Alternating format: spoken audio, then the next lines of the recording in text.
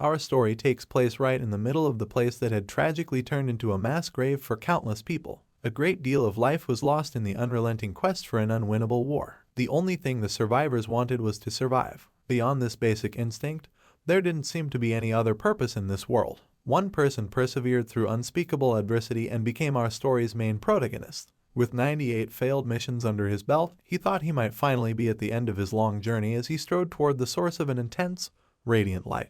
The valiant fighter entered the chamber to find himself up against a formidable group of sentinel golems. He couldn't help but wonder if this was really the 20th mission. A dark tunnel appears behind this commanding row of golems, making our protagonist wonder if these sentinels were watching over a more important route. With a look of resolve in his eyes, our hero began calling up his weapon. He was aware that entering the room would require a challenge from the gleaming guardian golems. A red scythe appeared in his hands as he called forth his weapon. The guardian's eyes glowed with a new intensity as soon as they laid eyes on the scythe, as though they had just come out of hibernation. With a purpose, these enormous creatures began to march in the direction of our hero, their massive weapons raised. They started their concerted attack, trying to take him out. Luckily, our main character's agility worked in his favor as he was able to dodge the deadly blows with deft moves. This turned out to be the ideal opportunity for a retaliation. With unwavering resolve, our hero uttered the seal of death, an incantation. Immediately above the guardian golem, a magical circle with the grim skull symbol suddenly appeared.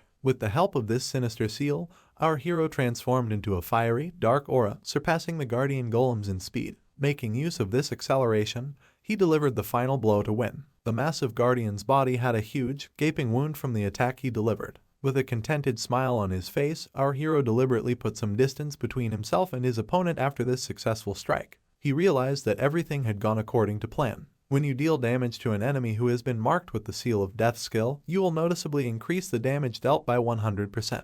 Once one of the guardian golems was defeated, the other guardians lunged forward, threatening to tear our hero to pieces. He was as insignificant as an insect in the face of these enormous monsters. However, intimidation failed to stop him. In midair, our hero used a technique known as the Knight of Death to imbue his weapon with a menacing, dark aura that was meant to counter the holy beings. Slowly but surely, the golems that guarded the area were completely engulfed in darkness. This dark veil ate up the radiant light that had once filled the temple, leaving the holy beings oblivious to their surroundings. Taking advantage of the situation, our hero delivered a devastating blow that sent a massive wave of energy shooting out that could instantly wipe out an entire swarm of monsters. Though our hero did not lose his cool, it soon became apparent that not even his massive attack had damaged the guardian golems in the slightest. With amazing accuracy, the holy creatures charged arrows that were filled with pure fire and ice energy and shot them in the direction of our main character. These arrows threatened to destroy him with every shot, coming dangerously close to grazing him. When this constant onslaught continued, our hero realized he had to pick up more speed in order to avoid the approaching danger. He leapt resolutely straight into the path of the advancing guardian golems, confronting them head-on.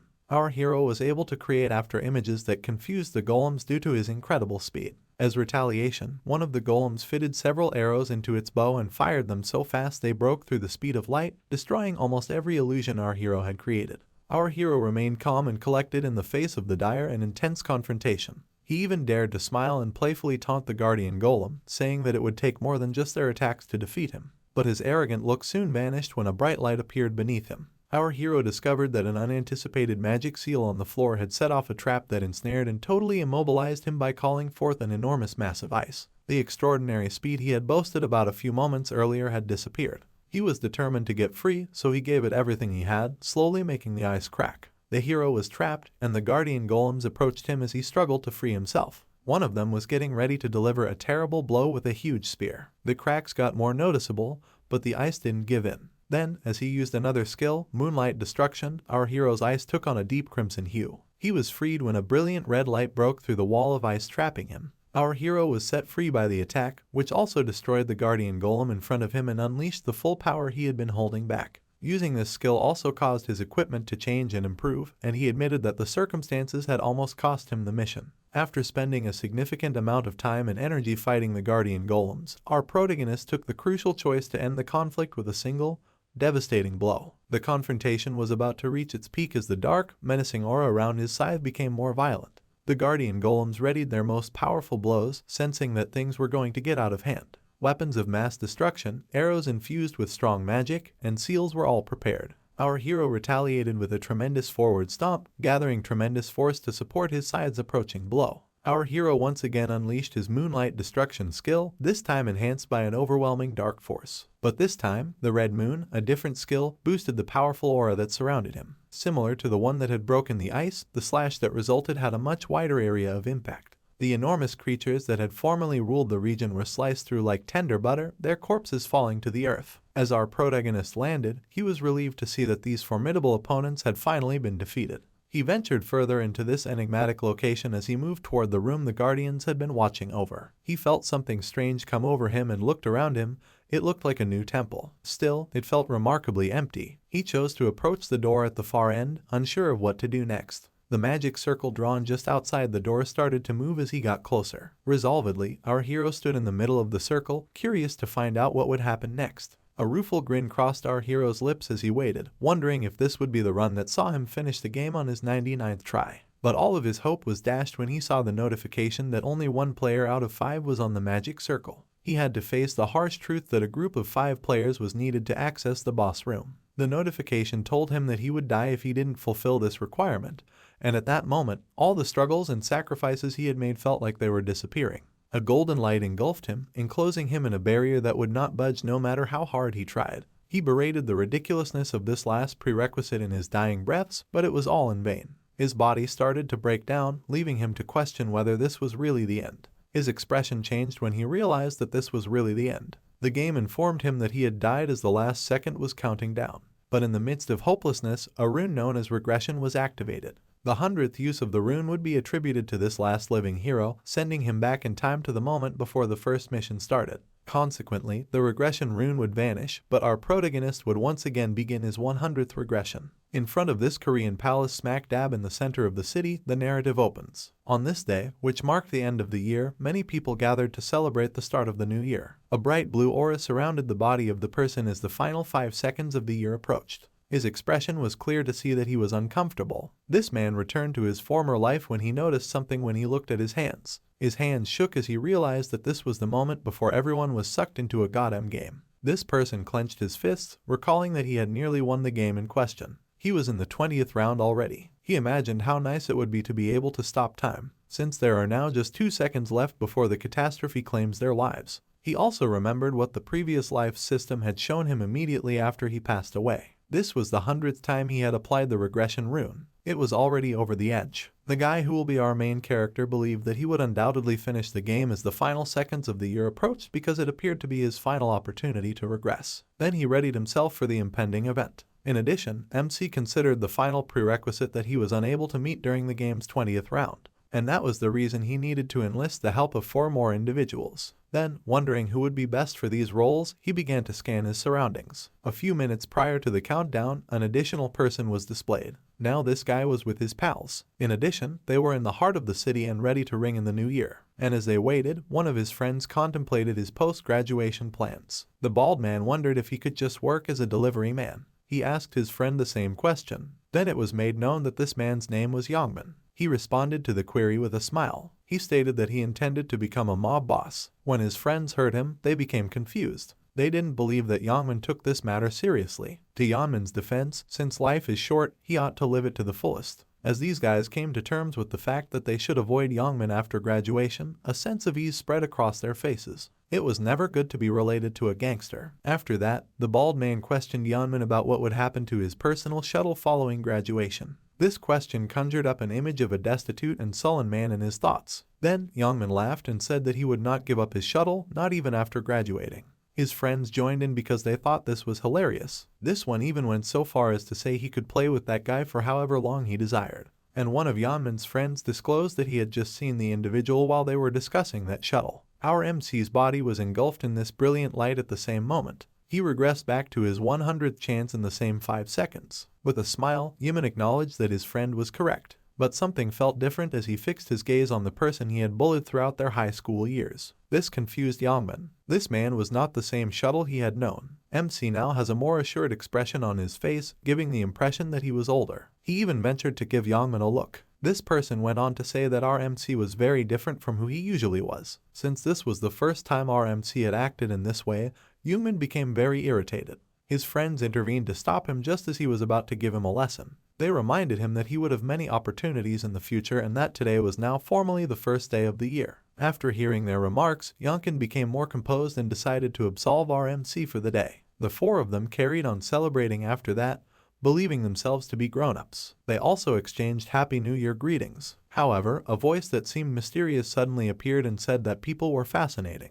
The voice asserted that despite their ignorance of their circumstances, people dared to celebrate the new year. And since everyone had heard the enigmatic voice, they attempted to locate its source. And then there appeared a majestic creature with white wings and a white dress. This bright light was also enveloping this one. Her voice had the same calming quality. This angelic-looking person then grinned, amused at how people were acting these days. She asserted that compared to other races, humans were no different from caged monkeys. The appearance of this enigmatic creature then enthralled everyone who had gathered in the center of the city. They even believed she was too attractive. With the exception of MC, that was the same for all of them. As soon as he saw the angel, he believed that she had finally materialized. Even after experiencing this scene 99 times, he continued to detest it. The angel attempted to control her laughter, but she was unable to stop. She went on to say that since they all had the luxury of being infatuated with her appearance, they were all garbage. The angel went on to say that since she did not intend to be with them for an extended period of time, they should stop worrying about these pointless things. She was more fascinated and smiled as she reasoned that since these humans could see her clearly, they ought to be able to hear her well, too. When one of the guys got sick of her laughing, he yelled at her and demanded to know who she was. In fact, this guy thought she was just cosplaying as an angel. And MC said nothing while that guy was complaining.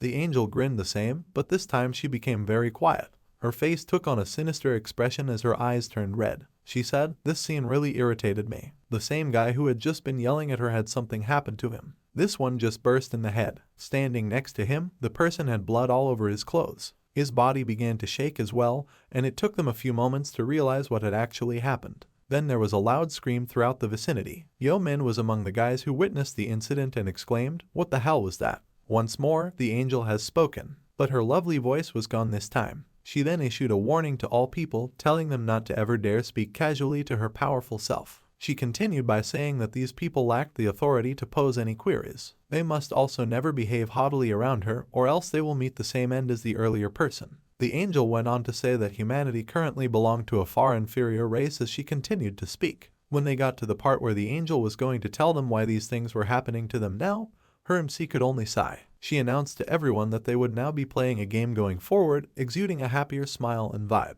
Every month on the 1st, their souls will be taken to a different dimension to play a game for 20 rounds. She conveyed the idea that at this point, humans would only act in this way. They would spend the next few days of their lives concentrating on finishing the assigned tasks. They would be rewarded and brought back to reality if they succeeded in finishing all of those quests. Several people were perplexed to hear this. They believed that after they finished the aforementioned quests, their lives would be spared. Even if they could finish the quests, not everyone would have the luxury to survive, the angel informed the humans, reading their minds with a chuckle. Her MC stayed standing there while it became clear why only half of them were permitted to live. The only person with a composed expression was him. Everyone in his immediate vicinity felt as though their lives were going to end. The angel went on to say that people shouldn't be too concerned because she won't take them all. In this case, our MC could only sigh. This was the 99th time he'd heard it. Then it became clear that only people between the ages of 15 and 29 would be allowed to participate worldwide. And as he was listening, our MC had the thought that he had never imagined returning to the same game repeatedly. One of the older people grinned and said he was safe after hearing the news. The people in the age group that was included in the game were then irritated by this action. He asserted that it was comparable to adding oil to a fire. Then none of the men intervened to break up their argument. He cautioned these guys not to get into any trouble because they might become like the deceased man. The angel then extended her wings and declared that it was time for them to begin. She also disclosed that approximately 1.9 billion people would play the game. As she informed the humans that the explanation was over and they could now move on to the actual game, her excitement level increased. Then this white light filled the entire space. Everything disappeared, save for the participants' bodies. Our MC was conspicuously absent. The angel went on to say that the participants had just entered an area known as individual spaces, which was only visible to them. She then gave the order for everyone to form their bodies in order to get ready for the soul transfer. This particular face was similar to how users customize the characters that will appear in the game. They truly must make an informed decision because they only have one chance to do this. Regarding MC, he assumed he would select the same option as his previous regression. Now, the appearance and traits of his former avatar were being selected. Even his in-game moniker was the game, and the scythe was black. Players were taken to a completely different location just a few seconds after finishing the customization. It was an open field here. The participants' avatars gradually came to life. This particular look was the one that MC repeatedly selected. He had crimson red eyes and black hair now. In addition, his build was far taller than his actual height. It was also his 100th appearance in the game. He believed that this was his true body because it was the same body from his earlier regressions. He was not even required to get used to it. The avatars of the other humans have also been brought into this new reality. Some of them were so taken aback by their own personal customizations. MC noticed that these guys purposefully made their avatars appear attractive. However, this was one of the initial errors that one could make. The strong prey on the weak in this other world. Even though they stand out too much, it's simpler to become a target. And this was a costly error because a person who passes away in game will also pass away in real life. Then, MC's attention was drawn to the person he had been waiting for to arrive. And the bully who caused him so much misery during his time in high school was none other than Hwang Yangban. Black Scythe was a little let down because he had anticipated that Yanman would improve himself during the game. The angel reappeared to greet the players after they had all been transported. She also observed that these people appeared to grow quite attached to their new appearance. Then, as she wondered what these attractive and handsome faces would become after experiencing terror and despair, she became excited. All of the humans that were in Seoul at the moment were brought over here. Additionally, there will be about 1.8 million participants, which left some wondering why they would only be able to witness a portion of it. The angel chuckled, believing that this is what dehumanizes people. When she disclosed that there were other spaces that would accommodate all of the participants, her demeanor also changed. Other angels were also continuing the round at this point. And now, without further ado, the angel is beginning to reveal more details about this game. As long as they could conjure it up in their minds, players could access a particular kind of status window. This served as an illustration of its contents. The black scythe status window was the one that was in front of us. As the game was just getting started, there isn't really anything to note here. The fact that he had lost all of his max leveled stats from his previous life caused MC to sigh as well. Did everyone see their status windows? The angel asked. This serves as a reminder of how trashy they are, she said, and all they had to do was get stronger in order to make it to the finish and finish the 20 rounds. The angel disclosed that the reward for accomplishing this feat would be anything one could desire. Additionally, they won't have to pay for any of the games that are played. Others began to consider what it is that they truly wanted. That prize was very alluring. And to get things going, the angel grinned and said that she had something small ready for each person today. When the players checked their inventories, they noticed something interesting. One item has now been inserted into it. It was an arbitrary rune. This rune is only meant to be used once, the angel clarified. Even if they were only at level 1, players could already use it. And at first, this was the only thing that was provided to them. After they considered the word use, players could also eat this item. The first person to use it was Yang Min, who looked shocked by what he saw. The angel then chuckled once more upon realizing that a few of the players were not happy with the outcomes of the rune. She went on to say that since this was their lock, there isn't really anything they can do about it save accept it. And just as they were ready to dive into the real thing, she flicked her fingers after explaining the runes. All around, particles of light began to appear. A notification regarding the player's first mission was then sent to everyone. And at the beginning of the game, it was something that players could sort of expect to run into. To complete the task, each goblin had to be killed 100 times. After this round, only half of all participants worldwide would be permitted to continue. After a short while, the first goblin appears. When the players saw this, they said that it appeared to be a virtual reality game. Then the angel cautioned everyone not to get too excited about it. And the reason for this was that she had called forth a great number of them at once. These light beams were beginning to fill the entire space. Then the serenity vanished from their faces. When they noticed the goblins' numbers in front of them, people began to panic. The angel, wearing a more menacing expression and a foreboding aura, has declared that 10,000 humans and 50,000 goblins will engage in combat. They intend to fight to the death in this. The goblin horde began moving toward the humans as soon as the statement concluded. These monsters moved at a very quick pace. A few players were unsure of how to respond. However, there were noticeable footsteps as the majority of them began to back away. Blackshade has charged into the fray, showing absolutely no fear. Then, the folks behind our MC began to wonder, what was this guy thinking? The goblin's attire was simply too hazardous. Blackshade's composed expression vanished as the monster got closer, replaced by this homicidal expression. Our MC lunged in the direction of the goblin and kicked him hard. According to Blackshade, the first impression was crucial when someone was new to the group. and all of these guys were shocked by what he'd done just now. His only goal was to leave a mental image of his strength in their minds, and eliminating the first goblin was the best way to carry this out.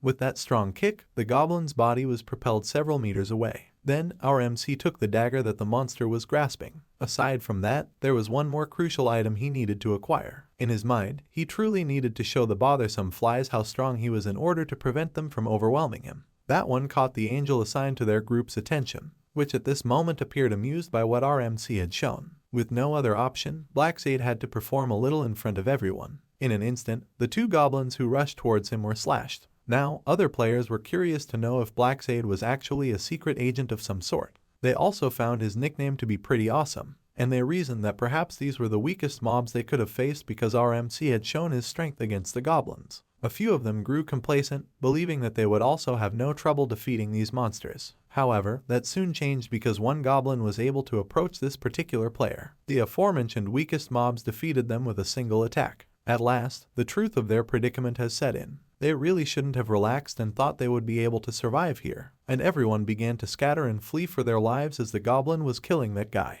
Our MC had a peek at what the others were up to. Among the things he labeled as the greetings of Inferno was this scene. Nobody would ever mistake this for a game anymore at this point. People are thinking only one thing at the moment, and that was how survival was conceptualized. The carefree humans at the top of the food chain had become objects of praise. When one saw this danger, one's first instinct was to flee aimlessly. Black Scythe remembered that he had made the same error the previous time, and he didn't finally come to terms with the harsh reality until the second regression, and that was that a person could never get out of this dimension, no matter how quickly they ran. This woman had no idea that there was an invisible wall preventing them from getting away from the goblins. At that point, she came to a stop and considered her options. This circumstance served as a wake-up call for contemporary society. Since technology made everything easily accessible to them, their natural tendency to kill other living things was virtually non-existent.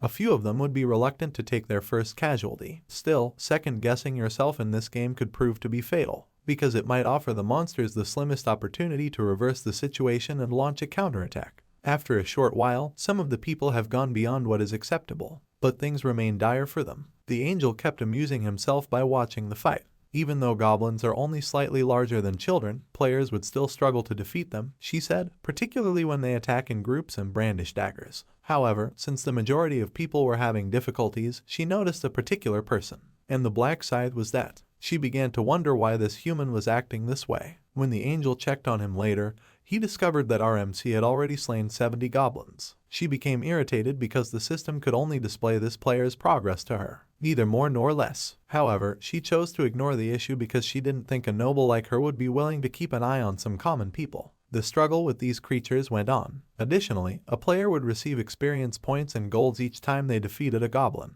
which would raise them to a higher level eventually. Regarding MC's advancement, he has now eliminated 75 goblins, and he kept demonstrating his extraordinary abilities while evading every weapon the goblin was throwing. Now another horde was charging in his direction. However, the dagger of the black scythe struck each and every one of them with a swift and potent thrust. The blood of the monsters now stained this guy's hand, which caused a few of them to back off from attacking and coming near him. However, our MC persisted in the assault without showing any mercy. It only took one strike to take them out. As he searched for additional goblins to kill, his eyes became more menacing. Black Scythe also saw that the goblins were turning away from him at this point, and he reasoned that he could use this opportunity to take a break first as no one was attacking him. He verified that he was now at level 4 by looking at his status window once more. He has 6 extra stat points as well. A player's level up would award them with 2 additional stat points, and our MC applied it entirely to his agility stat. And the reason for that was that this stat would speed up his movement and attack in addition to increasing his dodge rate.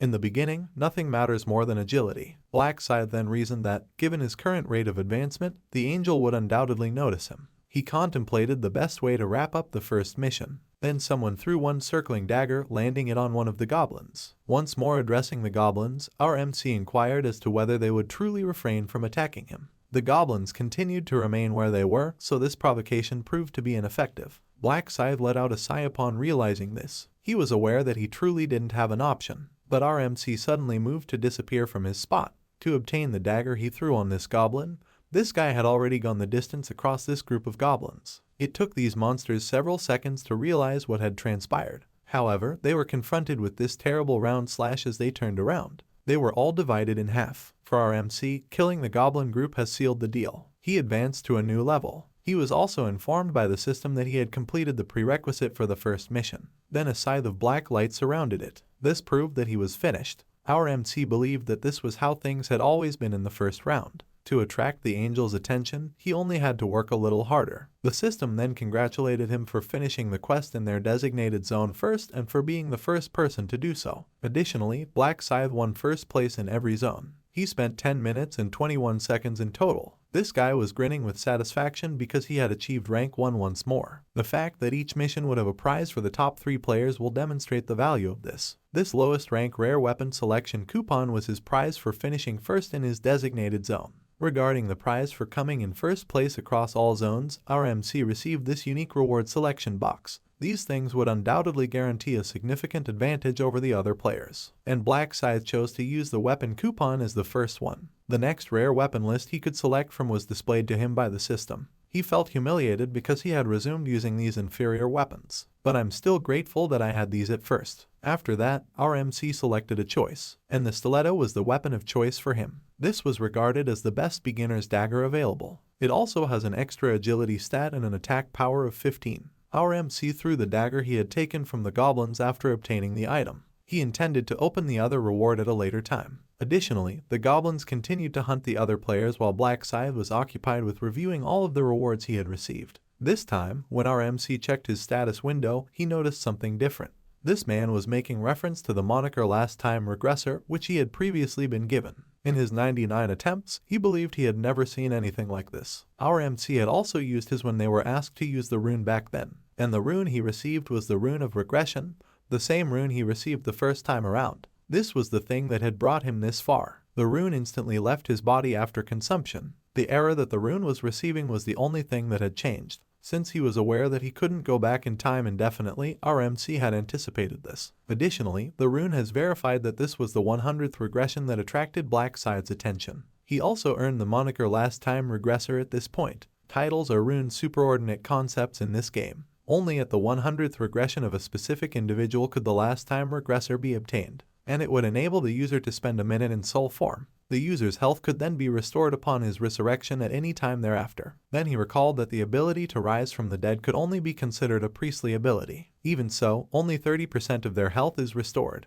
Our MC reasoned that the title he was given this time might actually come in handy, and having access to something like this would be very beneficial for him to win the game this time. Black Scythe made the decision to put this title in private because it was unique and appeared to be extremely rare. This setting will shield this data from view by any other players or entities. With the assumption that the other players who completed the mission should be arriving shortly, MC held out his hands. He was also curious about Yeonmin's well-being. He noticed this guy, who was fortunately holding on, as he looked around. Then, Black Scythe predicts that Yeonmin will also survive this round. A few more moments later, there are multiple golden lights in the entire area. The angel continued to observe, grinning as she deduced why she found the battlefield to be a little dull. It turns out that as more and more people manage to kill 100 goblins, the overall goblin population has actually decreased. The excitement of taking on a swarm of monsters had vanished. Then this holy creature expressed her regret for her error. She assured everyone that she would bring back the fun. Her sardonic remarks brought the other survivors to tears. They understood that this would be problematic. In the meantime, the dead players' bodies have begun to disappear. This has been observed by more people who have questioned why it is occurring.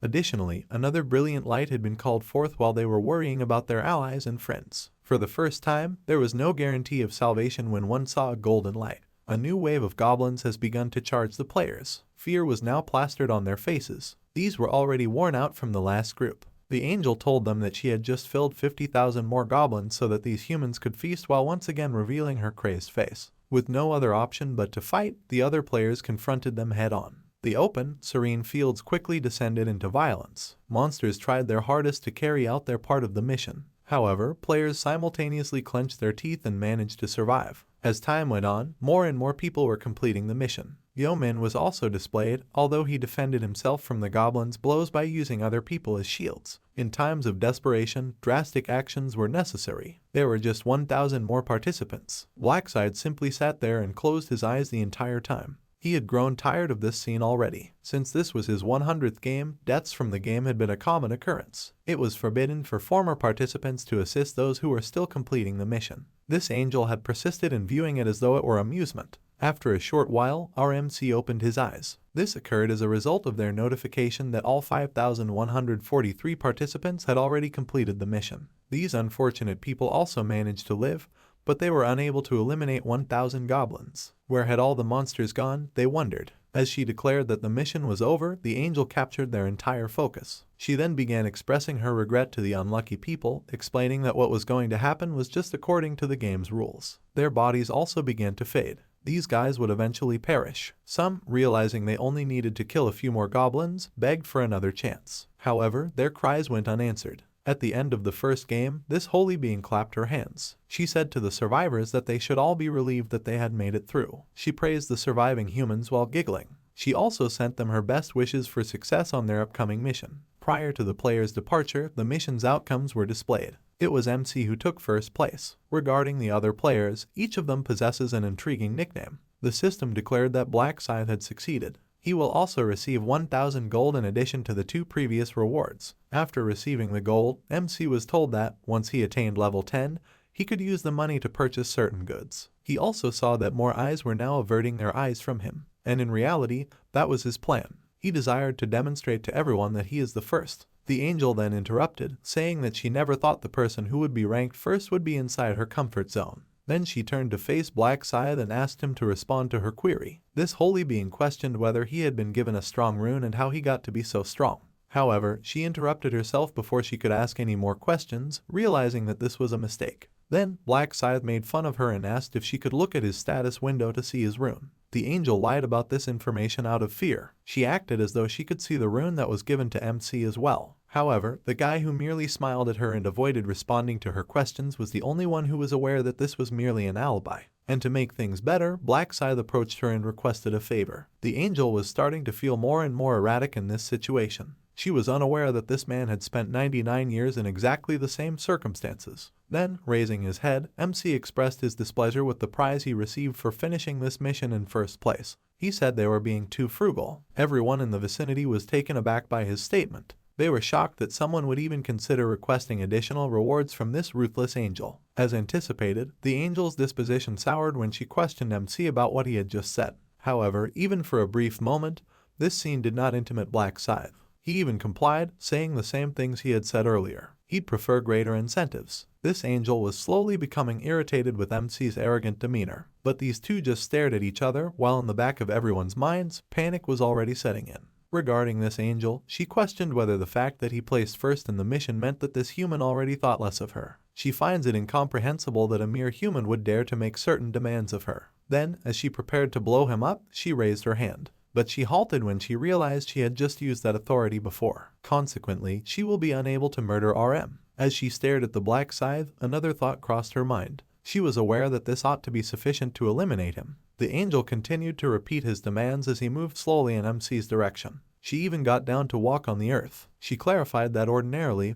requests like that would be turned down immediately. However, she told Black Scythe that she would give it some thought. And that would mean having private conversations. They could wait for them to return while other people lived. A few of them praised Black Scythe as they moved farther apart from the others. His angelic negotiator really made the deal. They were now curious as to what kind of rewards he would receive next, and young men were among those gazing at MC's back. This guy noticed the look and gave it back. This perplexed the young man, who questioned whether he was missing something. But then, with a smile on his face, MC kept walking. These two have already moved quite a distance apart from the other players in the interim. Now they were in the forest. The angel then gave MC the order to approach her more closely because she was growing weary of having to ask if he was still with her. She was already mocking humans in the back of her mind. She believed that this race needed to be chastised in order for them to comprehend. She also called them foolish and avaricious, and since she wasn't even the one who sat the rewards, she reasoned as she was walking that there wasn't really anything she could do about them. Additionally, she intended to discipline Black Scythe because she believed that she had grown too avaricious. The area where the system failed to pick them up was directly behind that rock. So when they got to that point, she wanted to murder him. The angel was aware that if the authorities discovered that she had killed a participant for her own reasons,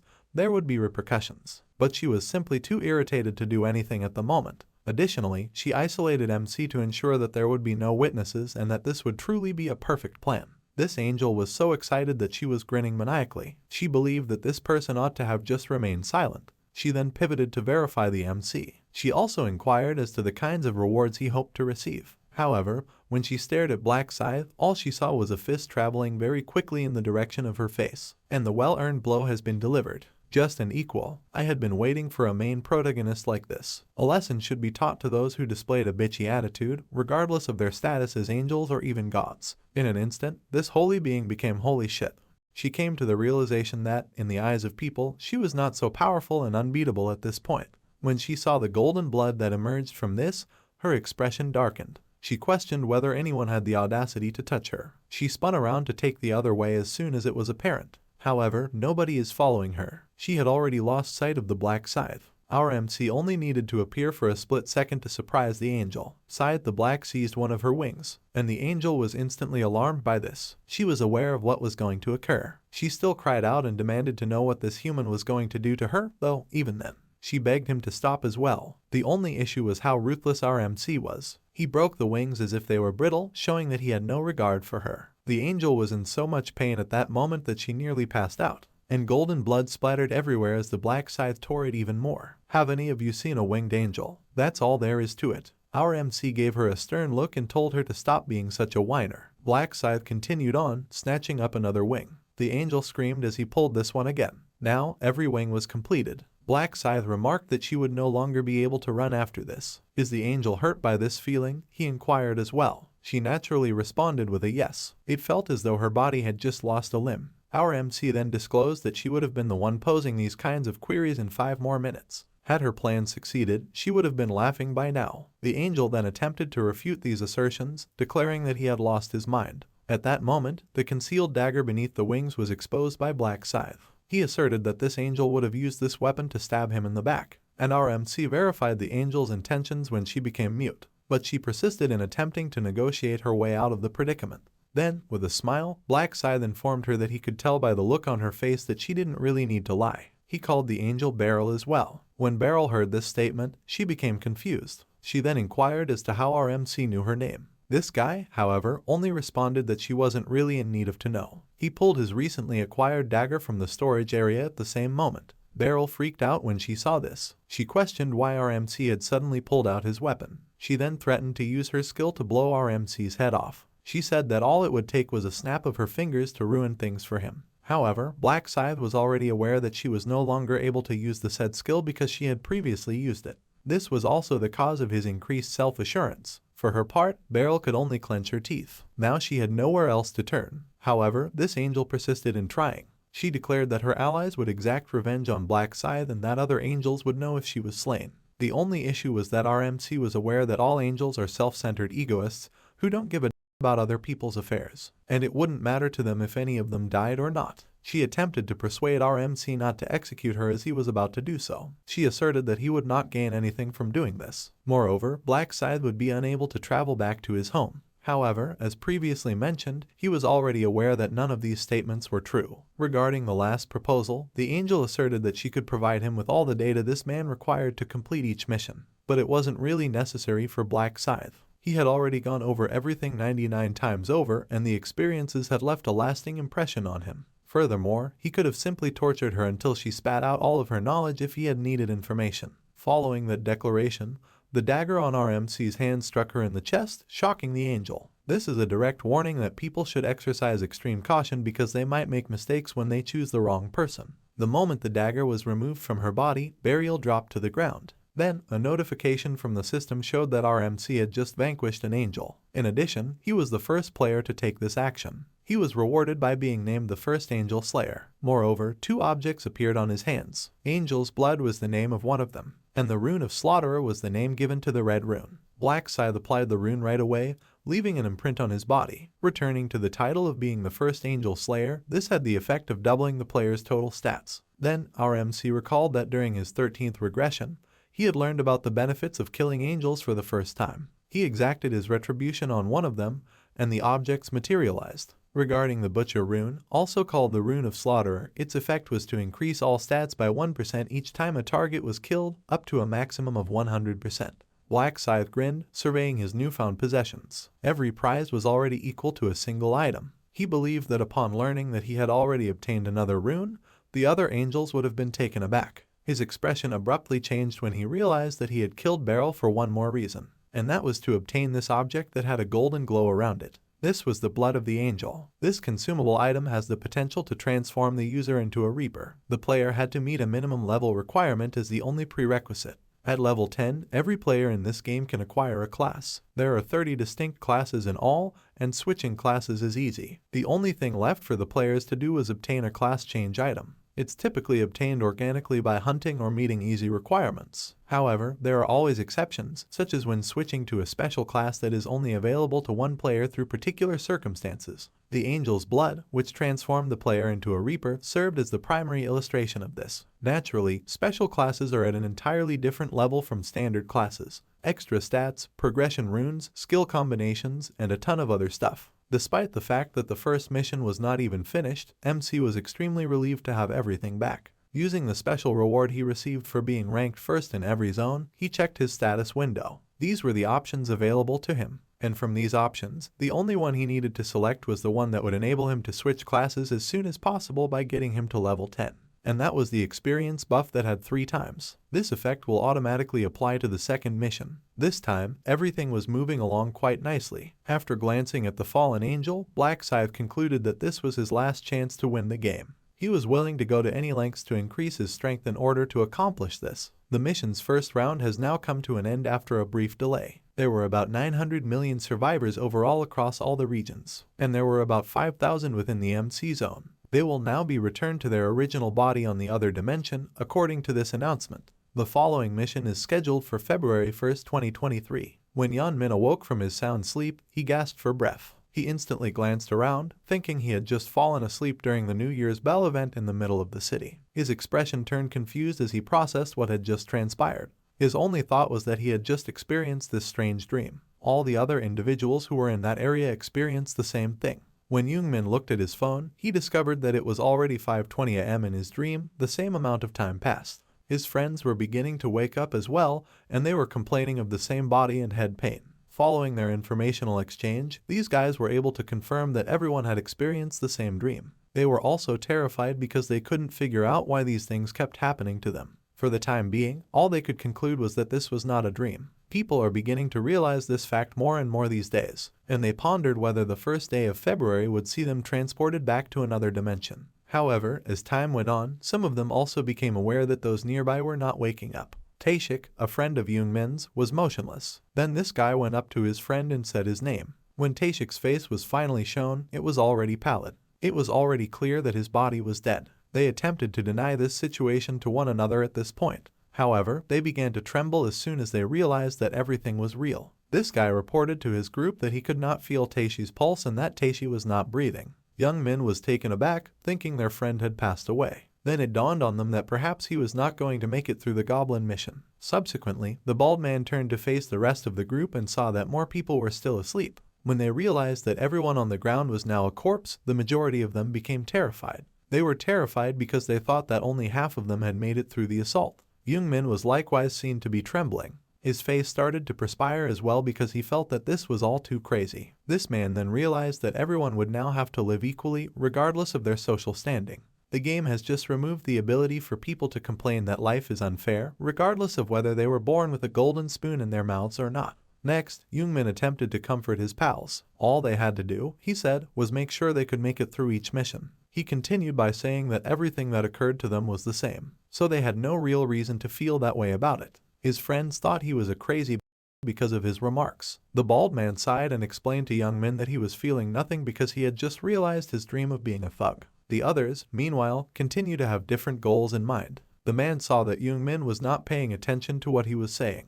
Yeonmin was occupied scanning the crowd for someone, and MC was the one who did it. His errand boy was just standing next to them, he knew in his mind. But he was nowhere to be found right now. That made Youngmin think that perhaps his errand boy hadn't made it through the mission. He grinned, thinking that this was only fitting since the guy was simply too weak and fragile to take down 100 goblins by himself. But then his attention was drawn to something. Yeonmin noticed a man with strange gear slung over his shoulder. He wondered where the hell he got those tacky clothes from and what the deal was with this one. The moment he realized one thing, he swallowed his saliva. When Yeonmin considered using the status window, it truly appeared, just like the one inside the game. This guy has currently attained level 5, and all of his stat points are now applied to his strength stat. He finds it hard to believe that he can actually use this feature even when it's not in the game. After hearing him discuss it, his friend attempted to access theirs as well. These also displayed the same look of shock on their faces. That's what everyone who made it out of the mission did. They reasoned that such things can also occur in real life. Yeonmin picked up one of the stones from the ground to verify this. He was able to crush this sturdy rock by clenching his fist. He found this scene to be fascinating. He appeared to be dreaming at the time, and after a short while, his curiosity gave way to something darker. This was just too awesome, he said. Following that, every news outlet in Korea began reporting on this peculiar phenomenon. It was discovered that more than 10,000 civilians abruptly passed out at the same time. A video clip illustrating the entry of burial into the city was also displayed. The second incident, in which a man's head suddenly exploded in front of them, was also captured on camera. And as the video went on, the aforementioned angel reached out to embrace the bystanders. These people appeared to have fallen asleep out of nowhere the next thing they knew. The majority of the collapsed civilians, according to police reports, were between the ages of 15 and 29. Moreover, this phenomenon is global in scope. People who were left out of the game have begun to panic and ask questions on social media. Everyone was perplexed. Some even assert that these were merely computer-generated images. However, one individual was aware that the current events would drastically alter the course of history. After the completion of the first mission,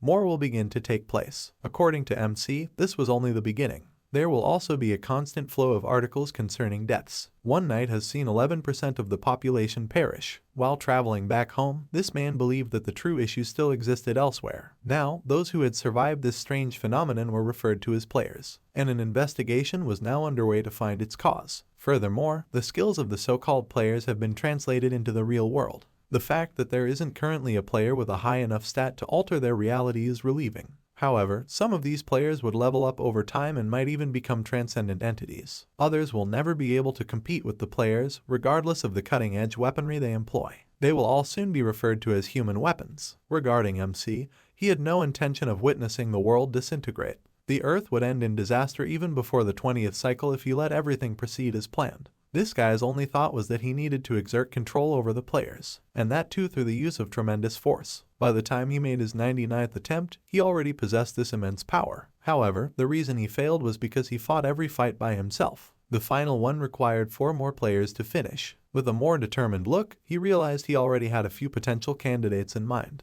He also considered strategies for enlisting them right away. However, he didn't dare to act just yet because the game has only recently begun. He believes that there are still more pressing matters for him to attend to. I also neglected to mention that, in this reality, he went by Ryumen, and from now on, we would refer to our MC by that name. Then Ryumen moved in the direction of this apartment complex. Since this was his apartment, he opened one of the rooms, and as soon as he got inside, he saw something. It was a ramen cup that was empty. He asserted that a specific person consumed this unhealthy food once more. Ryumen opened a door and took a quick look inside. A man who appeared to be him was fast asleep. Their hair was the only thing separating them. Despite the fact that he was still away from home, MC grinned to himself knowing that his younger brother was able to sleep well. Rowan was the guy who was dozing off. He is MC's younger brother, who will shortly be entering his 3rd year of middle school. They said their family was an ordinary one. However, everything changed when their parents died in a car accident. The two of them were the only ones left for each other. Ryumen was compelled to take on the role of his younger brother's guardian even at a young age. Rowan's body was covered in obvious bruises and bandages, and prior to his regression, MC was unaware of these. Then he made the decision to start making changes, turning on the lights once more. It was time for his brother to wake up, Ryumen said as they greeted him.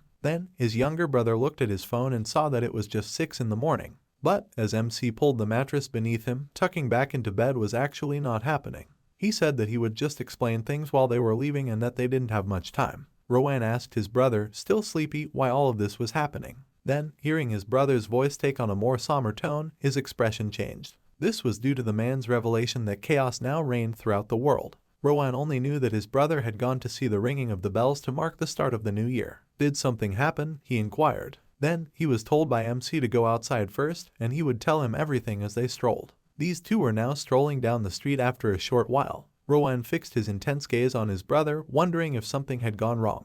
This was one of the few occasions when his brother appeared serious. Then, MC spoke up and informed him that nobody truly knew what was going on in the world at the moment. One was further piqued by this statement and inquired as to whether anything had occurred while he was asleep. Min then gave him the order to check the top search on his phone. This guy really pulled out his phone, following in the footsteps of his older brother. He read the articles about how people were abducted to another world by an angelic figure. Then MC corrected him. Taking their souls, he said, was a more accurate statement. When one discovered that his brother was among the men taken away, he was shocked. Additionally, he discovered that the only reason MC survived was because he killed 100 goblins. One was going to see how his brother was doing when he was told not to worry about him by the MC. Then, this one cried out because he was unable to simply stop worrying about his brother. Everything changed the moment their parents passed away. First of all, his elder brother was the only family he had, and his older brother assumed full responsibility even while they were still in mourning. To be able to live, real men needed to be strong. And up until this point, the only person he knew who developed into the strongest mentally strong person ever was his older brother. Even so, he was still unable to accept the possibility that his brother had actually killed 100 goblins. He reasoned that his brother had to be weak too. Then, since he already knew what his younger brother was thinking, MC broke the flow of thought. Since he was unsure of his physical prowess, actual men disclosed that the game contained statistics that enhanced their skills.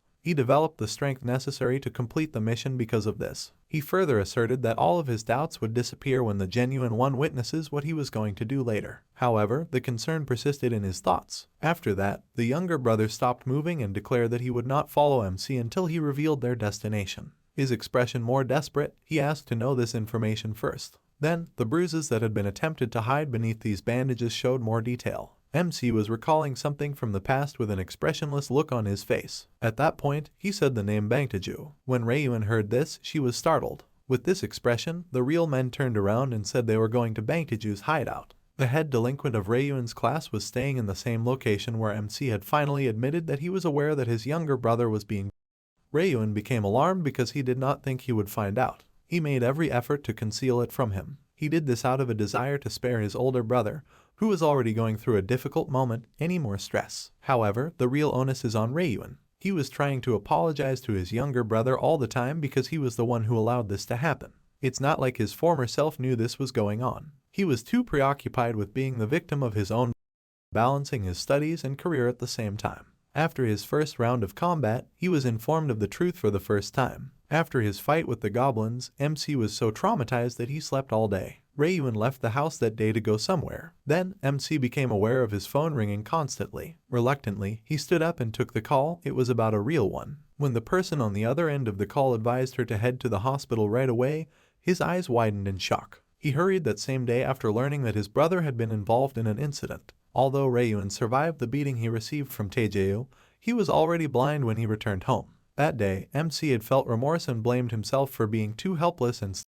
he was unable to keep his one and only family safe in this world. However, ever since his regression, he has altered Ryuan's destiny and preserved him in all possible timelines. He pledged that he would never be harmed by anyone again. Meanwhile, someone was getting beat up at this abandoned factory that was close to their neighborhood. One individual with blonde hair asserted that the three people standing in front of him had failed to bring him $200,001 apiece, and they lacked the energy to express their motivations because their bodies were in too much pain. This led to the individual carrying on with his previous actions. Three other men were simply standing there, observing their friend impart some lessons to them. They believed Taejae to be simply too brutal. Someone said that even the upper year students were afraid to mess with him, and for that reason they shouldn't irritate him. Then, Taejae said, these guys are all useless because they didn't fulfill his request. He put the money he had anticipated receiving from them toward a motorcycle he had been wanting for a while. After that, he went up to the other three and asked if they knew of any ways to make money. At that point, these guys began to brainstorm. But it would be extremely challenging to provide a simple means of obtaining money. Up until this man had an idea. Then he advised Taejae to ask his personal errand boy for some money. The tall, haired woman with curls. Then, Taejae grinned as he recalled Rowan. He stated that since he will be spending the new year with him, he was already going to give him a call today. Then, these guys made fun of Taejae and said he could just rob him without thinking.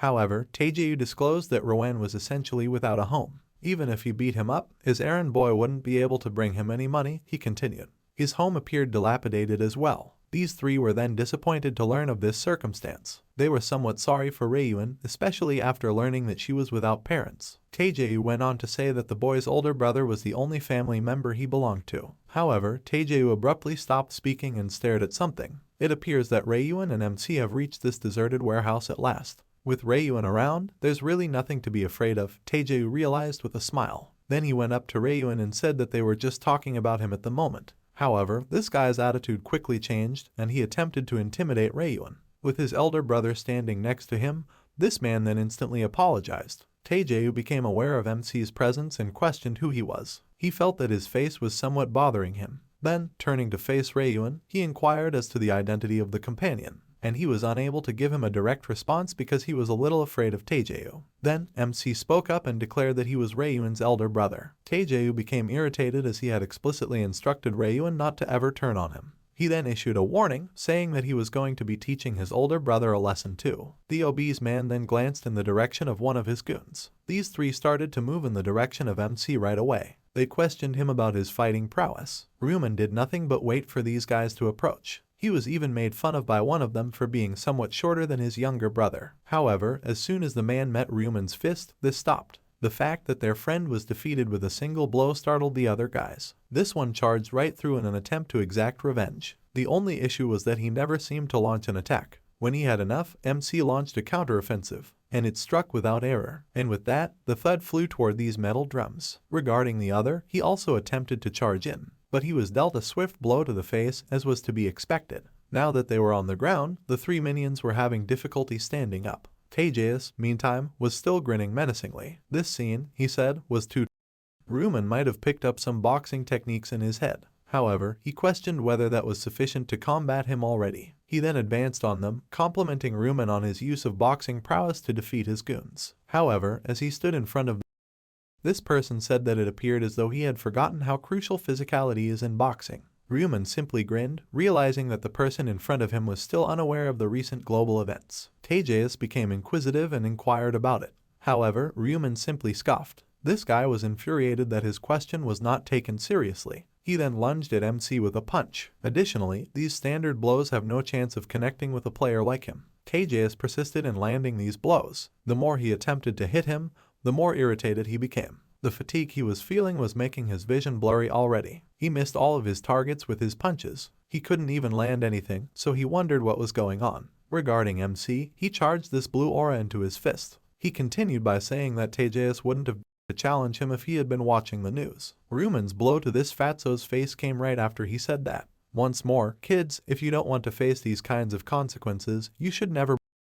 Despite Taejae's bulky frame, MC managed to propel him back a few meters. However, it didn't seem to be sufficient to render this man unconscious. After that, Taejae hurried to launch his counterattack on Ryuman, but he was unable to make any contact. This vacant space was where the punch was thrown. This guy was wondering where his target had disappeared when a bright light suddenly reappeared at the side of his face. He can't react as another punch lands on him. Taejae was asserting that MC is no match for him, despite the fact that he was obviously at a disadvantage. After attempting to stop the blood flowing from his mouth, his tooth finally fell out. He became enraged at this and yelled that he would ensure that Ryuman died. The fatso attempted to strike again, but it was easily sidestepped. Then, MC took hold of his hand and moved it in a different direction. Taejae lost his balance as a result, opening himself up to more blows. The other guys that Taejae was watched all of this while it was going on. Then, this guy wondered if Ryuman was deliberately aiming for his face. He saw his opponent's self-satisfied and assured face. Taejae now wished he could hit this guy even just once. He dashed back in Ryuman's direction. He was already wearing a look of struggle as he begged for forgiveness. But a strong kick then struck. Taejae flew in the direction of the wall. This guy had already had enough. He lacked the endurance to last this fight.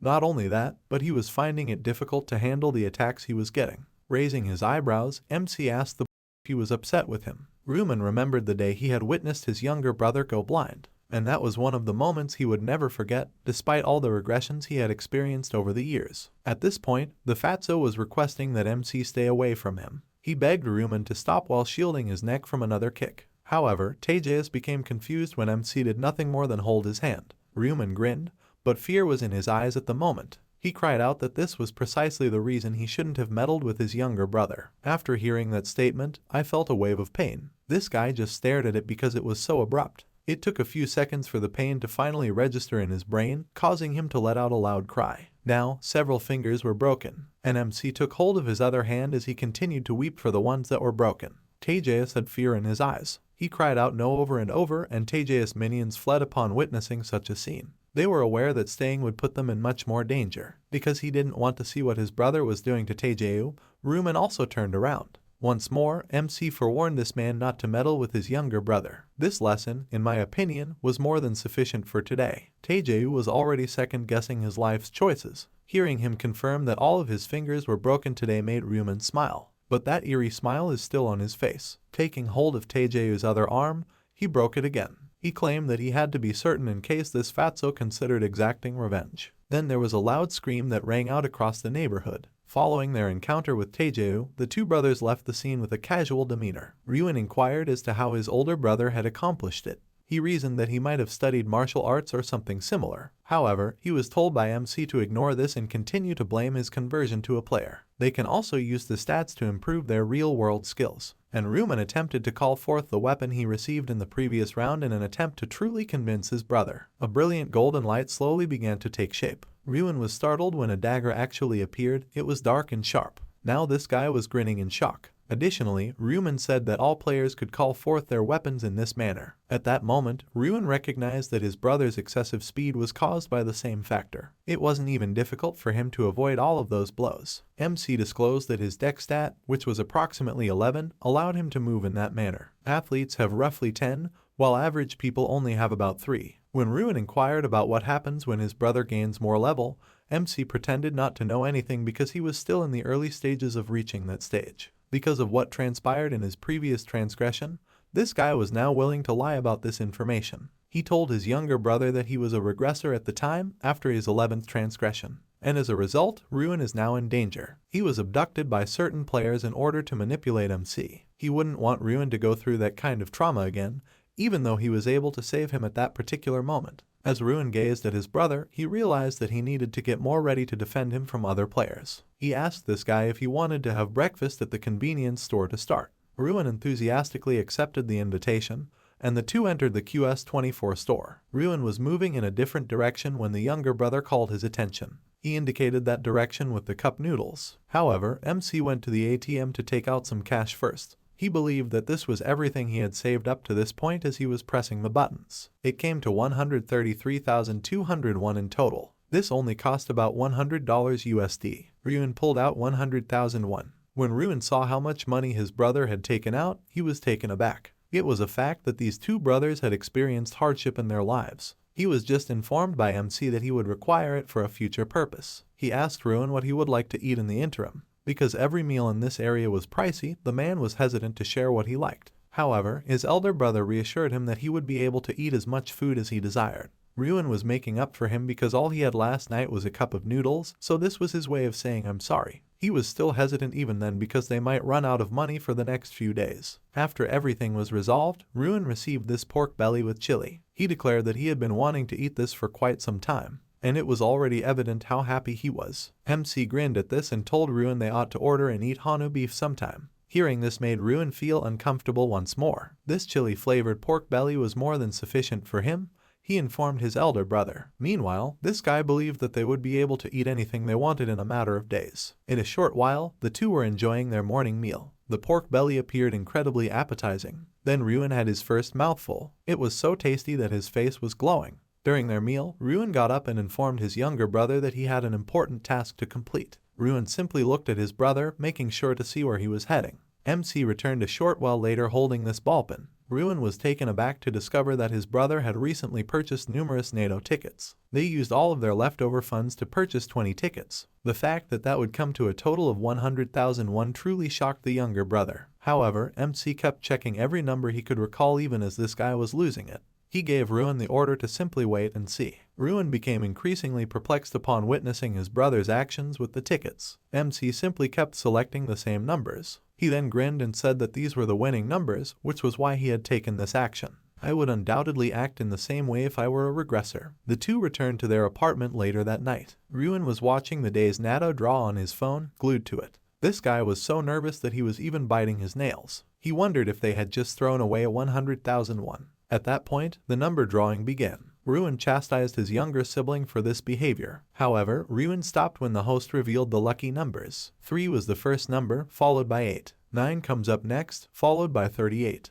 His brother had chosen the same numbers a while back, and those were all that were present. and all 6 of the lucky numbers were displayed on the screen after a few more seconds. The numbers were 3, 18, 9, 38, 21, and 1. Since every one of the first 6 answers was accurate, MC didn't even require the bonus number. Then Ruin cried out, "This thing is insane." He finds it hard to accept that his brother was correct to steal some NATO tickets. Tears were slowly welling up in his eyes. He believed this to be a dream, so much so that he asked his brother to pinch him. However, MC simply grinned at his brother to reassure him that everything was genuine. Then Ruin made fun of him and inquired as to whether he would rather this to remain a dream. It took a few more confirmations for Ruin to truly believe it. Then he got up and held up the tickets they had purchased. He was just too happy to contain his happiness and let out a loud shout. His joy was short-lived, though, as MC told him to keep quiet. He might be heard by their neighbors. Ruin was overjoyed to see his younger brother acting in such a way. He believed that his response from the first time he purchased NATO tickets was the same. He also cheered all night long and let out screams. But as he continued to regress, it became necessary for him to perform this as an annual event. He needed a lot of money eventually, which was the reason for all of this. Having 90% of the population disappear in a single night had a significant impact on the economies of every nation on the planet. Additionally, player-to-player item trading will soon be possible, which will be carried out entirely on a cash basis. After exchanging all of the tickets, Ruin asked his brother how much money they would receive. His brother gave an ambiguous response. MC only had one concern: would this sum of money be sufficient to rock the globe? Ruin went in front of the Nelhea Bank building the following day. He was not nervous at all as he approached the teller because he had done this many times. Then he walked up to him and said in a nonchalant manner that he had come to pick up the not first place prize. The moment he heard this, the guy congratulated MC. However, the longer he looked at Ruin, the more he thought this guy appeared to be a high school student.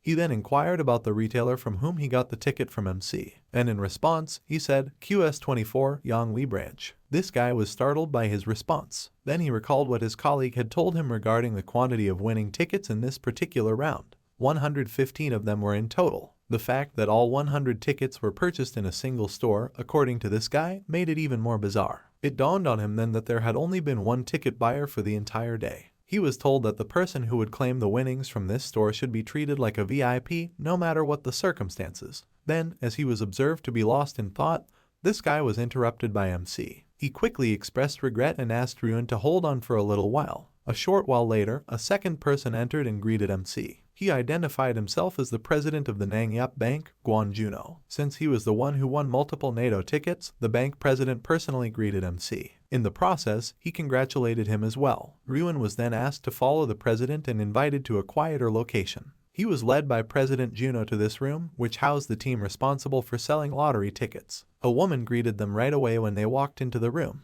Other than the president, this person questioned who this guy was. Perhaps, she reasoned, he was his son. However, the president quickly responded to her query by introducing Ruin as one of their VIPs who had come in to pick up his prize. He also instructed the woman to do everything in her power to make him comfortable. When the employee found out that this guy had just won 100 NATO tickets in one sitting, she became even more anxious. Then she pulled herself together and chose to remain composed. She then invited Ruin to take a seat first. Additionally, she asked if he wanted to drink anything, but all that he wanted was to get his winnings as soon as possible. She will be verifying the NATO tickets initially as part of the procedure. Ruin gave her the tickets with haste. There were a lot of them, and as the woman examined them, she couldn't help but find this to be too ridiculous. It was the first time she had ever come across anything similar. She even entertains the possibility that this man is prescient. She confirmed them after a short while, informing MC that they were all genuine. She froze at the thought of the amount when Ruin asked her how much he would be receiving. After waiting patiently for her response, MC learned that it was approximately $22.5 billion.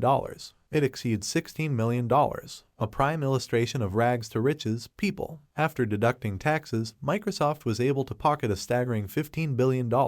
After he received his reward, everything happened very quickly. Ruin busied himself in purchasing a new residence for them. He opened an account to trade stocks that evening as well. He intended to increase his Bitcoin holdings and then invest in stocks because it was predicted that the value of Bitcoin would increase by 500% at this time of year. These two have already discussed their future plans a few days later. Ruin was shown a few images of their new home. He asserted that he had only ever seen images in homes of this size and cost. However, one thing has bothered Ruin. Despite having more than enough cash on hand, his brother chose to simply rent this house rather than buy it. Then it was made clear to him that they were out of money. His older brother, who is incredibly wise and intelligent, has invested everything in Bitcoin. He gave the entire $14 million. 1. Ruin belonged to the dragons. His brother began acting like a cartoon character as a result of that statement. He became motionless and was unable to reply, and Ruin reassured him, saying that since he already knew a few things, all he had to do was trust him. In case things went wrong, this guy had a backup plan ready as well. He disclosed that the 4 sets of numbers he saw in his dream remain with him, and he could simply purchase new tickets. When Ruin realized that he had only ever seen people dreaming about lucky numbers on television, his eyes lit up. He didn't even consider them to be accurate. He then gave his older brother a shake and warned him not to ever forget those numbers. Ruin had done this several times before, so even if he wanted to, he couldn't help but remember those numbers. Ruin was then informed by this older brother that it was time for them to head to lunch and get ready to depart. He asked Ruin where they would be going because he was confused by this. Then, with a smile, he disclosed that they would be moving in today. Meanwhile, a punch just struck a wall in this random location. Its power is so great that it even split the point of impact. This was a Ruin attack. He grinned, realizing that it was actually best to use all of his stat points on strength. Furthermore, the rune of strength was the one that the angel had given him. This gave him the ability to double the value of his strength stat, giving him this kind of power. He believed that even Mike Tyson would be envious of a punch this powerful as he gazed at the fissures he had made in the wall. The young man's excitement increased as he considered trying out his newly acquired ability in a real battle. Later on that day, Ruin's house was knocked on by the guy who wanted to become a FUB. The fact that no one was responding was already starting to irritate the young men. Additionally, his calls went unanswered. He has a gut feeling that his errand boy survived. The night he had seen Ruin and before the New Year's celebration came back to him. He believed that he would never be able to let this go, especially since RMC was staring at him as if he were a fly. The more he thought about that memory, the more angry he became. He declared that he would kill him right then and there. He reasoned that the cowardly errand boy would still need to be taught a lesson, even if Ruin turned into a player. The young men assumed that RMC would be hiding inside his house by default, but nobody was responding despite these forceful knocks. He halted abruptly as he came up with a strategy. With a deliberate slant, he said, "Since Ruin wasn't inside, I'm going to go for the time being." The young men were now waiting for the sound of even a single breath to come from within. He already had plans to blow the door apart right away. However, an elderly man suddenly caught his eye and asked him what he was doing in front of his neighbor's door. This guy asked the elderly man why he would care, acting really rough. The young men were curious if the elderly man was the landlord or someone else, and this person subsequently verified it. Yes, he was the landlord after all. Next, the elderly man inquired of the young men if they were there to meet a friend, and he consented, feigning to be RMC's friend in order to obtain this handy alibi. Even the landlord was asked to open the door for a young man. His reason for coming in was to inquire about his friend's whereabouts after losing contact with them. However, the elderly man later disclosed that his friend had simply abandoned the young men. The landlord also mentioned that the student who had been residing in the room had moved out and the room was now empty. The only issue was that he was unsure of the location. Then, situations like these infuriated young men even more. Ruin fled without saying anything, in his opinion. Meanwhile, they were talking about standing in front of this sophisticated, towering skyscraper. Ruin said it was simply too tall. This guy was so amazed when they used a revolving door to enter the building. Additionally, he observed his elder brother receiving the unique access passes provided to the building's proprietors. His astonishment increased upon witnessing a security guard verify their identity. After all, this was his first experience. Ruin continued, "This place was just too amazing," as they entered the elevator. The location they will now be residing in is on the 43rd floor of the structure. When the two arrived, they were welcomed by the roomy location. Additionally, everything within was brand new. Ruin discovered that this location spanned more than 330 square meters. Ruin remarked that this place might be a bit too large for the two of them as they explored every inch of it. 500 million won in deposits and 22 million won a month were required under the terms of the lease. The cost exceeded $16,000, and Ruin lost all strength upon hearing this. He recalled the moment when they were already stressing over how much they would have to pay at a convenience store, 5,000 won. Then the younger brother advised them to just purchase a much smaller home. Our MC, however, wasn't convinced. He disclosed that the level of security improved with increased expenditure, and at this point, nothing else matters. And the reason for that was that players experience narcolepsy on the first of every month, which makes it the most vulnerable time for all players. Natural catastrophes would pose a serious risk. Additionally, there have been cases where other players have hired assassins. Therefore, players would need to be in a very safe location when the time comes. Ruin was aware that regardless of the player's strength, when the stunning actress appeared in front of the two brothers, they were taken aback. He blushed as he said, "Her beauty is like that of an angel," and Ruin appeared to be unaware of who was in front of them. The bodyguard instantly obscured their view. After questioning them about their identities, he concluded that they were Seo Arin fans. Ryuman casually informed the security officer that they were Seo Arin's new neighbors, residing one floor below. When the bodyguard saw the rice cakes that Wanny was holding, he appeared perplexed. It dawned on him then that the two brothers wanted to introduce themselves. Wanny cheerfully offered the rice cakes, but the bodyguard curtly told him that Seo Arin doesn't consume such items. After swiping the card to access the elevator, the bodyguard escorted Seo Arin to board. She gave the brothers one last look before moving to go to the elevator. Ryuman acknowledged that he doesn't know them when they were out of sight, but he seemed to disapprove of their impolite behavior. Wanny stared at the elevator without saying anything. Ryuman warned his brother not to worry about people like them. Wanny continued to stare at the elevator as he replied, saying he was fine. Wanny gushed about how wonderful the experience was after emerging from his trance. However, it seemed that his brother didn't understand what he was saying. Wanny couldn't understand his brother's response. When he truly saw everything, he asked him what he meant. He put his hand on his brother's shoulder and informed him that Seo Arin was the subject of his conversation. Ryuman asked openly, "Who is Seo Arin?" As news reports about several well-known artists passing away flooded the air. Seo Arin was perusing the headlines on the side of her phone. Her expression was concerned as she pondered what was happening in their world. She was reading the news about actor Gwang Minho taking a leave of absence from his show Criminal Land due to anxiety when she got a text asking her to confirm that she had seen the story. When she opened the thread, she saw another message about their recently deceased son, written by Gung Seo Jin. "Yes," she typed her reply. Afterwards, the individual conversing with her inquired whether she intended to attend the funeral the following day. She responded that since their Sunbi took such good care of them, she ought to be there. She accepted the Chatterbox user's invitation to go with them. She said, "Those Sunbis who were much more famous than me couldn't survive the first round," and put down her phone. Taking a deep breath, she remembered how the rune had saved her. If not, the news would have also featured her. She exhaled, realizing how much she had been thinking of herself as a celebrity and how her death might have made headlines had she passed away. She was lost in her thoughts, specifically wondering if she would have made it far without the sponsorships,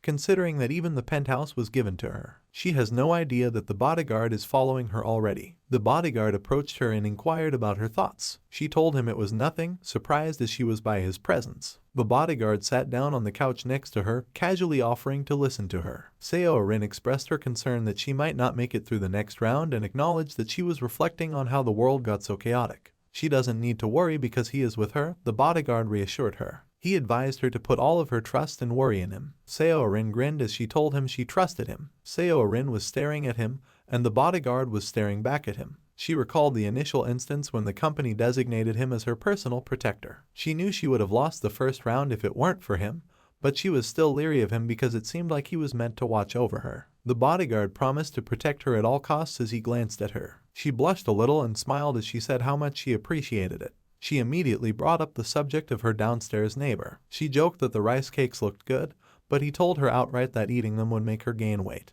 She shared her opinion that the bodyguard had most likely offended them and that the neighbors had simply been kind to them. She was reassured by the bodyguard that everything would be alright because the neighbors weren't just being kind. He said, looking serious, that the neighbors are acting in that way because they are trying to get something from them, and the neighbors would have harassed them nonstop if they had accepted the rice cake. She thought back to how they appeared, and she still imagined them to be decent people. Abruptly, she saw that one of the two appeared to be older than 15. She said he must have killed 100 goblins just to make it through the opening round. In response, the bodyguard said that it appeared to be the case. She hugged her arm, saying how incredible it was that he appeared composed despite having experienced such cruelty. The bodyguard gave her a sneer and told her that she could accomplish the same thing. He clarified that killing 100 goblins wasn't difficult and that those who couldn't did it were just Seo Arin agreed that her bodyguard is indeed skilled, even by the standards of the other world, but she kept her thoughts to herself. But he's not the same as the guy who made a big impression, Black Scythe. She nearly felt sorry for the goblins while watching Black Scythe because he was so merciless. She appeared interested in him and asked what his real-world job entailed. If she joined him, she's sure she could make it through the second round. She recounts that she survived the first round only by chance, and her story fills her with anxiety. She questioned if she would make it through the next round. Ryuman turned away from the vacuum on January 31st, a Tuesday, at 11 in the morning. He gave his brother a hearty greeting as he opened the door and declared his arrival. He inquired as to whether he had received the money. In response, Ryuman stated that he had only received roughly 15 billion compared to the previous 17 billion. Since it was his fourth time, he wondered if the bank had said anything to his brother. Raymond recalled that the bank manager was taken aback to see him once more. The bank manager inquired tactfully about his lottery winning strategy, reminding him that he had previously disclosed to him last week that it had manifested in his dreams. The bank manager appeared persuaded and expressed a wish for him to experience similar dreams. Raymond was astounded by the tale. He asked his brother if he would make another Bitcoin investment. Yes, Raymond replied, given that their initial investment had already increased to 150 billion.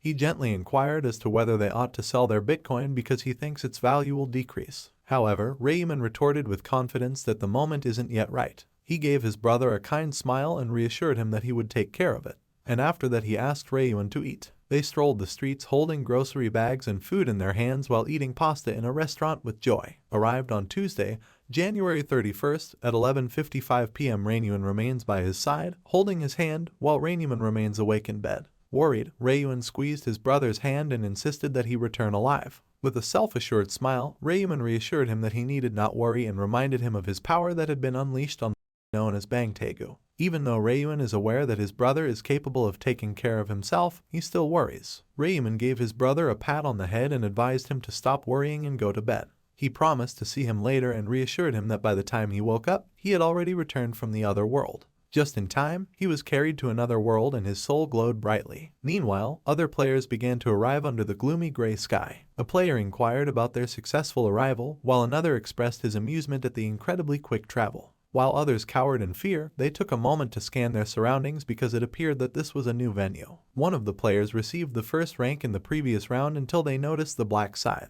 When Raymond observed his surroundings, he saw that many people were able to identify him and were avoiding him. He saw Yongmin among the players as well, and after that, he started to grow impatient, wondering when the angel would show up. The angel came down from the sky and looked at Raymond, who was wearing a fierce expression. She asked if everyone had arrived. The players observed that this angel was not the same as the one they had met earlier. They became anxious and questioned what had transpired. The angel revealed that the angel overseeing the initial round was unable to arrive due to an accident, and the angel advised people not to become alarmed. When she announced that she would be their guide, she had a menacing expression on her face, and she announced that she would begin the instructions for the quest for the second round now that everyone had arrived. The details of the second round of quests are displayed on the screen, and the players are absorbed in it. It is their responsibility to select a zone representative in the following 3 hours. The instructions appeared to be unclear to the players. They started expressing various ideas while they were staring at their screen. They were to battle monsters once more, according to one play. One person even conjectured that they might all survive the round, while another appeared surprised by the sheer number of people who failed.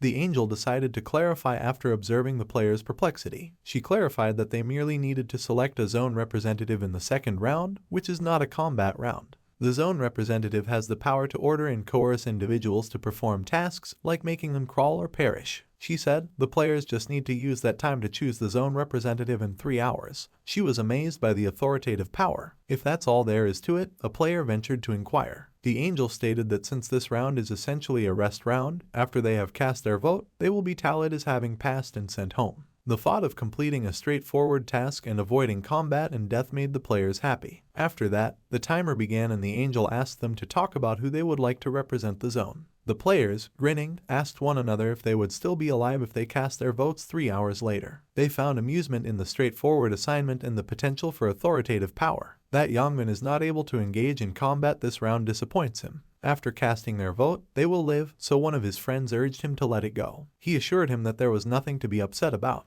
However, Yongmin is irritated that despite investing in his strength stat, he is unable to utilize it. After hearing the discussion, Ryuman deduced that Yongmin had to have gotten the rune of strength. He glanced around, noting in his mind how Wang Yongmin's rune and the current circumstances are playing out exactly as they always have. He moved away from the group of people who were debating which candidate to support. For him, that is not the most important thing at the moment. He was aware that there had to be a side mission if there was a main quest. He recalled that obtaining a class is the subquest, hidden quest for the second round. He tightened his grip on his dagger, hoping to level up quickly. This is necessary in order to enroll in a class. When a goblin appeared, he pushed it to move forward, and it did so with a loud, unsettling sound. Ryuman dashed in to launch a counterattack, and he was able to chop off the goblin's head. A notification screen appeared to let him know that he had vanquished the hobgoblin. His triple XP buff is active, and he currently has 1 kill over 100. There were additional notification screens that showed his experience level had increased to 9%.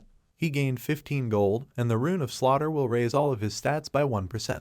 He came to the conclusion that going into the forest to hunt was a wise move. He was aware that there would always be more goblins where there was already one, and he was accurate. A number of ominous-looking goblins appeared. This caused Rumen to grin. He waited for the goblins to attack while standing in the middle of the forest. He struck the goblin in the head and then slashed it with his dagger, all while standing composed and assured. He was notified by the notification screen that he had killed a hobgoblin and had 5 kills out of a possible 100.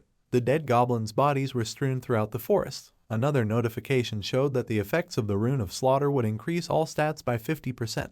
He had advanced to a higher level. While the countdown shows that voting is still open for 2 hours, 29 minutes, and 24 seconds, he wiped his chin and opened his stat window, wondering if it had been 30 minutes, and it indicated that he is at level 9 right now. He made the decision to become more agile. If he is the Rune of Strength in Wang Yunmen, the points would be helpful in terms of strength. He was aware that it wouldn't work well in every classroom. His agility went from 18 to 24. He was aware that even with incredible strength, players would perish if they were unable to dodge a critical attack quickly enough to escape. Stats are composed of 4 parts. These are Fortitude, Wisdom, Quickness, and Good Fortune. Defense power, endurance, and physical damage are all impacted by strength, while mentality, calculation speed, and magical damage are all impacted by intelligence. He checked his stat window once more, and the agility is now at 30. Agility influences movement and attack speeds and enhances dodging. Critical damage, item drops, and additional gold rewards are all influenced by luck. Since he is a Grim Reaper class that deals both magical and physical damage, it is best to boost all of his stats equally. All of those things are significant.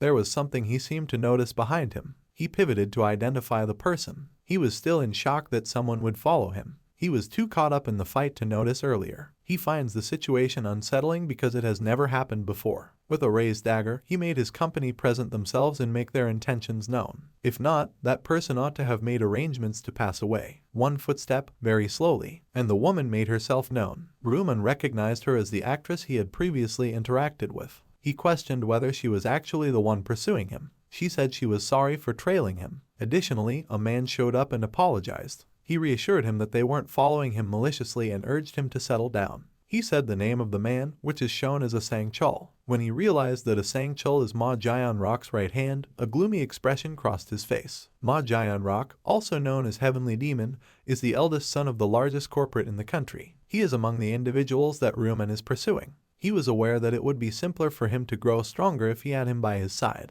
In addition, he needs a priest with ties to Ma Jian Rock to support him in the 20th round. Rumen was surprised to see Ma Jian Rock's right hand so soon. He began to wonder why the man was with Seo Ah-rin and began to suspect that the man might be Seo Ah-rin's bodyguard. Furthermore, since celebrities were sponsored by Ma Jian Rock's company, the puzzle pieces appeared to fit together perfectly. In any case, he didn't like that the future was now different.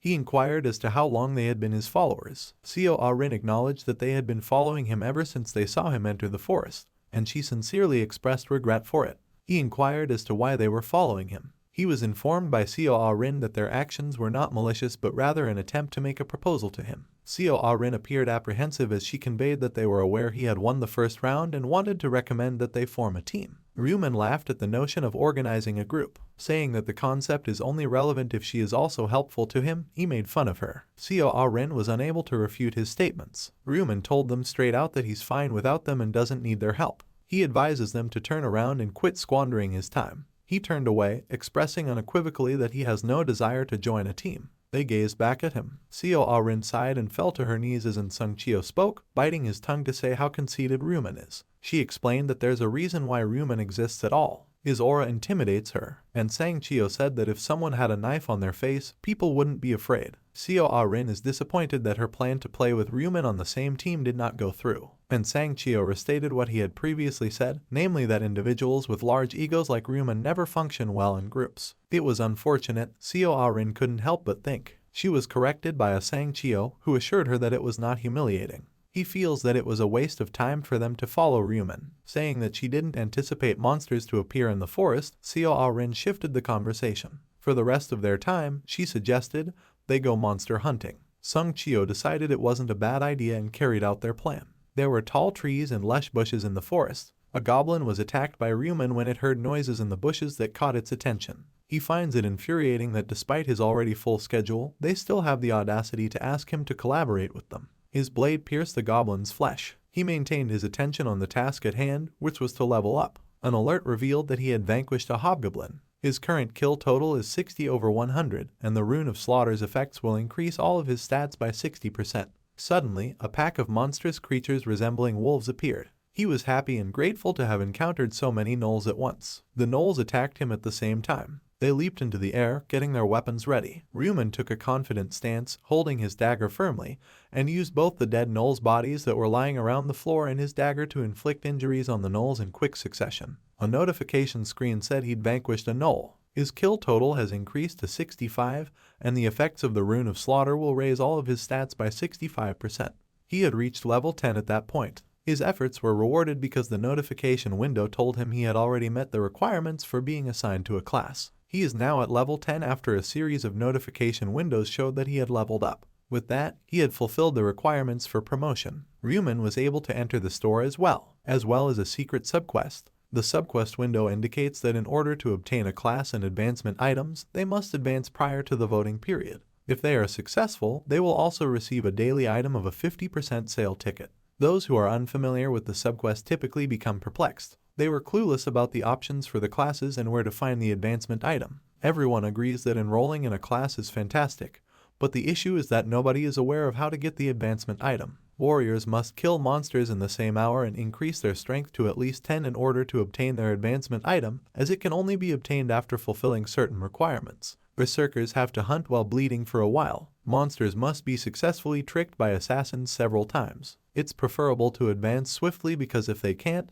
they'll remain a beginner for eternity. Ryuman is the first player to advance, and as a reward for his accomplishment, he received a random gold pouch according to a notification window. Additionally, learning neutral skill tracking as the first advancement reward is one of the benefits of being the first player to advance. The neutral skill tracking aids in tracking the location of the intended target according to a notification window, but for them to be a legitimate target, the face and nickname have to match. This is available for 20,000 gold. Ryuman was grinning as he stared at his screen. He considered testing the tracking ability now that he had the gold. He decided to follow Yonglin. The target's location was being tracked, and a notification window indicated that the target's face and nickname matched. It is confirmed where Yongman is. He is located 190 meters away from Ryuman. He could take the target by following the arrow in front of him, according to the notification window and a glowing line that appeared on the ground. Ryuman reasoned that since he is only 100 meters away, it is possible that Yanman has also entered the forest. Considering that Yanman was 2 kilometers away during the last attempt, this made him wonder. He questioned whether she ought to see Yunman. Arin and Sangchul appeared worn out as they gasped for air in a different area of the forest. Heen screamed in agony as she abruptly fell face down to the floor. She informed Sangchul that she was unable to run due to an injury to her leg. She was reminded by Sangchul that they must continue or else they will be discovered. Even though it hurt, Sangchul pushed her to stand. Arin said she was sorry and that it felt like it was burning where the arrow had struck her. Sangchul grimaced at his theory that their bodies would be identical in the real world if they were injured in the other world. He offered her hope by telling her that she would be able to go back home if she survived. Arin was resolved to bear the suffering. Suddenly, they heard someone ask them, "Where were you going to go with that kind of injury?" They were startled by their voice, and they immediately turned to face the source. The speaker was Yongman, and 3 men with menacing smiles are standing behind him. He made fun of her by teasing that her injury wasn't hurting bad enough yet. During this encounter, Sangchul felt cornered and became enraged, clenching his teeth and cursing. He is angry that they were discovered because of an acquaintance he mentally referred to as a. He questioned whether fighting was his only remaining choice. He pulled out his weapon and went into a combat stance. This gesture seemed to impress and astonish Yonkman. He grinned, as did his lackey. He addressed Sangchul as an elderly man and inquired if he wanted to engage in combat. The 4 men had gloating expressions on their faces. Yanman instructed him to count the number of them by using his eyes. Sangchul became enraged and fervently questioned why they were being treated that way despite their lack of involvement with him. Yongman denied any wrongdoing, as seen by his mocking expression. Sangchul wondered why they had attacked them out of the blue. He was told by Yongman that they were in need of something. Arin and Sangchul were perplexed. Yemen confessed that his desire was for the girl seated beside him. He told Sangchul that they didn't give a damn about a man like him, his face dark. They had only eyes for Arin. As they conversed with one another, the 3 men who were with Yanman pondered whether the girl was actually Arin. One of them said that it was obvious from her face and the nickname that it was Arin. One more person speculated that perhaps someone else was attempting to emulate her in an attempt to become like her. The men carried on their conversation about who gives a appearances are so similar. A horrified look crossed Arin's face. Sangchul was informed by Yuman that if he leaves Arin behind, he will escape unharmed. This only made Sangchul more enraged because, in his opinion, Yuman ought to have brought it up right away and he would have immediately left her. He glanced sideways at her, believing that he would never jeopardize his life for that woman. He does, however, have a significant problem. He will disappoint Director Majianglok, his employer, if he is unable to defend Arin. He took up a fighting stance, letting everyone know that he wouldn't be leaving her behind. Yigman looked amused by his gesture and asked if he was serious about wanting to fight. They were threatened by Sangchul, who claimed that what they were doing was illegal. Yongman started laughing at this. He thought it was hilarious and jokingly inquired as to what laws applied in the other world. When he returned to his real life, he even inquired as to whether he would be reported. He questioned what evidence he could provide and challenged him to give it a shot. He speculated that his face might be different from the one he has in the real world because they are in a different reality. Sangchul was infuriated by their mocking and was forced to admit that Yuman was correct. He knew that even though he was already hurt, he had to fight because Yanman would not give up with words alone. Just like that, his focus was on something else. It surprised him to see an old friend. Black Scythe was it. He's observing them while idly resting on a tree. The unexpected appearance of the Black Scythe appeared to surprise Yongman. Black Scythe asked, "What are they doing here?" Looking directly at Sangchul, Black Scythe interrupted Yuman in mid-sentence to inform him that he was not speaking with him, to which Yuman replied that he should just carry on with his own business. Black Scythe inquired about the current state of affairs from Sung Chiel once more. Sung Chiel reported the situation without holding back. He informed him that those guys ambushed them with the intention of hitting Arin. He begged for assistance and declared that he would always owe him money. Black Scythe swiveled to face Yonglin. He inquired as to the veracity of what Sangchul had said, but Yungman waved him away, telling him that it didn't matter and that he should just move on. Yeoman reaffirmed that Black Scythe has no business being involved in this matter. Black Scythe approached Yeonman, claiming to know them, and acknowledged that a red, menacing aura was surrounding him. With a hint of fear, Yeonman and the men inquired as to what Black Scythe was attempting to accomplish. As his weapon gradually took shape and took hold of Black Scythe, he warned them that he would not abandon a wounded person. While Arin and Sangchul were grateful and relieved, Yeonman became enraged. Black Scythe knew in the back of his mind that he gains from the situation as well. If he helped, Magionlock would think well of him,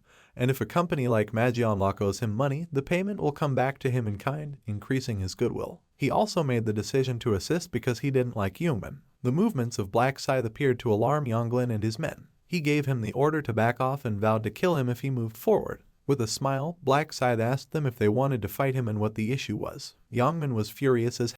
Black Scythe seemed silly, in his opinion, to ask that. He pondered whether Black Scythe would be willing to face such a monster if he were in the same situation, having just defeated the goblins with ease and earned the top rank the last time. His shocked eyes grew wider. Black Scythe instructed Yeonman to inform him if he wished to end the fight after dropping his scythe's blade to the ground. With their eyes, the four men tracked the motion of the scythe's blade. Afraid, Yeonman inquired as to whether Black Scythe would release him if he told the truth. Black Scythe folded his arms and said he would think about it if he knelt down and sincerely begged for his life. When Yeonman realized that Black Scythe wanted him to embarrass himself in front of his friends and Arin, his expression turned from one of triumph to one of despair. He feels extremely irritated, but he doesn't want to fight if he can avoid it. Black Scythe was mocked by him. He suddenly realized that he had the strength to use just his hands to break through a wall. He considered the possibility that, with luck, he might even be able to strike Black Scythe with a single blow. He smiled, a smug expression on his face at this thought. He said to Black Scythe, "You're crossing the line." He balled his fists like he was getting ready to fight. He patted his shoulder and went up to ask Black Scythe what he had said before asking him to get down on his knees and beg. He then questioned, "Do you want to die?" Yongman intended to punch him in the face after allowing their distance to naturally close. He reasoned that since a human could not withstand anything strong enough to shatter a brick wall, the Black Scythe would not be able to survive that. Suddenly, Black Scythe pulled out his weapon. Why he would throw away his weapon baffled Yeonman. Black Scythe stated with assurance that it seems a little unjust for his opponent to attack him with no weapons while he is brandishing one. He said it would be boring to win so easily. Yeonman was enraged by this and said that Black Scythe was acting absurdly. Immediately, Black Scythe moved to attack Yeonman from behind. Yeonman raised his hand. The thought that Black Scythe was being by concealing his weapon and showing his face delighted him. He let out a death cry as he punched him with all of his strength. To his astonishment, however, Black Scythe easily sidestepped his fist and delivered a forceful kick to his abdomen. It was so strong that it launched him into the distance. Black Scythe watched Youngman's body in the air with one foot raised. Youngjin cursed at Black Scythe as he moaned and knelt in agony. Black Scythe kicked him again after telling him to stop cursing because his ears would rot. When Youngman was kicked, he moaned and stroked his face. Scythe the Black seized his shirt. Using one hand to keep him at arm's length, he proceeded to punch him repeatedly with the other. After being struck, Yaman believed that the object wasn't a fist. He had the impression of being pounded by a hammer. Is Black Scythe as strong as me? He wondered. He believes that Black Scythe lacks a strength rune similar to his, so he finds it puzzling why he is so powerful. He looked at the serious yet serene face of Black Scythe. While the other friend told the archer to shoot the Black Scythe, one of his friends called his name. With perfect posture, the archer drew his bow and shot off a powerful, lightning-fast arrow. Orin shouted for Black Scythe to immediately avoid the arrow aimed at him. He managed to sidestep the arrow. Even though the archer appeared scared, he still managed to fire another arrow. Black Scythe moved right away in the direction of the archer. He approached the archer, continuing to move in a zigzag pattern to dodge the arrows being aimed at him. He told the archer that he must have been fortunate to find a bow while hunting even though he was already at arm's length away. Black Scythe pulled out his weapon, telling him it was unfortunate that they had come across each other during a fight. Black Scythe then proceeded to cut the archer, causing blood to fly all over the place. The archer's face lit up with horror as he moaned in agony and bellowed, "My arm." Despite their fear, the two surviving men took up a combat stance and told Black Scythe not to f around with them and just leave. The man ran towards him, trying to stab him with the dagger, cursing at him. Black Scythe smiled back, mockingly. Then he turned on the death emblem. Above the man's head, a red mark resembling an eye with a skull in the center materialized. Black Scythe held his sword. He unleashed a mighty scythe swing that sent red-hued blades of wind flying. This struck the man in the shins, causing him to scream in pain and fall to the ground, scattering blood all over the place. When the other man saw this, he appeared incredibly afraid. Black Scythe charged at him at breakneck speed, telling the man that the fact that they used a weapon to attack him indicated some degree of resolve. Once again, he swung his scythe with great force, cutting the man's arm, causing him to scream aloud. The man had the death emblem on him when Black Scythe glanced at him. He could even cut armor in one go because, as predicted, it has a double damage boost. The men, clutching their deep wounds, lay on the ground in agony. Although it had been simple, Black Scythe remarked to himself as he was mentally observing them, it can't end that way. He needs to make them fearful so they won't be able to follow him around again. They moaned from the agony and pleaded with him to stop and spare them as soon as he came closer. He swept the blood from it with another swing of his scythe. The man let out a scream. Taking a deep breath, Black Scythe decided he was done with these guys and was ready for the next. His intense stare drifted to something else. The young man was concealed by the tree. Black Scythe assured him that hiding would be irrelevant. A blade of wind sliced through the young man's arm as the Black Scythe informed him that there are no exceptions. His arm spurted blood, and he let out a loud groan. Black Scythe admonished him to cease behaving like a child. Ruman thought back to the times he had been Youngman's wounds were insignificant compared to the suffering he had caused him and the other. He continued to slay the boy with his scythe, making him scream aloud. With intense observation, Sankil and Arin took in the scene. Black Scythe's ability to ruthlessly take two arms off of an opponent who has already lost the will to fight was beyond Sankil's comprehension. Following the arms, the Black Scythe went after the leg and kept cutting. Sankil observed and remarked that while it might seem severe to some, he personally loved that level of composure. His president is rivaled by the Black Scythe, he said, his eyes riveted to the scene. Black Scythe asked Achille and Sankil if they were okay after he stopped attacking them. Sankil responded that they were and that he was the reason behind it. They won't have to worry about Youngman and his friends attacking them, Black Scythe told them. He said it would be best to go vote because, as far as they can tell, the four men will no longer be able to move. They expressed their gratitude to Black Scythe by bowing together. Hearn had to inquire if the men would perish. In response, Black Scythe said it didn't matter if they perished and said those men weren't even close to being animals. Henry's response took her by surprise. Black Scythe studied Arin's gloomy face and concluded that she was much too sensitive. He questioned why, as if she were some sort of saint, she would even give a about those lives. He surmised that she was attempting to preserve her celebrity status. He became interested in Sankil and asked if she could ask him a question. "What is it?" Black Scythe inquired. Sankil boldly questioned why he decided to spare those men, arguing that even if he kills them, there shouldn't be any issues in the afterlife. When the young man heard that, a look of horror crossed his face. If An Sanchio's inquiry concerned the fact that he didn't kill them, Black Scythe answered in the negative. He answered that there was a straightforward explanation for why Sankil was behaving so much like Ma Jeon-rock's right-hand man in his head. There is nothing to gain from killing them. Sankil was unable to comprehend the part about there being no benefit. Sankyil emphasized that, even so, it is not a good idea to leave behind anything that might cause problems down the road. Trouble, Blackside answered. If those men can still truly cause trouble in the future, he replied, casting a sidelong glance at the shaky men. He went on to say that there is no benefit to a declining population because fewer people will participate. Sankyil appeared to agree with that logic. He acknowledged that he was correct. The number of spots available for those who have completed the round will likewise decrease if the number of participants drops. He couldn't help but find admiration for Blackside's perspectives on those kinds of matters. He came to see that Blackside had a unique perspective on the game compared to other players. Sankyil said that he understood Blackside completely and that going forward, they would stop focusing on the humanity. Blackside then bid farewell, but Sankyil stopped him right away. Sankyil promised to send him real-world compensation if he could provide his account number. Blackside replied, "Just forget about it," and kept moving away. Sankyil was astounded that Blackside would lend a hand without asking for payment. He made the decision to immediately report the incident to the president upon his return to reality. He hears someone groaning in pain in the background as he watches him walk away. Young men were involved. Sankyil resisted the urge to kill him and glared at him with murderous eyes. He refrained from acting upon Blackside's statement that it would not be advantageous to them. Therefore, Sankyil spat on young men in retaliation and then asked Arin to leave. Returning to the large field, athletes were running campaigns to win votes as the region's representative. They all promised to be superior to one another. As the crowd attempted to mediate the situation, this resulted in a brawl between the players, with one player grabbing the collar of another. An additional participant entered the discussion, asserting that those who become angry easily should not be allowed to hold positions of representation. Instead, she offered to serve as the representative. An additional male participant interrupted the discussion. He bragged that since his father is a congressman, he ought to be the representative. However, many had doubts about him and the information he provided. A person in the crowd called their attention,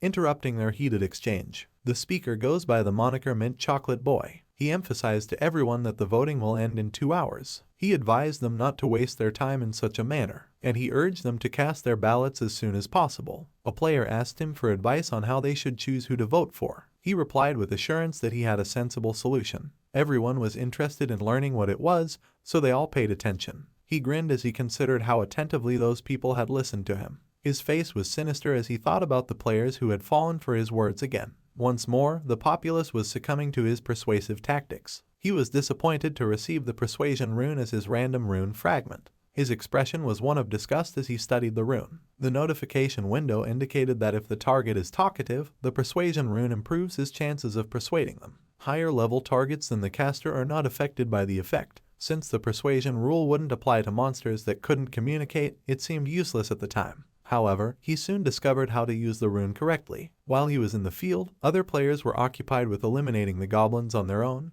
helping one another out by exchanging strategies. "There is a woman who is in grave danger," he informed the men. He recommended that they immediately stop what they're doing, leave those goblins behind, and go help her. The men instantly took his advice to heart and raced over to assist the woman. In order to easily meet the requirement of 100 kills, Mint Chocolate Boy repeated this strategy to steal the goblins that were already close to passing away. With that, he reasoned that if all went according to plan, he would easily assume the role of representative for the region. He instructed everyone to select the candidates first given the current circumstances. He recommended reducing the number of candidates to about 5 and casting a vote among them. The players thought it was a good idea. They came to the realization that it makes sense because if they keep asking each other to vote for themselves, they will never be able to accomplish anything.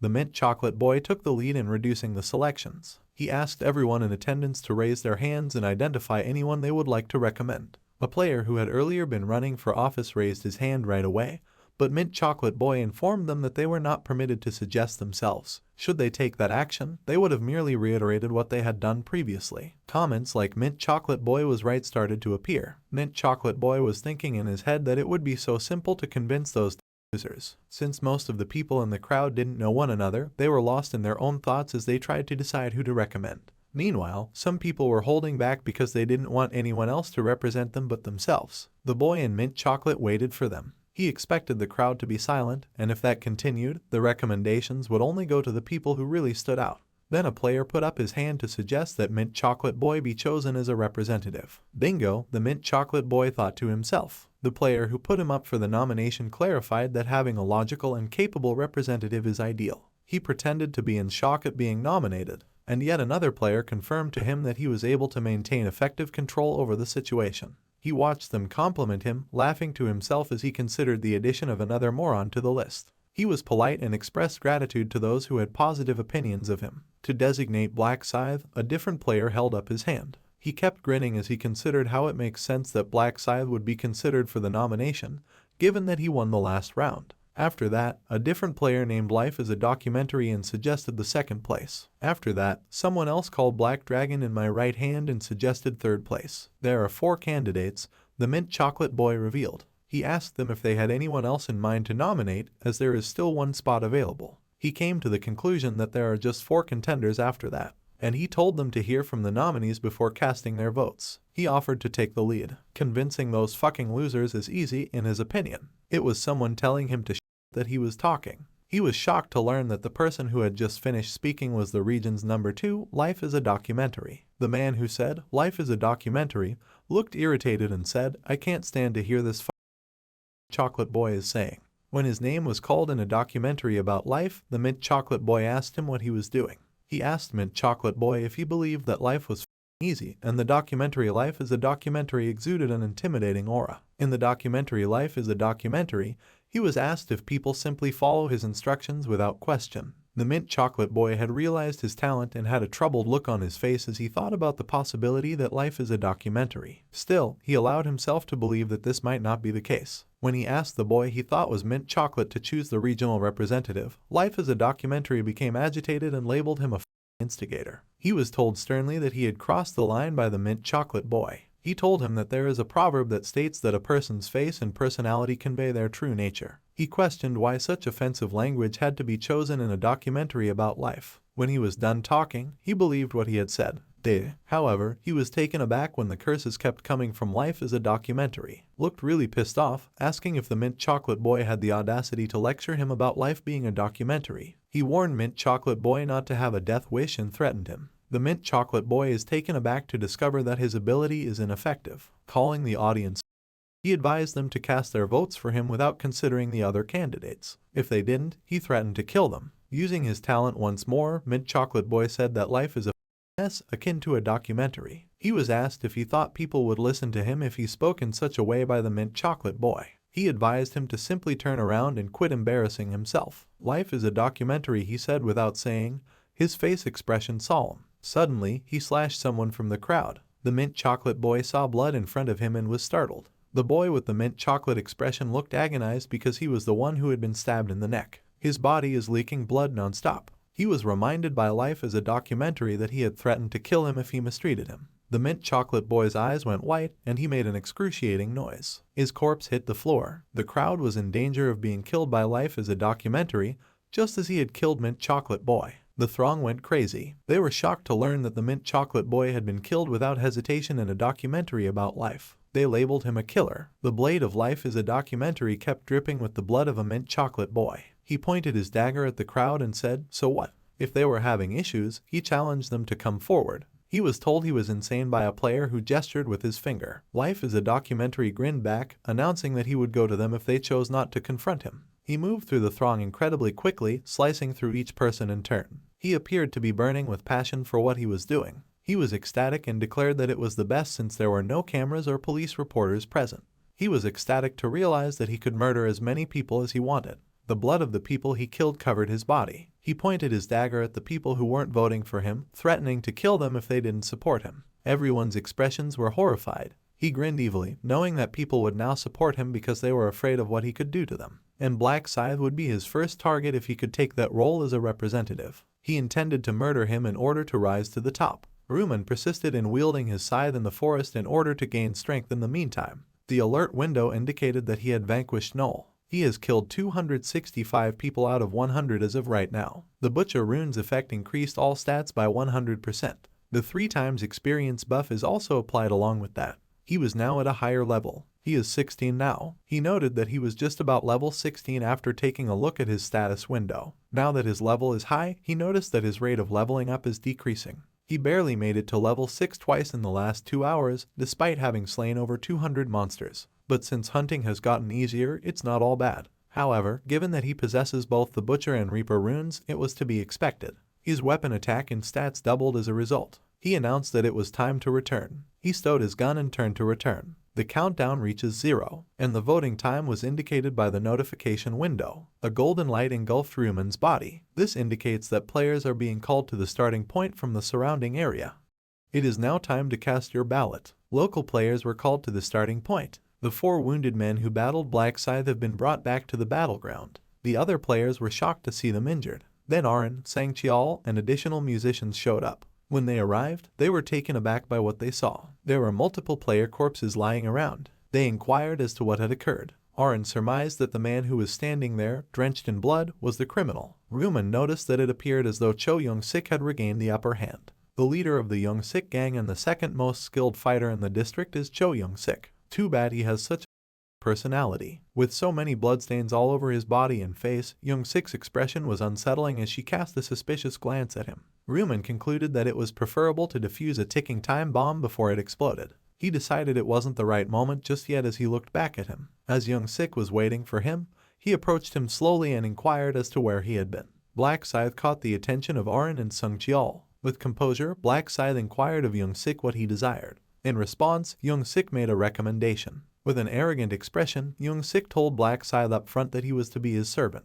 Black Scythe replied, "May I help you?" In response, Young-sik whirled his dagger, saying that if Black Scythe obeyed, he would spare his life. He was taken aback when he heard laughter in return. He was asked if he wanted to start fighting right away by Black Scythe. Black Scythe gave him a smile and instructed him to kneel, saying that the only way he would spare him would be if he did so and knelt. This made Black Scythe seem like a crazy bastard to Young-sik. He charged him with failing to recognize the seriousness of the situation. Young-sik went on speaking, but Black Scythe interrupted him in the middle of his statement to inquire as to whether he was having trouble understanding what had been said. Black Scythe pulled out his weapon, asking if it would be more satisfying to simply pass away there. Young-sik was unprepared for the weapon that Black Scythe used. He wondered where he obtained the weapon and began to panic inside. He began to feel bad about playing with him. Asking what was wrong with him, Black Scythe seemed to be taunting him. He said, "Cat's got your tongue," in response. Young-sik clenched his jaw. Then he brashly identified himself as the leader of the Young-sik gang, Young-sik. He inquired as to Black Scythe's belief that he would bow down to anyone. At the height of his feelings, he swung them carelessly and challenged Black Scythe to a duel with his fancy weapon. In response, Black Scythe scoffed. He saw that, as usual, Young-sik had a short fuse. He made the decision to quit making fun of him because he knew things would get complicated once he demonstrated his strength and won the players' votes. In order to use Young-sik in the third round, his plan is to designate him as the representative. Furthermore, the angel will appear at any moment. The angel materialized as though on cue, confirming whether or not every human had gathered. Young-sik became sidetracked. Black Scythe informed him of his good fortune. Black Scythe advised Cho Young-sik to be careful who challenges him the next time if he doesn't want to pass away too soon as he was ready to leave. Young-sik appeared motionless as he stood there. His anger was boiling over. He was relieved at the same time. Though he pretended to be tough, he was secretly afraid he would have a heart attack. He promised that Black Scythe would eventually see his powers, even though he let him go for now. He will exact revenge on himself for the humiliation if he is elected as the representative. The angel inquired of the humans whether they had chosen their delegates. The angel observed the corpses and remarked that during their 3 hours together, they had done more than just talk. And she emphasized that it is none of her concern whether the humans live or die. And after that, she questioned whether they should carry out the planned voting. A screen was open in front of each player. The election for the region representative has now begun. Every player is allowed to cast one vote, and the representative for their region will be the one with the most votes. To cast their vote, players simply need to look at the candidate they want to support. If they don't vote within the allotted 5 minutes, they will lose and advance to the next round. The voting timer had commenced. "Look at who I want to vote for," was the instruction that one player repeated. Taking in their surroundings, they focused on one individual in particular. The majority of players were focusing on Young-sik, who had a smug expression on his face because he thought that everyone was watching him. And he was startled all of a sudden. He called the woman with the plump cheeks a The woman looked shocked and perplexed. He's growing irate with her for averting his gaze. He made threats to murder her. She informed him that she had voted for him in a defensive manner. Young-sik looked around him and shouted threats at the people. He watched every motion, shouting for anyone who looked away to find them. The time allotted for voting had ended. The angel informed them that the allotted time had elapsed and that none of them were enough to attempt skiing. The balloting. She asked them to count the votes while clapping her hands. On a big screen, the voting results were displayed. Cute Baby Bird with 5 votes comes in 5th place, followed by Chubby Cheeks Steamed Bun with 6 votes. With 249 votes, Black Dragon is ranked 3rd to my right, and Black Scythe is ranked 2nd with 2077 votes. And with 2412 votes, the documentary Life came in 1st place. Although Young Sik received the most votes, he wasn't satisfied with the amount of them. Furthermore, Black Scythe was placed in 2nd place. He glared at a few players, and they made an effort to avoid looking directly into his eyes. He is upset that they selected Black Scythe over him in the vote. As the region's representative, the angel declared Life is a documentary after the voting was over. Given that, the angel bestowed upon him the power of command, enabling him to direct people. A window screen showed that he had gained the authority to command and was now the region representative. This caused Cho Jing-suk's bloodied face to smile widely. He intended to order everyone to work together to kill Black Scythe in order to make him regret not killing him. Something caught his eye on the screen. It demonstrated his command authority,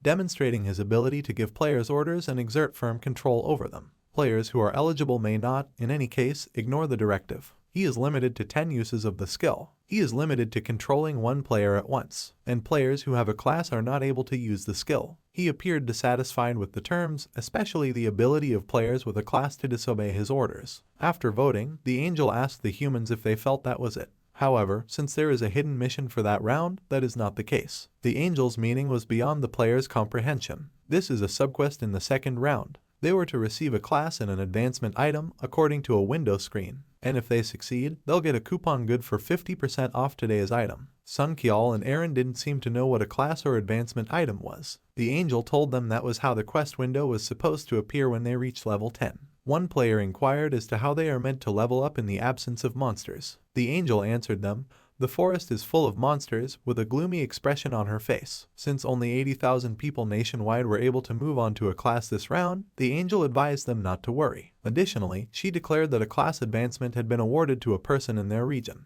The players pondered over its identity. When the angel inquired as to whether they should check the outcome of the side mission to learn more, it pumped them up even more. The outcomes of the 2nd round of the subquest were shown on a big screen. It displays every region, with the level 16 Reaper Black Scythe at the top and the level 10 Dark Knight Heavenly Demon in 2nd place.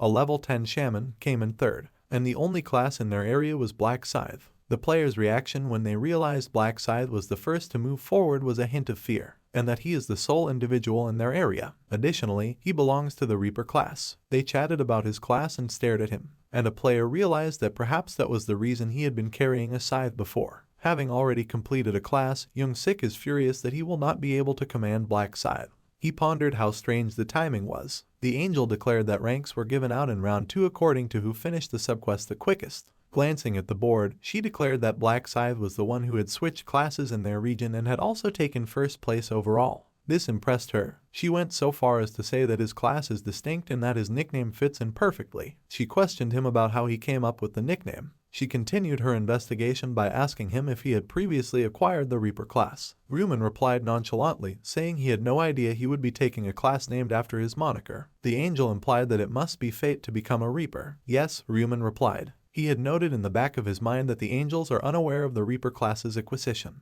All they know is that it's a special class. She said it was interesting and the angel asked if that's what fate is. She went on to say it was surprising that there would only be one person in the area who had changed their class, and she made it clear that he is the only one who will be immune to authority orders. When she said that the authority command won't affect Black Scythe, the players questioned what she meant to say. The angel pondered whether she would go on to explain everything. She continued by informing them that people who belong to a class are not subject to the authority of command. As a result, the region representative is powerless to order Black Scythe to do anything. Additionally, there are only 10 opportunities to exercise command authority. Thus, it does simply because someone is designated as a region representative, to imply that his authority is limitless. The players comprehended her explanation, but Cho Young-sik was enraged by the explanation. He wished for no one to be aware of the conditions imposed by the authority. The angel then inquired as to whether Black Scythe, who finished his class the fastest, should receive a reward. She gave a quick snap to her fingers. There were 2 screens in the window. The first one showed him a message congratulating him on finishing the quest and earning the top rank in the area, and the second is an expression of congratulations for coming in 1st place across all regions. Ruman tapped the screen to retrieve his prizes. As the first person in the area,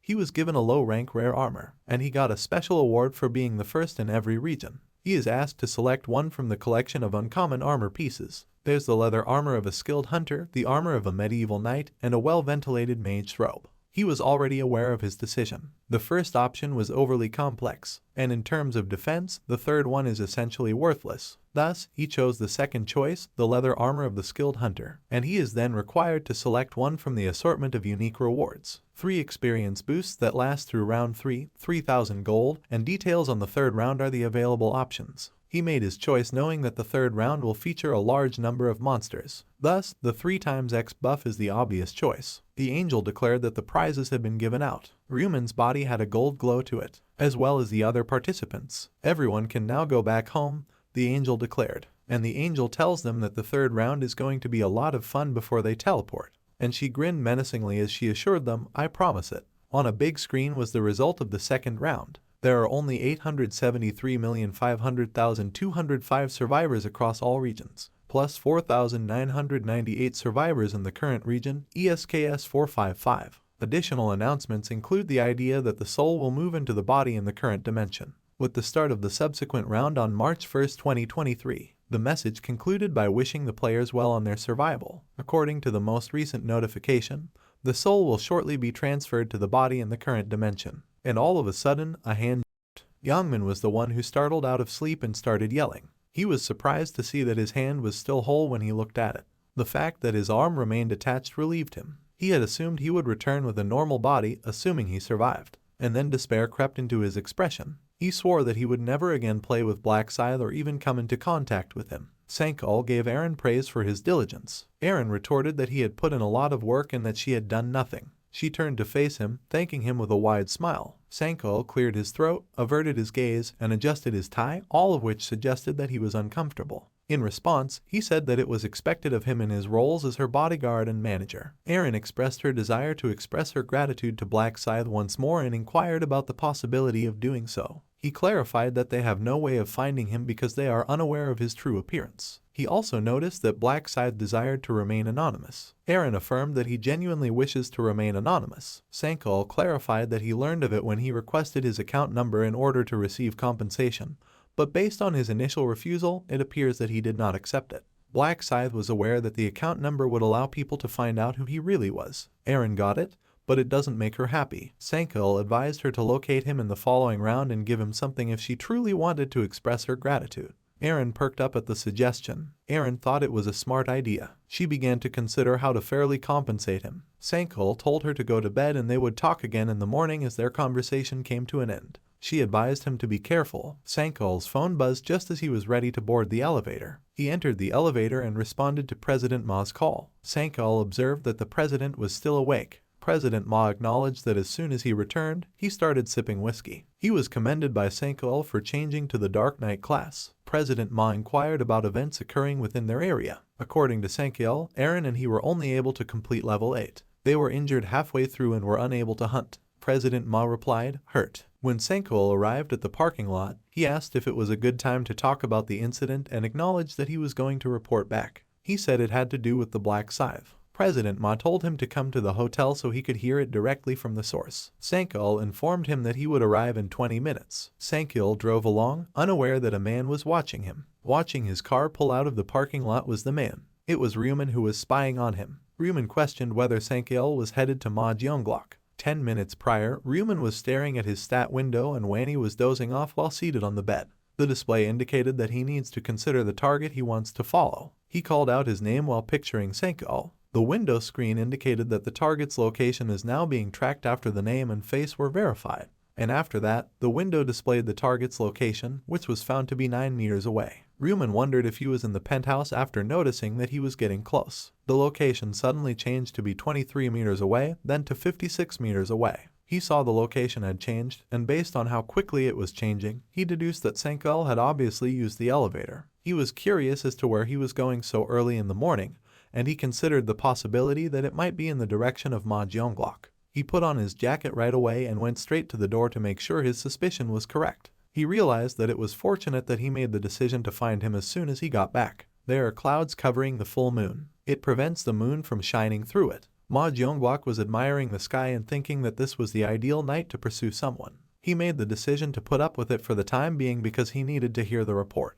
Considering that Black Scythe achieved rank 1 in both the first and second rounds, he wondered what kind of player didn't know him. He taps his finger on the couch's arm because the news about the rank 1 made him uneasy. He began making assumptions, like that Black Scythe would fight his subordinate first. If that's the case, he was aware that toying with his right-hand man is tantamount to challenging him, so he wouldn't stand by and do nothing. He was thinking about not letting anyone stand in his way, not even the rank 1, with a serious look on his face. He felt that there was something there. The man on his right side is waiting outside the door. Sankyil asked if he was inside after knocking. He beckoned him inside. They exchanged greetings as he got to his feet. He was informed by Sankyil that President Ma is the reason they can still see each other. President Ma informed him that they weren't even in the same area and that he hadn't done anything at all. Sankyil bowed to thank him, saying that he was inspired simply by President Ma's existence. President Ma remarked on how skillful his flattery is. With confidence, Sankyil replied, "That's not flattery, that's the truth," and he gave him his congrats on making it through. President Ma remarked that taking a candy from a baby was how round 2 should be done. Sankyil gave him another congrats on moving up in class. He admitted that he was simply fortunate, but Sankyil went on to point out that being the second or third is not an easy feat and that luck is also a skill. He went on to say that serving a person like President Ma is the greatest honor he has ever received. President Ma put his glass down and told Sankyil that, based on the way he was stroking him, he must need something from him. He thus questioned Sankyil about whether what he senses, that is, his desire, is accurate. Anxious, Sankyil inquired as to how he had acquired an advancement item. President Ma assured him it was insignificant. When he was hunting the monsters, the item just fell. He kept it a secret that the random rune fragment he got was made possible by his Dark Knight run. The angel instructed them to check their inventory at that moment to see the gift she had prepared. He discovered that he had acquired the Dark Knight rune, which boosts all stats and surrounds the weapon in a sinister aura that deals damage to opponents. When he checked his inventory, when he reaches level 10, it can automatically advance to the unique class of Dark Knight. He took note of the pertinent information even though he still appeared perplexed by it. He came to the realization that receiving a cheat level item as his random rune in the first round was a lucky break. But even to a subordinate he values, such as a family, he is unable to divulge critical information because he is aware of how quickly people can change due to human nature. President Ma shifted the subject and asked directly who had injured him. He asked, looking serious, if it was a Black Scythe. Sankyil corrected him right away, appearing surprised by his assumption. He informed him that Black Scythe was the one who had prevented his death. President Ma asked him to provide more information. President Ma asked him to clarify whether the pursuing the actress were the reason he nearly died. Sankyil retorted that they might have perished if Black Scythe hadn't appeared. He informed him that although Arin might have lived, she had psychological damage that would make it impossible for her to work in the entertainment business going forward. President Ma appeared to be reflecting carefully. He nearly lost his valuable subordinate, but he also nearly put an end to his business. President Ma inquired about the whereabouts of those goons, assuming they had been put to death. Sankyil clarified that although Black Scythe caused them excruciating pain that was comparable to death, he did not actually kill them. When President Ma asked why, Sankyil cited Black Scythe as saying that there was no point in killing them. The reasoning behind this was that as the population as a whole declines, so does the population that survives. President Ma acknowledged that what those are doing is not wrong, but he worries about what they will do in the future. He thought as he took a sip of his whiskey that his possessions and subordinate survived because of Black Scythe.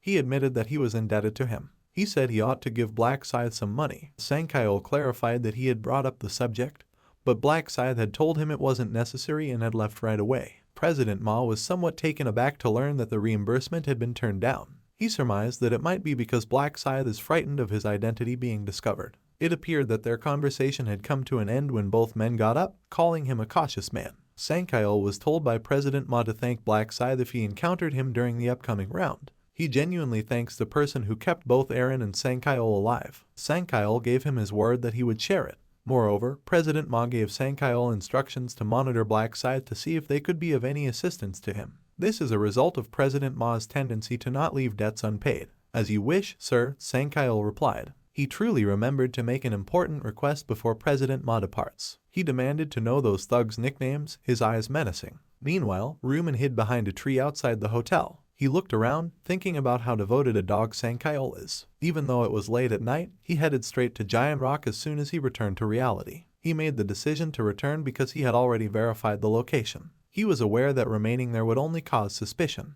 He called for a cab. The fact that Lee, a celebrity supported by Giant Rock, lived in the same apartment as him struck him as a coincidence. He remembered to thank his younger brother. If they hadn't given out rice cakes, they never would have met Aaron and he would never have discovered the connection between Sankyil and Aaron. He was going to open the taxi door when it occurred to him to use their relationship as neighbors to his advantage in order to gain Giant Rock's trust. Nevertheless, he still needs to decide whether or not to bring Giant Rock in for the 20th round. Giant Rock's Dark Knight rune was well known to him. It's advantageous that it qualifies as a cheat. The lack of an advancement rune and having to advance into a knight are drawbacks, though. The main drawback, however, is that they must build up a special mana known as Dark Mana, which cannot be obtained through normal channels in order to use Dark Aura, a power of Dark Knight. It fits someone with a psychopathic hobby like Giant Rock in a way. Ruman determined that having a psychopath for a comrade would be risky, so for the time being he would keep him as a candidate and make use of him as much as possible. He pointed out that there are other gifted people. He saw a girl who exuded green power. After reaching his apartment, he made the decision to go to work as soon as the sun rose. At a convenience store later that day, the man behind the counter appeared unsure of what he needed to accomplish. He is concerned that the revenue will drop by 50%.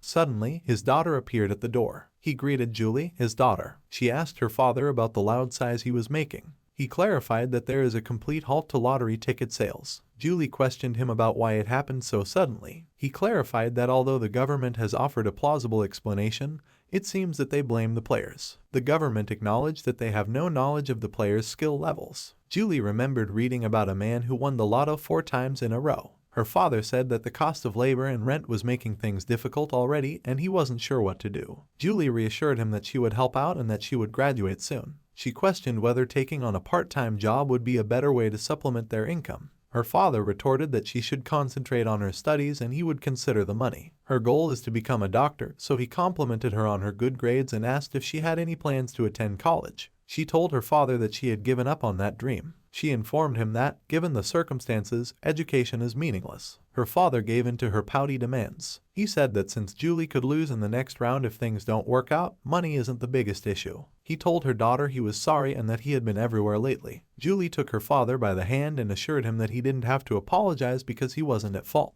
She gave him a smile and told him she was fine. Gloating, she told him she made it through the second round and even got a class. She held her hand up in front of her father's forehead, causing green light to appear in the shape of circles so she could explain that to him. Her father's body was glowing green. Incredulous, her father questioned what she had just done. She clarified that it's a skill known as Bless that she acquired by earning the class known as Buffer. Stats are marginally raised. It is said to have a revitalizing impact on individuals. Her father appeared happy and complimented her skills. He acknowledged that he did indeed feel energized. With joy, she informed him that she would frequently bestow the ability upon him. Her dad grinned broadly when she told him to get over his bad mood. The convenience store door opened. Ryuman, who had just entered the convenience store, appeared to be recognized by the man behind the counter. Julie asked her father in a whisper if he knew the man who had just walked in. Her father informed him that he had won. He clarified that he was referring to the top guesser who correctly identified the number on 100 tickets. A man at the counter was greeted by Ryuman, who asked if he remembered him. He went on to say that he is the one who purchased 101 lottery tickets. After acknowledging that he remembered him, the man inquired as to his purpose. The man was caught off guard by Ryuman's next move. The man asked Ryuman what was going on after he apologized. He clarified that he had seen the news and that the sale of NATO lottery tickets had been stopped since he had won first place twice. He expressed his heartfelt regret for inadvertently harming the shop. Julie observed the entire event. The man assured him that it wasn't his fault and that they wouldn't go hungry if they could no longer sell lottery tickets. Ryuman searches through his bag as he speaks, explaining that it bothers him that they feel as though he is to blame for their problems and that's why he wants to make amends, even if it's only a little compensation. What was on the envelope was questioned by the counterman. The father and daughter were both taken aback when Ryuman responded that there were 10 million of them. The man turned down the money. Ryuman urged them to accept it. Ryuman departed right away. The man appeared to be overburdened by the cash. Julie volunteered to run back and get it. The man handed the envelope to her. Julie had made up ground on Ryuman. She cried out for him to cease. Ryuman pivoted to gaze upon her. He inquired as to Julie's identity since she appeared to recognize him. Julie informed him that they shared a class. However, Ryuman appears perplexed by this knowledge. Julie questioned him about whether he was claiming that he was unaware that they had been in the same class. Ryuman told her he wasn't good with faces and apologized, even though he is obviously lying. He was aware of Minjulai. She and the convenience store owner's daughter are in the same class. She has the special class Buffer as well. When he discovered for the first time that she had been in his class in the past, he was truly shocked that fate had it in for them. He initially met Julie under the guise of a coincidence in order to win her over to his way of thinking. Julie invited him to come talk somewhere. Ruman agreed to take the deal. They were sitting under a clear, brilliant blue sky on a park bench. Julie handed the envelope to him. "Is that the money you just gave?" he inquired. Julie insisted that he return it, telling him that they couldn't accept that much money. Ruman was aware that 10 million won could be a significant financial burden. He gives knowingly knowing they wouldn't accept it, since she is the kind of person who cannot live with debt, regardless of how bad things get in her life. She encouraged him to take the envelope since she was still holding it and her arm was beginning to hurt. Ruman declined and gave an explanation, saying that he felt bad for causing damage, which is why he had told the owner earlier. The least he can do to appease his conscience is this. Julie informed him that the sum was excessive. Ruman retorted that he would still want them to accept it regardless of the amount. In the event that he didn't, he would regret it and think about it more. Julie argued that it's still burdensome and excessive. Ruman reasoned that this was precisely the reason he was giving it to her. He requested that Julie message the owner. To him, that's not a lot of money, so they shouldn't feel pressured to accept it.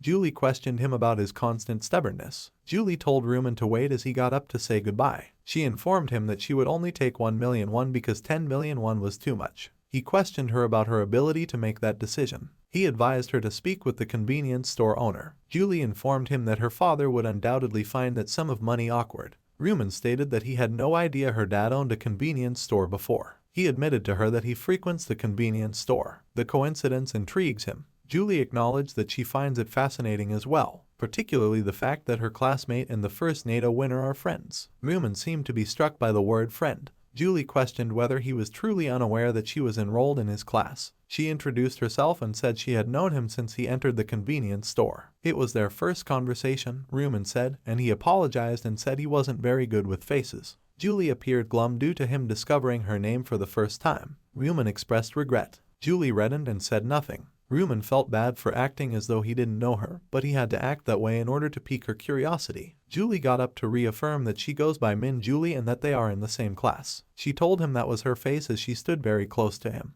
If he would remember it, she questioned him. Ruman gave her a smile and nodded. Julie's face flushed and she fell silent at that. Suddenly she is faced with reality. Interestingly, she's introducing herself to a classmate just before graduation. Ruman told her that he already knew, at the very least, and that they wouldn't be cut off from communication after graduation. Ruman then asked for her phone number. Julie looked surprised. Ruman inquired as to whether it was improper to request her phone number. He stated that he didn't think it was strange to ask a classmate for their phone number. Julie said yes, reaching for his phone to enter her number. She returned the phone after blushing while doing so. Ruman informed her that their meeting was fated and that they ought to stay in touch going forward. Julie stumbled over her yes. Ruman told her he had to get going because he had an urgent task to complete. Julie realized that she was still holding the envelope when he got away from her, so she yelled at him to wait, but Ruman just waved her off. She ultimately failed to return the envelope. She thought about how he had asked for her number, and her face flushed and she clutched her chest. Her heart continues to race. She was aware that he was asking her to be a friend, but her affection for him overrode her control. She thought back to when they had first met. They happened to meet. She reported what she saw to the police, that he was being. She felt obligated to follow the incident through to its conclusion, even though she wasn't sure if she had done it or not. In order to make sure he returned home safely, she decided to follow him. However, Ruman discovered he's a stronger person than he appeared to be when she observed him going about his part-time job as if nothing had happened, and that's when she first became interested in him. But he lacked the bravery to approach him. After that, she realized her feelings for him had grown to the point where she was unable to approach him. Thus, she never would have imagined that they would cross paths once more. She made the decision to now act bravely. She considers it a unique opportunity that the gods have given her. With the 10 million won in her pocket, she can no longer pretend she doesn't know him. She wondered if she should ask him out to dinner, but she grinned broadly. Ruman is texting while lying in bed. He is chatting with Julie, who extended an invitation to lunch. He let her know he was free and would cover the cost of the meal. But Julie was determined to pay. He wasn't prepared for her to offer to buy him lunch right away. Instead, he thought she would feel as though she owed him something. That is encouraging. He should naturally become friendly with her, as this will make it easier for him to turn her into his ally. In the 20th round, he made the decision to save Julie. When Wanny comes out of his room, he is seated on the couch. Wanny inquired as to his destination, and he replied that he was meeting a friend. Is the girl a friend of Wanny's? He questioned whether he was unable to meet women. Ruman informed his sibling that he would be having lunch outside. Wanny appeared taken aback and realized that perhaps his brother was going on a date. Julie and Rumen got together at a steakhouse. Rumen inquired as to her steak preference. When she replied in the affirmative, Rumen urged her to eat a lot. She was compelled to blush. She considers it one of her best days because she never imagined that she would eat by herself with him. They ate in silence for the remainder of the meal. Julie sensed that things were becoming awkward and that she ought to say something. She questioned him about his 4 consecutive natal lottery wins. He informed her that he had just struck it lucky after seeing it in a dream. She found it hard to believe. Next, she inquired about the amount of money he made as a result of the dream. Rumen retorted in a lighthearted manner that he won't have to worry about money for the rest of his life, but he acknowledged that his life is what really needs to worry about. Julie then inquired about his first-round experience. She questioned him about how hard it was for him to kill goblins. He replied that it took a very long time. She inquired as to what region he was in. He admitted to her that he couldn't recall much, but he was certain that 5 was the last number. Julie informed him hers ends at 7 o'clock. She said that it was really unfortunate that they couldn't cross over to the other world. Rumen reasoned that since they would undoubtedly meet, she shouldn't be disappointed. As the number of survivors dropped, the regions merged with one another. She inquired about his level. He said he was at level 10 to her. She acknowledged that they are on the same page. He informed her that he didn't yet have a class when she asked for his class. She informed him that she was fortunate enough to receive a change of class item. Rumen, who goes by the name of Buffer, pretended not to be aware of it. Is it similar to bestowing in-game buffs? He inquired. He's grateful that she's a buffer once more in his mind. She asked him if he wanted to see it with excitement. She clarified that the buff, known as Bless, raises each stat. He expressed his desire to see it to her. When she reached out, a green pattern materialized in front of her hand. The 3-hour duration of the blessing was indicated by the notification window, which also stated that all of his stats had increased by 50%. He expressed his amazement at the skill. Considering the excellent effects, he mentally anticipated that from a special talent. He had noticed that when she reaches her maximum level, the skill's effectiveness will double, increasing its total by 100%. That is, if she manages to reach the highest level. Nevertheless, he was happy to have the buff, particularly since he had intended to meet with her for that reason. Rumen remembered that he had won a random gold pouch as his prize for completing the first class change subquest. As the name implies, it's a pouch that, depending on your luck stat, awards you with a random amount of gold. He'll be able to get more gold as a result of having a higher luck stat. He thanked her and informed her that the effects were positive. She replied cheerfully that all he had to do was let her know if he needed buff. She reassured him that it doesn't require any work on her part to cast. He inquired as to what she wished to share with him. She recalled having heard about it. She continued by thanking him for the $10 million she had won, adding that her father also wanted to express his appreciation. She assured him that he will always get paid. Is that really what she wants to say? He inquired. He reassured her that she need not be concerned about it. She informed him that it might be something else because he doesn't have any money, and something came to mind for her. He questioned her about what it was when she pulled out a glowing object. She told the story of how she found it while hunting, and he would at least take the item if he refused to take money. She urged him to accept it, telling him not to consider turning it down because she was being sincere. They completed their meal. She informed him that it went really well and that they ought to get together again. He nodded and instructed her to play safe in the following round. She gladly concurred that they ought to continue living and seeing one another. In the park, Rumen was by herself. He took out the screen of his inventory. He examined the object Julie had given him. It was a purple magic crystal of low quality. It has a delicate mana and is a stunning purple stone. He wasn't prepared for her to give him such a thing. He removed it from the stock. Because of the scant description it had, he has no idea what it does. The combination function unlocks when a player each is level 20, but he knew that once he had reached level 20, he would understand how rare the item is. The player can use it to combine a magic crystal and a weapon. It is also possible to assign more options. Magic crystals come in 7 different colors: purple, deep blue, blue, orange, yellow, green, and blue. Damage is indicated by red. Orange symbolizes strength. The color yellow brings luck. Being green improves dexterity. Blue boosts cognitive function. Purple magic crystal is the rarest of all, and dark blue lessens the damage dealt. All stats are increased and it has the lowest probability of appearing. He considered himself fortunate to have obtained the crystal with little difficulty. He was smart enough to realize that, in real life, he had a fairly high luck stat. He had made the decision to use the crystal after level 20. There were 30 minutes remaining on the bless when he looked at his screen. He pondered whether or not to open the gold pouch prior to the expiration of his buff. However, he realized beforehand that he must begin using his butcher rune to increase his stats. He opened his bag and pulled out a plastic packet. This held 100 mealworms. Every time the Butcher rune eliminates a target, including insects, his stats are increased by 1%. All that is necessary is for it to be a living entity. He was forced to kill monsters because there are no insects in the other world. Fortunately, the real world does not operate like that. He put the plastic wrapper down on the floor. He apologized while he raised his foot to crush the insects. The window displayed his kill total of 45 over 100, and the Butcher rune effect had increased all of his stats by 45%. And a refreshed window appeared afterwards. His kill total has already reached 67, and the Butcher rune effect has raised all of his stats by 67%. And another updated window displaying data was displayed. He has killed more than 100 people. Butcher rune's effect has increased all stats by 100%.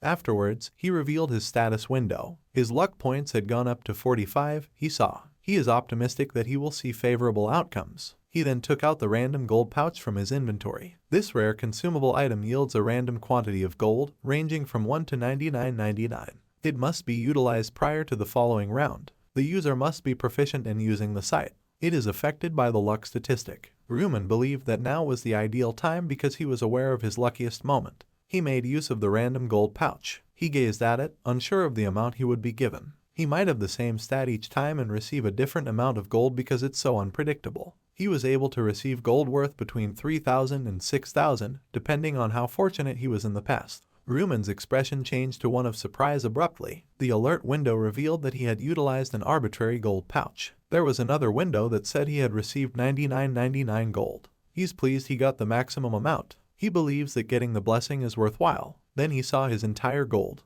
With 16,249 gold, you should have plenty to purchase an epic item. He chose to hold onto the gold and safety for the time being because the item he wants will be available in 2 weeks. Returning to their flat, Rumen declared his return. Wanny called out to his older brother while grasping his smartphone. Wanny enthusiastically walked up to Rumen and inquired about his date. Rumen appeared perplexed by his inquiry. Wanny inquired as to whether he had a date with a fling. Rumen asked him what he had for lunch after telling him to stop talking gibberish. In response, Wanny said he had ordered black bean noodles. Rumen retorted that he ought to have received something more elegant. Wanny scowled and questioned why he had chosen the food he had. He expressed how much he wanted to eat it. Rumen nodded silently, remembering that they had been barely getting by only a month prior. Speaking of which, he recalled that he had invested $150 million in Bitcoin, and that, similar to his earlier endeavors, the market would probably crash in 2 weeks, at which point he would make sure to close his account. He became aware that he ought to obtain a driver's license after seeing a lovely car on television. Rumen completed the written test for a driver's license. He pondered the number of times he had taken the examination. He made the decision to just go and do it half-heartedly. Right away, he's finished. When the proctor got up, he was perplexed. The proctor noticed that the student who had just left had completed the test quickly and received a score of 95 when he looked at his computer. Although he was expecting to pass, the license didn't come through for 4 days, and then the moment had come. He said, "It's time to part ways with Bitcoin," while holding up his smartphone. Wanny asked him if anything positive had happened as he continued to laugh while using his phone. In response, he said he had just sold all of his Bitcoin. Wanny inquired about the growth, to which Rumen replied that it has increased by $300 million. Wanny nearly spilled his coffee due to his shock at the enormous amount. He found it hard to believe. He was shocked to learn that his brother's investment had grown to $300 million even though he had only invested $60 million at first. He was unable to overcome his shock. He'd wanted to stop his brother only a month earlier, and now it had grown to be a sizable sum of money. Rumen said that he hadn't anticipated it growing to be that large. Since $280 million was the amount on the previous attempt, that was the amount he mentally projected to receive. Wanny questioned him, "Are you going to withdraw everything now?" To which Rumen confidently replied, "Yes." Wanny said it was a good idea, but he was expecting something different. The time has come, according to his brother, to begin stock investments. Wanny appeared as though he was going to cry over his brother's choice. Considering that he was ignorant of stocks, he questioned him about his plans. He was told not to worry by Rumen. He told his younger brother that he had seen it in a dream in order to reassure him. Wanny questioned him about whether he had seen another premonition, that this time it was stocks. Rumen described how the dream indicated that it would be a big hit if he bought it right away. Wanny was left with no choice but to help his brother. Though Rumen is confident in his ability to predict the future,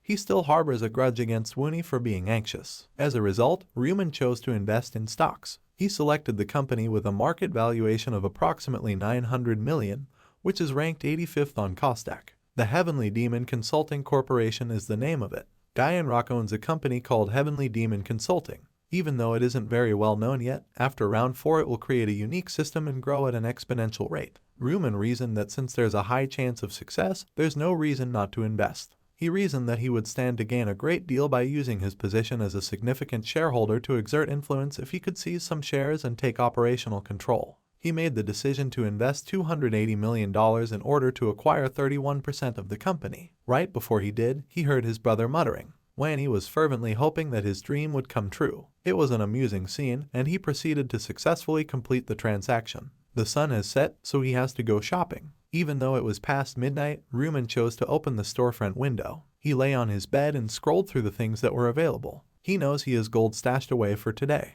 The equipment tab was his choice. He made a remark about how players can purchase common abilities and goods with gold. It's very convenient for him. Even though all of the skills and items that are available are on the normal rank, it's not like there's no way to buy epic and rare items. A concept known as today's item exists. It's a feature where you can purchase a daily rotating random item. Generally speaking, it's difficult to get what you want because you never know what will be available. But because he is aware of the future, Ruman is aware that his situation is unique. And he was aware that day that the legendary item he needs would not be available. We refer to it as the skeletal necklace. It is active until the end of the round and has plus 3% int and plus 1% attack speed per enemy killed, maxed at 25%.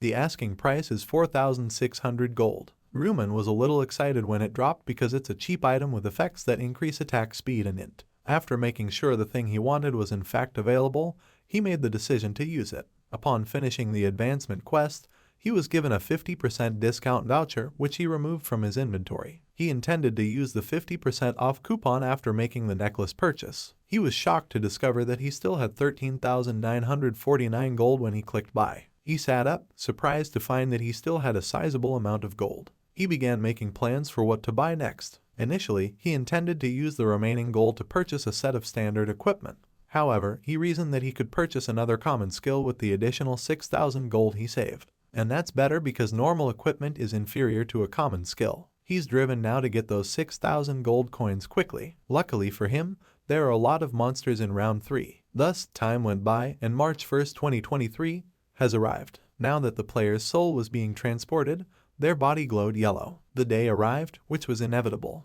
The other world is reached by the players. One player is audibly complaining that they are being pulled back into the alternate reality. The players were interested in where they were since they had arrived in a village area rather than the forest this time. As they surveyed their surroundings, they saw that the village structures had been completely destroyed. One player said, "It's not a village, it's ruins." One player observed that there is a glowing purple crystal in the middle of the village and that it is encircled by fortress walls. They began to speculate about the nature of the upcoming third round. Ruman realized that everyone appeared nervous and that this was a strange place. Cho Young-sik, at the very least, would be more or less normal, in his opinion. Additionally, rumors and whispers about Young-sik began to circulate. They discussed their region's representative, a gang boss and life documentary enthusiast known by the moniker Life. They remembered how he intimidated everyone in the area into voting for him by brandishing a dagger. Another player boldly stated that rather than being the murderer, Black Scythe ought to have been the representative. The player next to him asked him to keep quiet, warning him that if he heard them, they could lose their authority of command.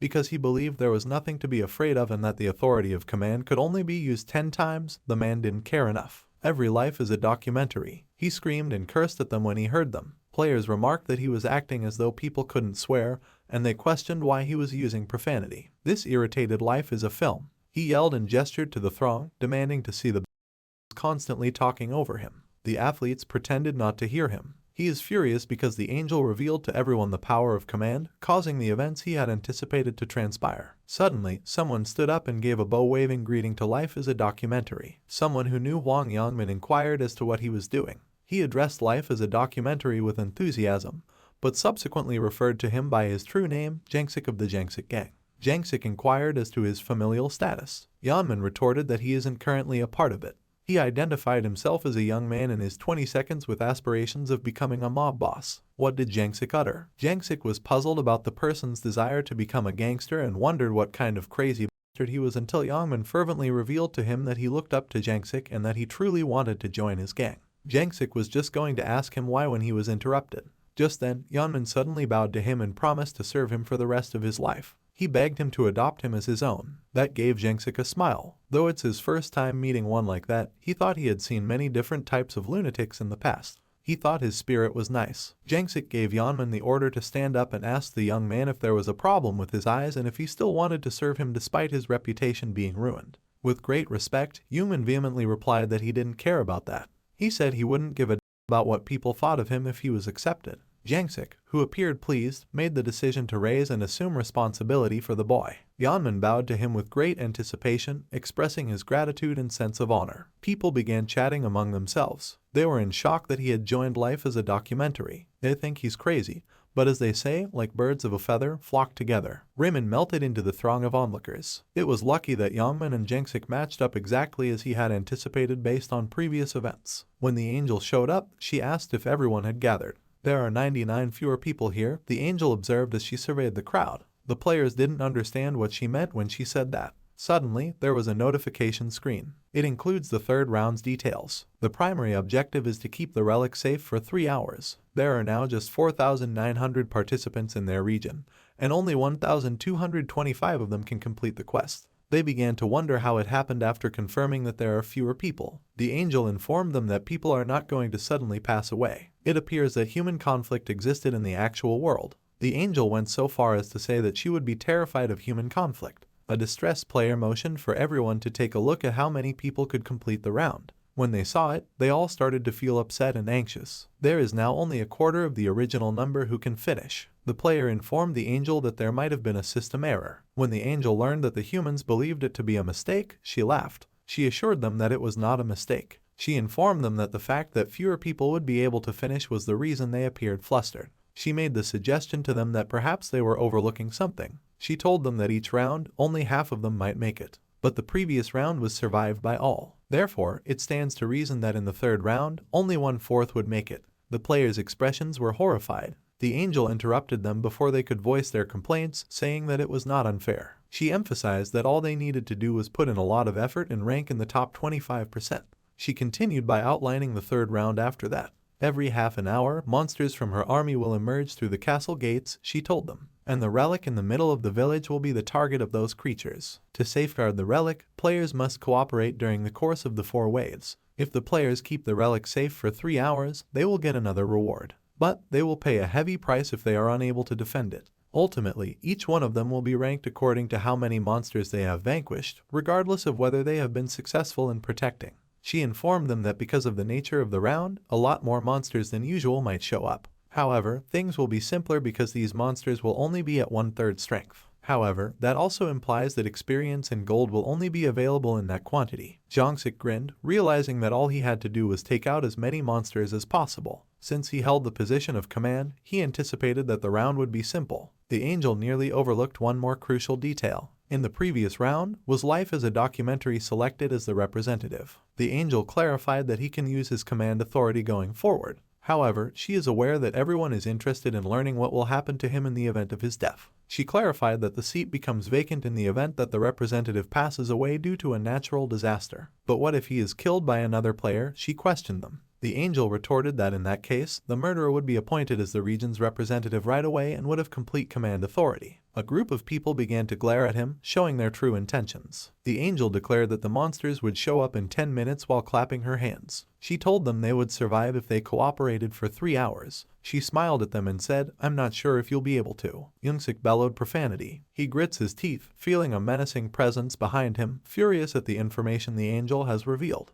The players were ready to go in for the kill. He shouted for those to come at him as he pulled out his dagger. He said he would face them head on. The players seemed ready to engage in combat with him. He's acting strong, but he can only use the authority command 10 times, according to a player who pointed this out to him. If he understood the angel correctly, another player confirmed that the representative's place could be taken by whoever kills him. Another player said that having him serve as the representative would be preferable. They came to a halt as they noticed the Black Scythe boldly approaching them. Feeling threatened, Youngsik inquired as to Black Scythe's intentions. Black Scythe moved closer to him, assuring him that his purpose was merely to converse and that he need not be afraid. Youngsik refuted his feelings of fear. He instructed him to say the reason he had come. He tried to interrupt Black Scythe in the middle of his sentence to warn him not to ask him to bow his head. He was informed by Black Scythe that he had an idea. Black Scythe expressed empathy for him, stating that he recognized that he was currently in a challenging situation. With a serious expression, he said he would shield him. It perplexed Youngsik. Black Scythe then clarified that he would defend him in order to prevent other players from going after him.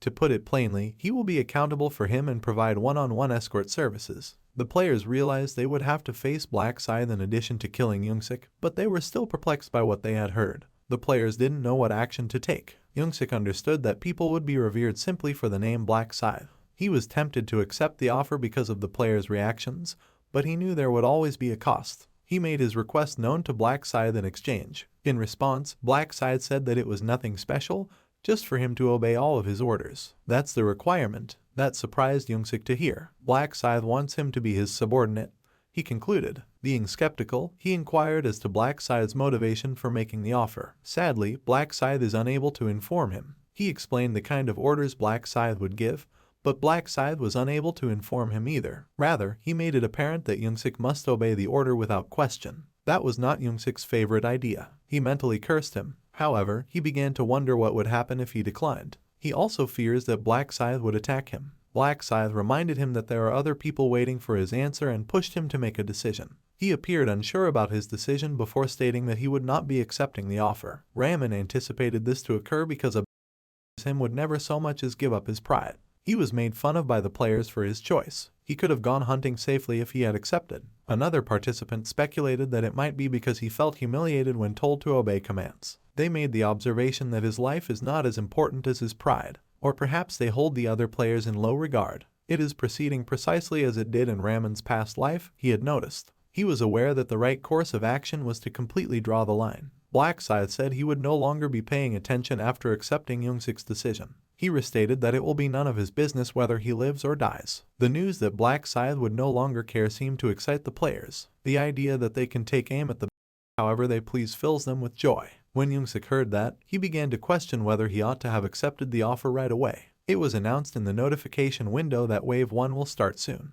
Another appeared, saying that the players should guard the relic and be ready for monsters to appear and disappear. A follow-up window revealed that Wave 2 will start in 30 minutes, no matter how many monsters are defeated. A person in the crowd urged everyone to keep the relic safe. The countdown began. Youngsik realized he couldn't fight alongside those who were trying to harm him. There was nothing left for him to do but go it alone. He saw that Black Scythe was moving away from the group of people. He questioned his destination. Walking toward an empty alley, the Black Scythe persisted. Youngsik trailed after him. He questioned whether Black Scythe intended to fight by himself and whether he intended to go to the entrance. Wave 1 began right away. The doors are opening gradually. There are 4,900 players and 9,800 weakened goblins, according to the window screen. The goblins, who had a vicious appearance, began to swarm into the door's small opening. When Youngsik learned how many monsters were coming into the village, he became frightened. The notification window indicated that the goblin's strength is only a third of what it usually is because of the nature of the round.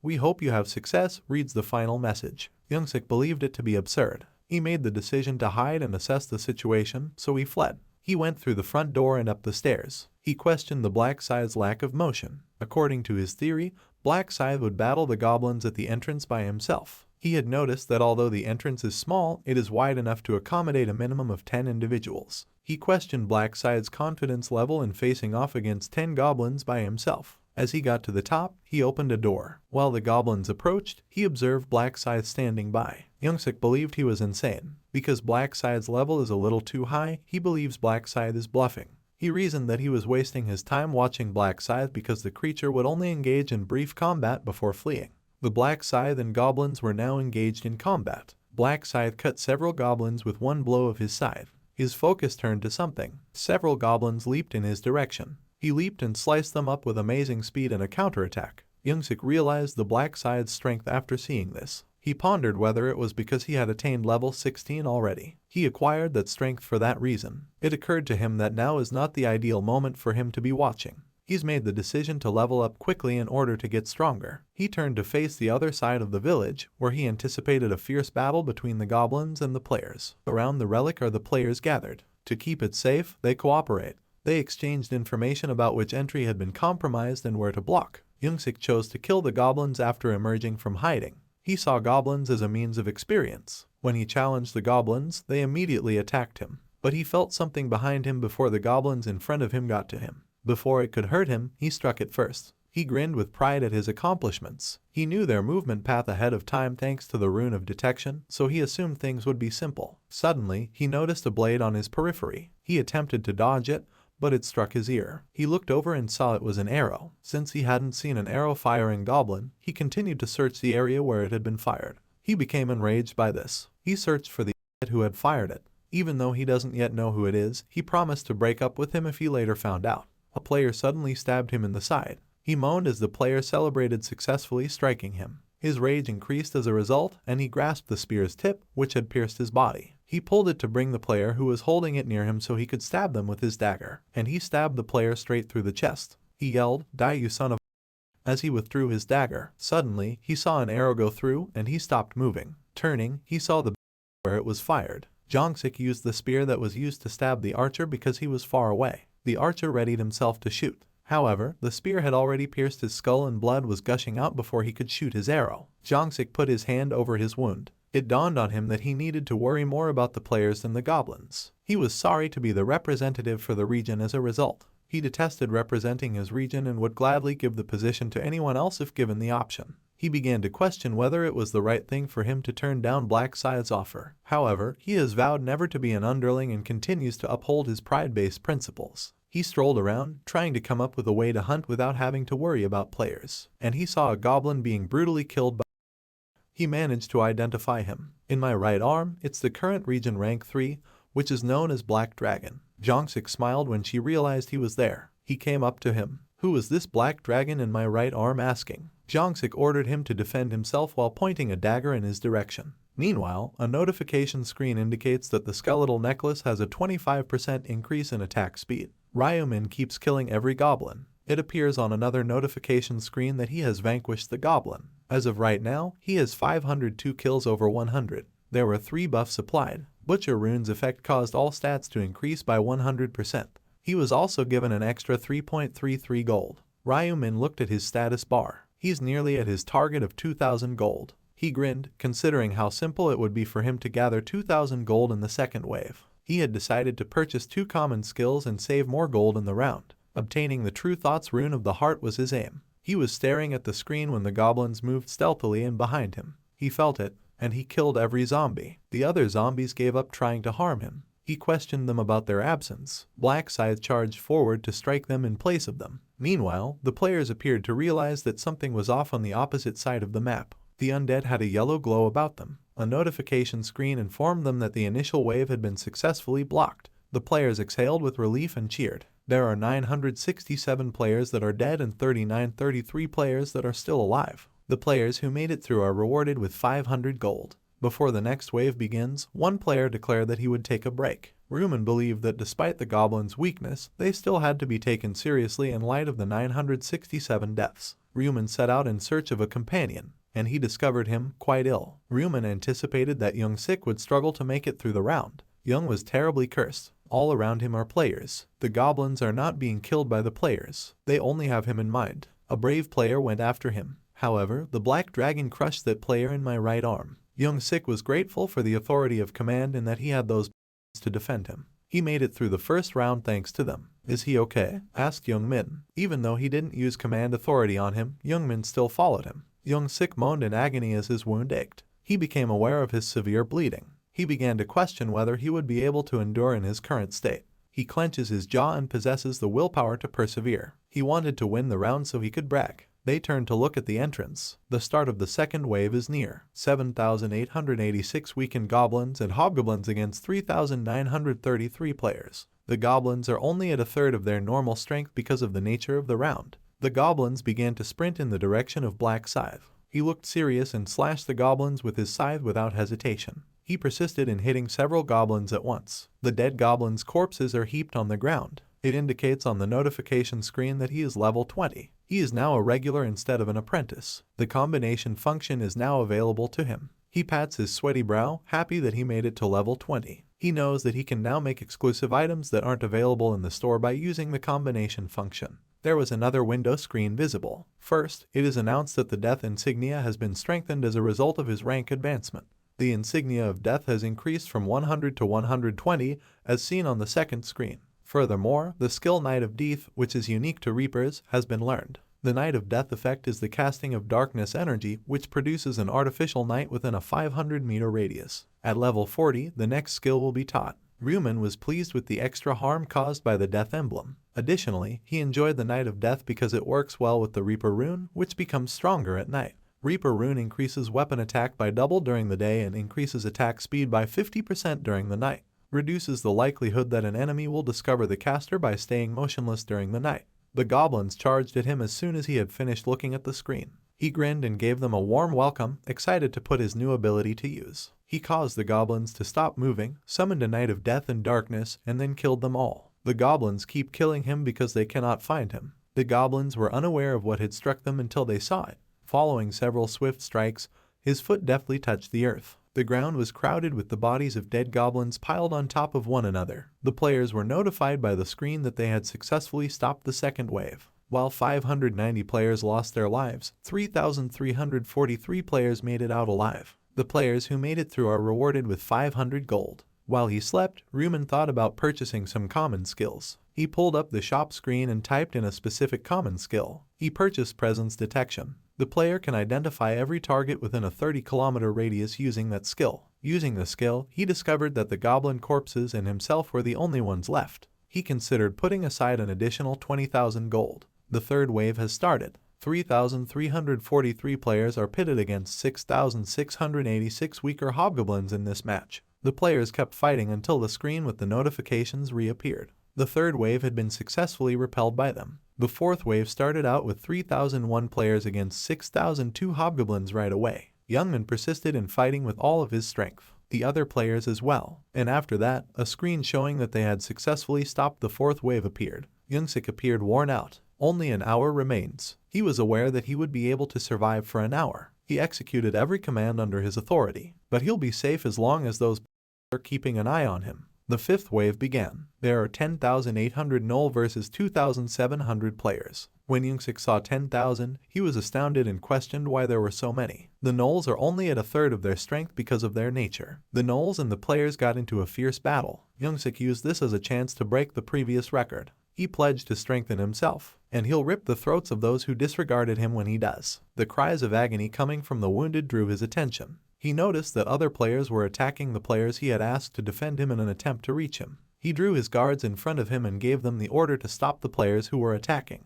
His guards were dispatched right away. Having lost the majority of his bodyguards, he felt surrounded. He cursed inside himself that he was and he took off running. The athletes pursued him. He thought he just needed to survive the wave, so he ran as hard as he could. And after that he arrived at the gate where Black Scythe is standing by to await the gnolls. He hurried over to inform Black Scythe that he had accepted his offer. He pledged to follow through on his word in order to merit his protection. Black Scythe did not respond to him at all. He yelled at him, "I'm accepting the offer," but Black Scythe interrupted him in the middle of his statement with an irate. He reminded him that he would no longer be paying attention, as he had already stated. Youngsik is on his own to handle the situation, whether he survives or not. He will become his underling, Youngsik insisted. Why Black Scythe would refuse was beyond him. In response, Black Scythe said he didn't need an underling with no real power of command. When Youngsik realized what he meant, he became furious. That Black Scythe is expressing the idea that he is useless. He felt bad about turning down the offer sooner. A player inquired whether they had witnessed Black Scythe turn down Youngsik's offer. Another player said how happy he was. He was concerned about their actions in the event that Black Scythe consented to preserve life for a documentary. Life is a heavily bleeding documentary. It was revealed by a player that they can now kill him whenever they want.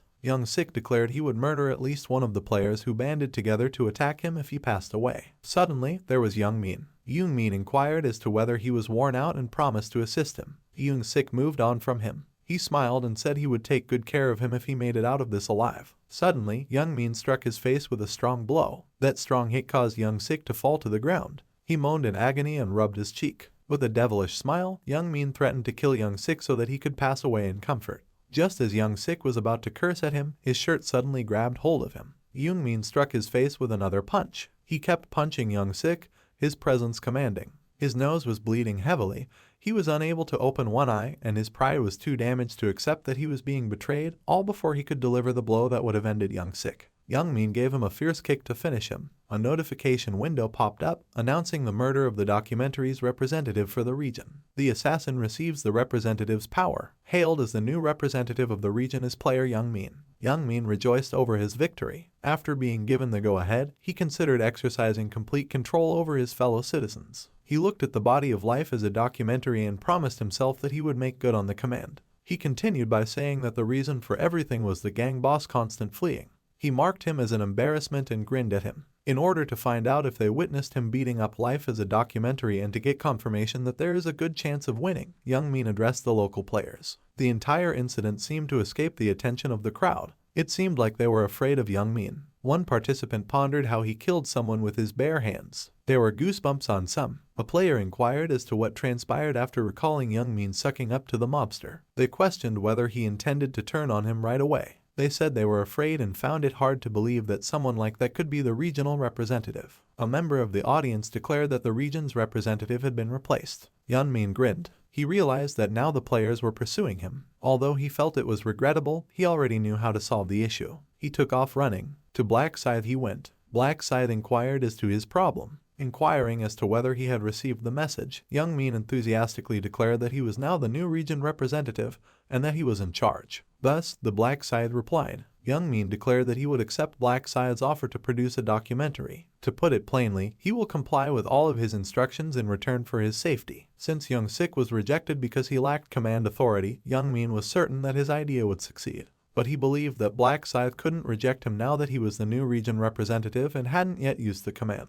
Black Scythe informed him that his attitude was not to his liking. Black Scythe informed Youngmin that if he gets on his knees, he'll take the offer into consideration because he didn't understand what he meant. Youngmin emphasized that he was in a position to give orders. Black Scythe told him he was misinterpreting something and that he was the one who lost out on it, but that he really didn't care. Once more, Black Scythe advised him to bow down and ask for his protection if he wanted it. With the other players drawing near, Youngmin felt under pressure to decide. He fell to his knees as he turned to face the Black Scythe. He pleaded with him to become his underling and assured him he would follow through on everything he said. He begged as Black Scythe stared at him. Black Scythe was sick of the scene deep down because he had seen it so many times. But unlike Young Sik, he was aware of Youngmin's potential. After he agreed to the terms, Youngmin thanked him fervently. Black Scythe commanded him to stop and expressed his desire to no longer see his miserable self. Youngmin got the idea. Black Scythe moves past the man who is kneeling in order to confront the players pursuing him. The players discussed among themselves after witnessing the deal,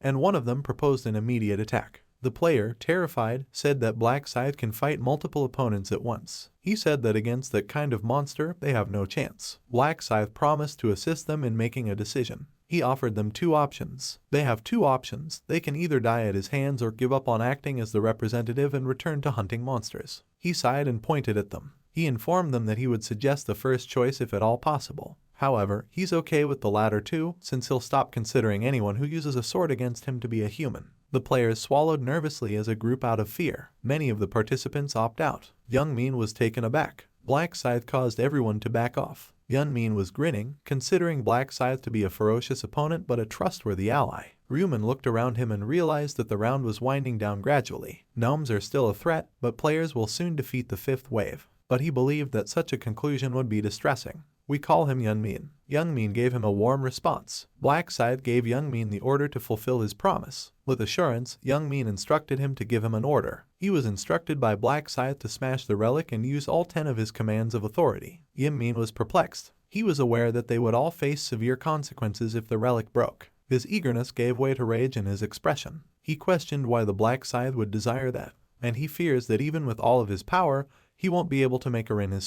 He asked Black Scythe nicely why. Black Scythe told him to stop talking and follow instructions. He made an attempt to reason by requesting to be able to use just 9 of the 10 commands. Black Scythe warned him not to repeat what he said and advised him to make a quick decision if he didn't want to die. He was told by Youngmin that he would do it. Black Scythe told him that he would give him instructions on who to use his command authority over. The names Shim Seung Yu, Little Chili Pepper, Spring Summer Autumn, and Don't Bother Me were recited by Black Scythe. He gave Youngmin the order to command those 10 individuals to destroy the relic. Youngmin was taken aback. On the list are all of his friends. He questioned whether Black Scythe intentionally did that. His pals advised him against it. He shrugged and apologized to them. He asked them to understand, stating that it's Black Scythe's orders. Youngmin gave them the order to destroy the relic after reciting the names that Black Scythe had given him. A notification alerting all players to the relic's attack was sent out. They turned to see what was happening and were all shocked to see 10 people striking the relic. They screamed at them to cease their actions. In an attempt to stop those 10 players, they rushed to get closer to the relic. They were all afraid that if the relic broke,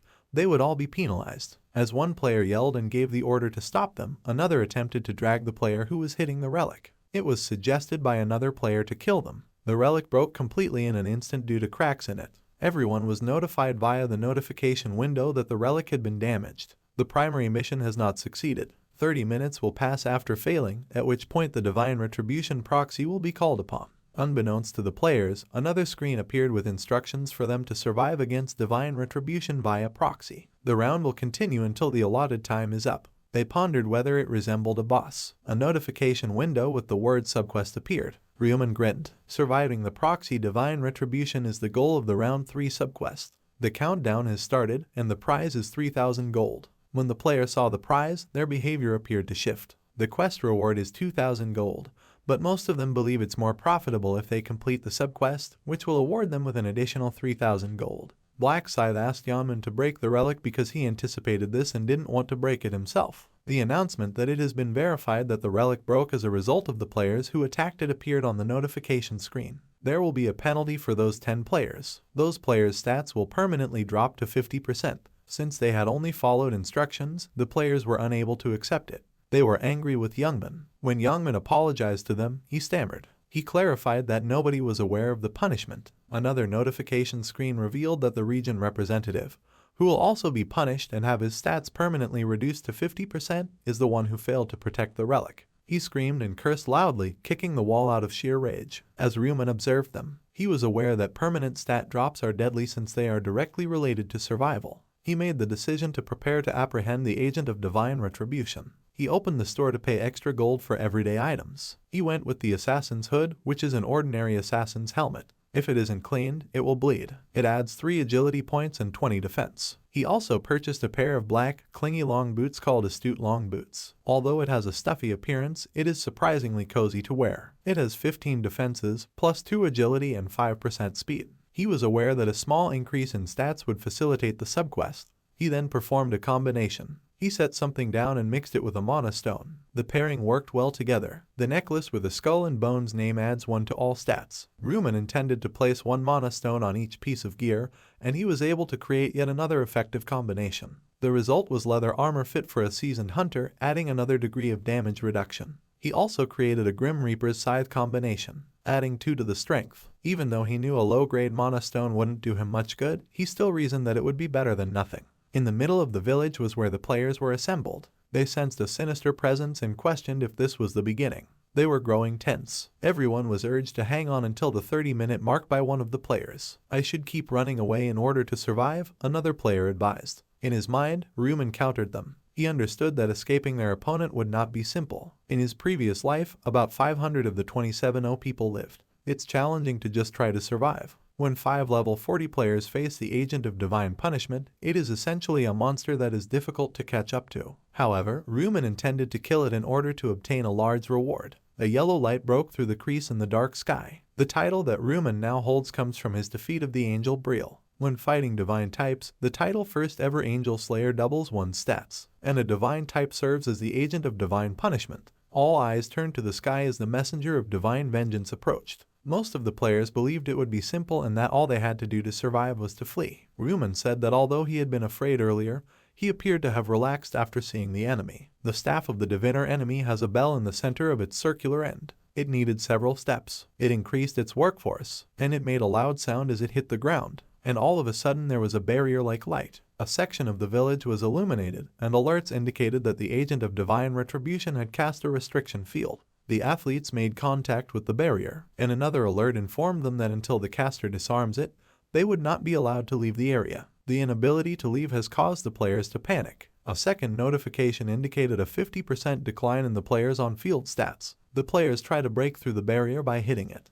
Ryuman had noticed that about 300 individuals were confined within the barrier. Regretfully, He was aware that he would not be able to save those 300 individuals. The angelic foe of God spread its wings, and it produced multiple needle-like blades that covered the sky from its wings. Ruman recognized it as the signal to begin. The angel released the blades in the player's direction instantaneously. The players attempted to flee, but many of them sustained injuries as a result. A few moaned in agony. Some claimed that because it's difficult to follow with the unaided eye, it's impossible to dodge. The angel let loose additional blades, and the individuals inside the restriction field were hit by it like rain. It's almost impossible to avoid the light arrows after being locked inside. Conversely, you could just state that it doesn't matter if you manage to avoid those. Ruman took advantage of the moment while everyone was still preoccupied by running. As anticipated, the enemy is hunting humans and isn't concerned about its posterior. As soon as the barrier was lifted, he set himself up to ambush the divine enemy. As the barrier gradually fades, Ruman realizes this is his best opportunity. Since the enemy is deaf, he was not concerned that they would turn around. He kept running until he was 5 meters clear of the adversary. He activated the death emblem in preparation for his first attack, which is meant to be lethal. He was sensed by the divine enemy, but it was too late. The enemy's face was struck by Ruman's scythe. The heavenly foe let out a loud scream. The scythe struck the enemy squarely in the eye, landing with perfect precision. Ruman stayed clear of the celestial foe. The enemy was reduced to 60% health due to the death emblem. It wasn't too bad, as Ruman had noticed that a single attack reduces its stamina by 40%. He fled because he believed the enemy would set up a restriction field to track him down, and his suspicions were correct. A restriction field has been cast by the agent of divine punishment. Everything goes as Ruman planned. He was aware that it would raise its field as soon as it determined it had not trapped him inside the restriction field. He spotted a gap and dashed in the direction of the divine punishment agent. "I'll take the other eye," he says. When he leaped to strike it in the eye, the agent of divine retribution let out a loud cry. It didn't stop yelling as Ruman touched down safely. The player's stats were reduced to 50% when the agent of divine punishment cast the restriction field once more. Ruman didn't seem to mind that he was trapped inside. Ruman called it a glorified sandbag without its eyes. It kept screaming as it shot multiple arrows. Since it is blind, it appeared to be preparing to kill Ruman by shooting light arrows in all directions. He stood behind the agent of divine punishment, having triggered his Night of Death. Its arrows were obscured by darkness, and the messenger of divine retribution appeared disoriented. Ruman understood that because of the way the other world is programmed, light cannot triumph over darkness. He jumped up from its rear, looking serious as he lifted his scythe and vowed to put an end to it right then. With a solemn expression on his face, he scythes into the air and declares emphatically that he's going to wrap things up there. Ruman struck the divine punishment agent's wing with his scythe. The wing struck the ground, and the divine dude moaned in agony. The divine enemy lifted its staff, determined to launch a counterattack. However, Ruman was ablaze. He swung his scythe again faster than you could blink, surprising the divine agent. Another moan leaked as the object of divine punishment faltered to keep up. Ruman stepped back like a boss and floated into the air, preparing for the second round. And sure enough, he went for the wing once more. Yes, by the end of this, the divine agent must have hated its wings. With another moan, wing number 2 struck the ground. Ruman returned to the surface and froze by the fallen wings. He verified the divine agent's stamina just to make sure. It turns out that there was only 10% left, which was that guy with the divine punishment was going to have a rough day. Thus, Ruman, being the astute person that he is, determined that it was time to make a strategic retreat away from the agent of divine retribution. You have to maintain that space, you know. Then, suddenly, it was notification time. The last Radiant Flare passive skill is what gives the agents their superhuman strength and makes them Mr. Invincible. As the divine agent glows yellow on its body and an ominous purple on its staff, our man Ruman is watching. He remembers something about a time when his endurance is at its lowest. Had he gone for the throat sooner, the agent would have unceremoniously attacked him. Lightning strikes the entire show as the divine punisher screams like it's trying out for a heavy metal band, and then all of a sudden it starts raining tiny circular purple warp holes. The wise guy that he is, Ruman stays back and watches the heavenly fireworks. This attack is dubbed the Last Radiant Fire and features a helpful notification screen with a timer. At 50 seconds, the countdown begins. Drama, static surrounds the agent for 30 seconds, and then, after 10, things start to happen. The staff really goes all out with extra lighting in the final 5 seconds. Ruman has a smug smile on his face as the final seconds pass. Disarmed is Mr. Invincible's state. Ruman charges in from behind, seizing the opportunity. With a determined expression, he raises the scythe to a high position. With a single powerful blow, the divine body's head is separated. Enormous finale, indeed. Following Ruman's successful execution of the ultimate divine punishment showdown, numerous windows appeared, bestowing upon him immense glory and rewards. First, the proof that he killed the agent of divine punishment successfully. Applause, and then, whoa. 3 alerts announcing positive vibes for a level up in succession. 8,200 gold coins jingled in his pocket, with an additional 4,000 gold coin as a cherry on top. Cash is king of everything, isn't that right? However, the title is the true cherry on top. The opponent of divine retribution. Elegant, A. Examine the benefits. Decrease divine type damage by an astounding 80%. That changes the game, for sure, but there's still more. The title details appear on a screen. You must be the first to eliminate the agent of divine punishment in order to win this fancy title. And the delightful outcome. That's right, lessen divine damage. Oh, and the gifts never stop coming in. Anyone have condensed ether. As a prize for being the divine slayer, Rumen wins that. Why? Because the holy grail for creating god-ranked items is that stuff. But wait, there's more than meets the eye. The Radiance Rune. This tiny gem is inherently incorporated into Rumen's body. It possesses magical benefits, much like a tattoo. Increases the divine type skills by 1% and intelligence by 1 per level. Rocking level 30 of Rumen. Thus, you gain 30 more intelligence points and 30% more divine awesomeness. That lovely rune of radiance in hand, Rumen was beaming from ear to ear. There's no need to worry about increasing his IQ right now. Life is good. But wait, a notification screen interrupts the group in the central square, telling everyone that they have completed the subquest with perfection. 3,000 gold pieces, darling.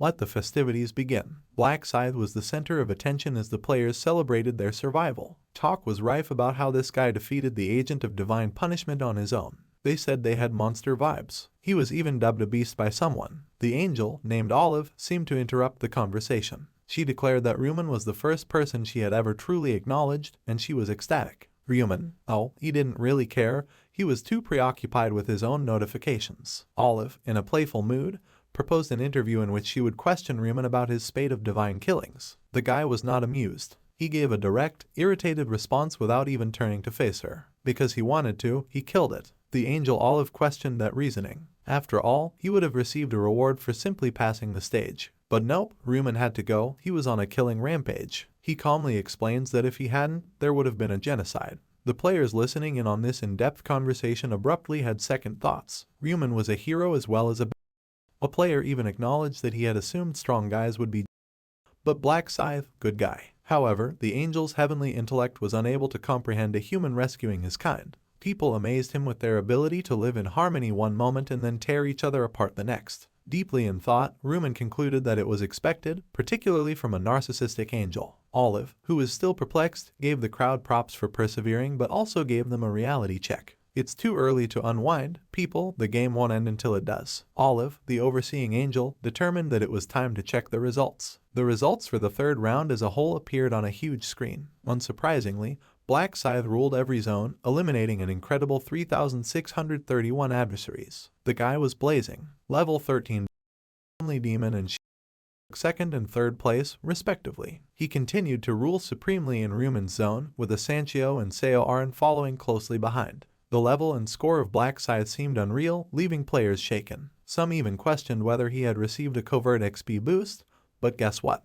Notifications from Rumen took center stage. First of all, congratulations on topping all zones. Second, extra congratulations for winning their particular zone. Here's the real deal, a coupon for an intermediate grade rare ring selection and a reward selection box. Opulent, the Ring of Resistance, the Ring of Azure Magic, and the Ring of Rushing Winds were the possibilities for the ring. Rumen went with the Resistance Ring, unimpressed by the names. Increases durability to 450, resistance to 35%, and luck to 4. It's the kind of bling that makes people stay away. After that, there will be one more screen with more options, a 50% stat boost buff for round 4 and 4,000 gold or intelligence. Rumen ignored the triple experience option since he knew the drill. Round 4 isn't exactly a monster-catching fiesta with 2,400 gold, after all. However, Olive asked the players if they checked their rankings, flashing a menacing smile. Snip the line at 1,225. Players expressed shock and said the system was flawed. They were shocked by their low ranking in spite of their monster-slaying glory and demanded a recount.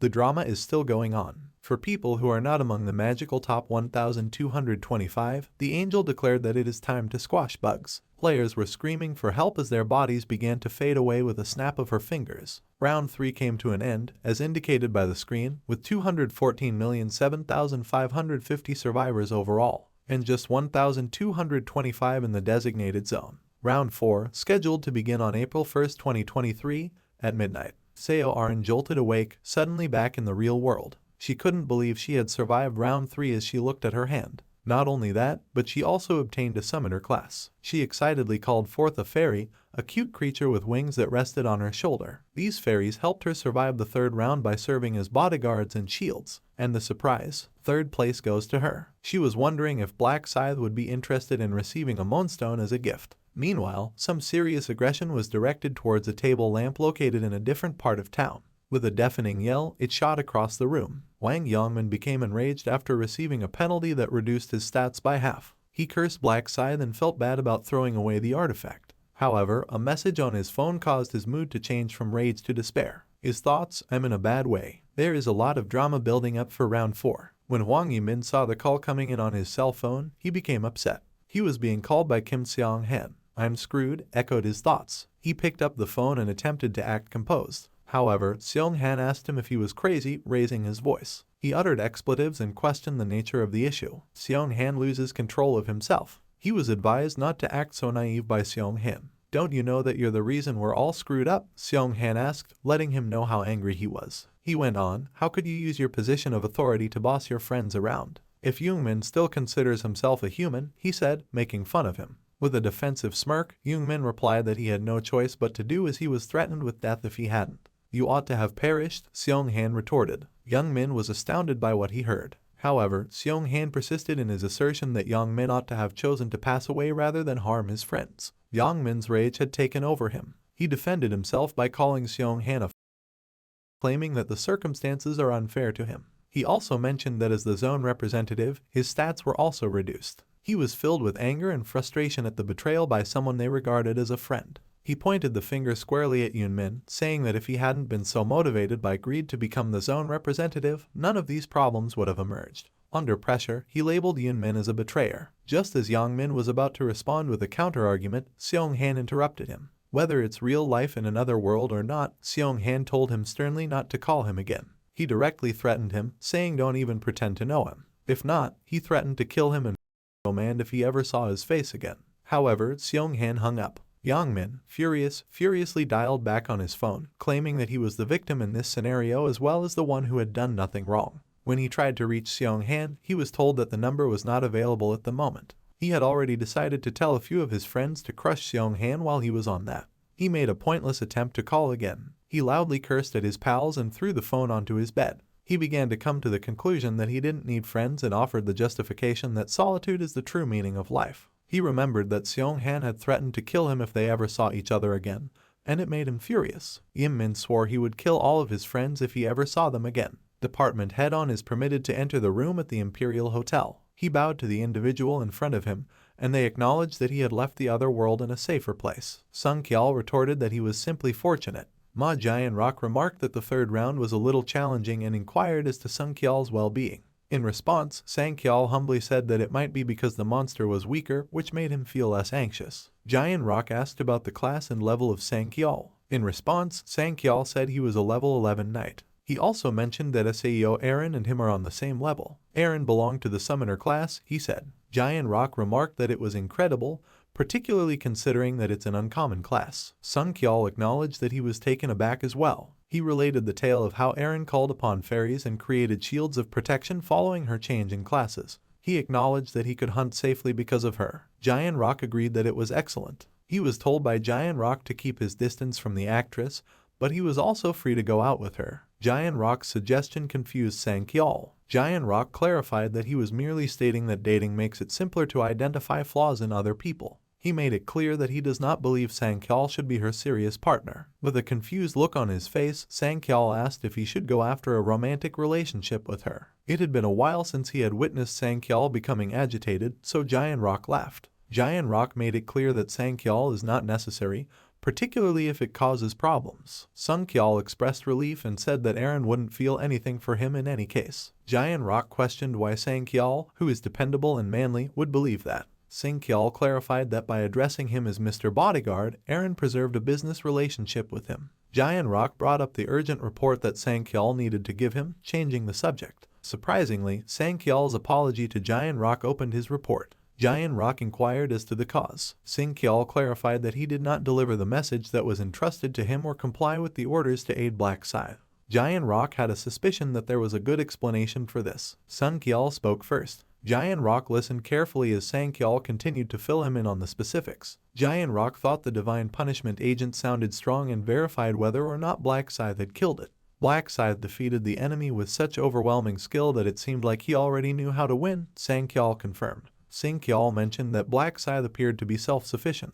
Giant Rock began to believe that Black Scythe possessed stats that were unimaginably powerful, to the point where he felt guilty for believing his own strength to be sufficient with the Dark Knight's rune. His expression was solemn as he considered meeting Black Scythe, if that was possible. Giant Rock informed Sang Kyol that he would not be held responsible because his justifications were sound. Sun Kyol expressed regret once more. Giant Rock brought up the subject of criminals and the state of the hunt for them. Sing Kyol clarified that there are numerous people in their nation with the same name, assuming the moniker Yongmin is a real name. Sun Kyol went on to say that the list had been reduced to 5 individuals if they were to presume that he is a sole resident in his 20 seconds. Giant Rock inquired about the addresses. Sun Kyol responded that determining those people's residential addresses would require a month. The fact that those thugs wouldn't be located until after round 4 somewhat disappointed Giant Rock. That was confirmed by Sang Kyol, who also said that since they have time, there's no need to rush. Giant Rock inquired about Sang Kyol's gold collection. Sang Kyol disclosed that he possesses 10,000 gold pieces. Giant Rock informed him that he was already halfway through and gave him instructions on how to acquire the tracking skill, which costs 2,000 gold to purchase from the shop. Sing Kyol gave an understanding response. Sing Kyol recalled to let Giant Rock know that a shareholder purchased a sizable quantity of his company's stock last month. Giant Rock explained the meaning of company Sang Kyol. It was Heavenly Demon Consulting, Sang Kyol clarified, the company the director is currently concentrating on. Giant Rock inquired as to the portion of the stocks that had been purchased. Sing Kyol told him not to be shocked before revealing it, and in response, she stated that it was an astounding 31%. Giant Rock found it hard to believe that one person had bought 31% of the stocks. When he saw it on the monitor, Sang Kyol acknowledged and said that he even began to question his vision. Giant Rock's mind was preoccupied. With Heavenly Demon Consulting's 900 billion won market value, the individual's 31% investment equates to 280 billion won. He found it hard to believe that one individual possessed so much wealth. He began to wonder if it was something his brother was doing, or if there was a wealthy person he was unaware of. He grabbed his cell phone. He had a suspicion that the individual who made the staggering 31% investment wanted to be involved in management. He requested the shareholders' contact information from Sang Kyol. A person is seen checking his phone while lying in bed in the meantime. It was Ryuman. He was aware that Giant Rock should have gone looking for him by now. Reluctant to lose face as a shareholder, he refrained from reaching out first. Suddenly, Wonnie stormed into his room and demanded to know his level. Startled, he dropped his phone, smashing it against his face. He questioned why Wonnie was making this sudden request. According to Wonnie, there's this kid who always brags about how good his brother is and acts like such a big deal. Wonnie became enraged, accusing them of making fun of him by claiming that his brother attends a class and is already in level 11.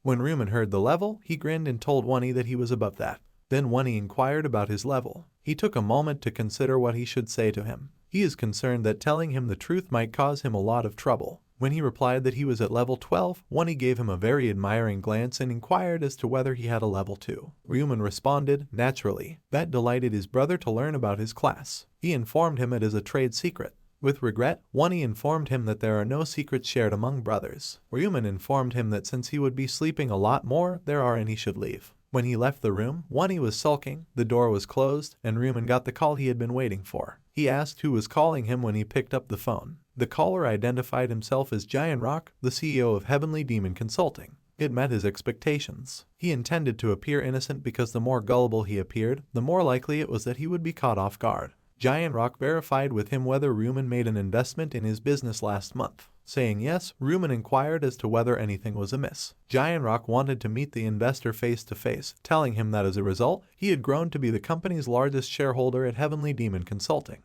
He mentioned that he wanted to give Ryuman a meal. Ryuman concurred. Giant Rock recommended scheduling it for that same week's Friday, but Ryuman was aware that day was crucial for obtaining the rune of inner thoughts. In response, he said he could go on site but he already had plans for Friday. Giant Rock concurred, and so did their discussion. Ryuman anticipated Giant Rock's call since, after all, he established Heavenly Demon Consulting in order to win his father's approval. Consequently, there is no possibility that he is behaving badly toward a significant shareholder in that business. Ryuman grinned, thinking that he would meet Giant Rock after getting some runes. A business partner for the purpose of exploitation was obtained with success. Runes can be obtained in a variety of ways. They are exclusive rewards or can be found in specific locations during specific rounds. Additionally, they are dropped upon the defeat of a boss monster, and in incredibly rare but possible instances, regular monsters may also drop them. Additionally, not many people are aware that runes can also be obtained in real life, and this man was now attempting to obtain another even outside of the game.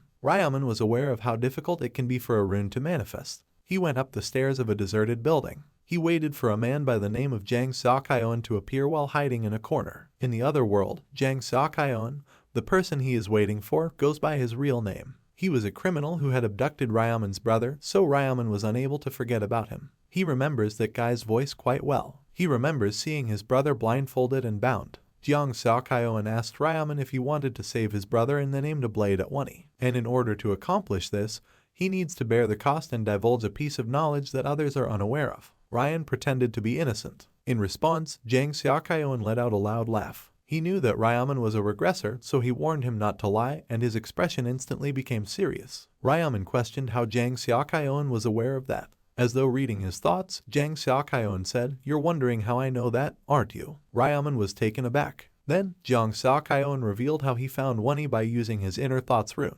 Furthermore, Jang Seokyeon utilized it while facing Ryuman directly on stage. From his 11th regression to the present, Ryuman has been seeking retribution against Jang Seokyeon ever since that incident. He no longer has any other emotional objectives as a result. Ryuman covered his face with a mask. He intended to obtain the inner thoughts rune prior to Jang Seokyeon, and at that precise moment, that was his goal. Jang Seokyeon entered the warehouse with someone over his shoulder exactly when it was expected to. He hurled the individual to the floor. That individual is a woman. Her mouth was taped shut and she was restrained. When he removed the tape, Jang Seokyeon gave her the warning not to yell. The woman begged to be left alone. Even after being granted the opportunity to speak, Jang Seokyeon was disappointed that was all she had to say. He angrily said, "I have a kid, save me, I don't want," and offered the woman money. The woman stammered and apologized. She was asked by Jang Seokyeon why she had apologized. The woman replied that she had accidentally glanced in the wrong direction the other day, which is what caused Jang Seokyeon's actions. He was clearly annoyed with her as he persisted in questioning her about things that she would later regret.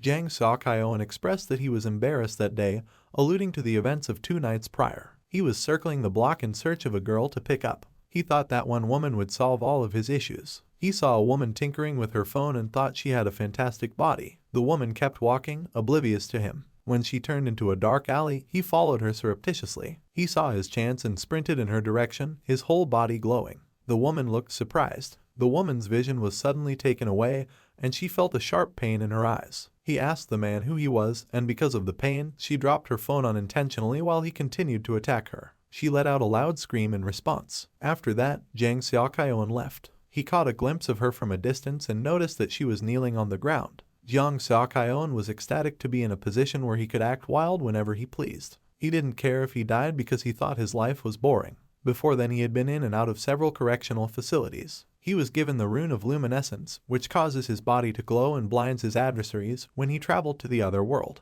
He believed the rune was ideal for his enjoyment. He strolled into the cafe. He was greeted warmly by the female staff. He could not help but notice how beautiful she was. After placing an order, the employee informed him that his bill was 50,000 won. He asks if she works part-time at the cafe as he gives her the bill. The employees were perplexed. Thus, Jang Seokyeon clarified that although he is a regular, this is his first encounter with her. The female employee clarified that she was unaware that he was a regular and that all of the part-timers had left. She remarked that odd changes are occurring in the world. It became clear to Jang Seokyeon why it made sense. The part-timers had no intention of working a part-time job because they were aware that they might pass away at any moment. He kept asking if she was the owner. Yes, she replied. He persisted in inquiring about her age and other private matters. She answered that she was 32 years old despite feeling uneasy. Jang Seokyeon came to the conclusion that she is not a player after that. The female employee acknowledged it and said she was happy about it. Jang Seokyeon asked for her phone number and told her straight out that he liked her. This was an honest expression of his feelings. She was clearly uncomfortable,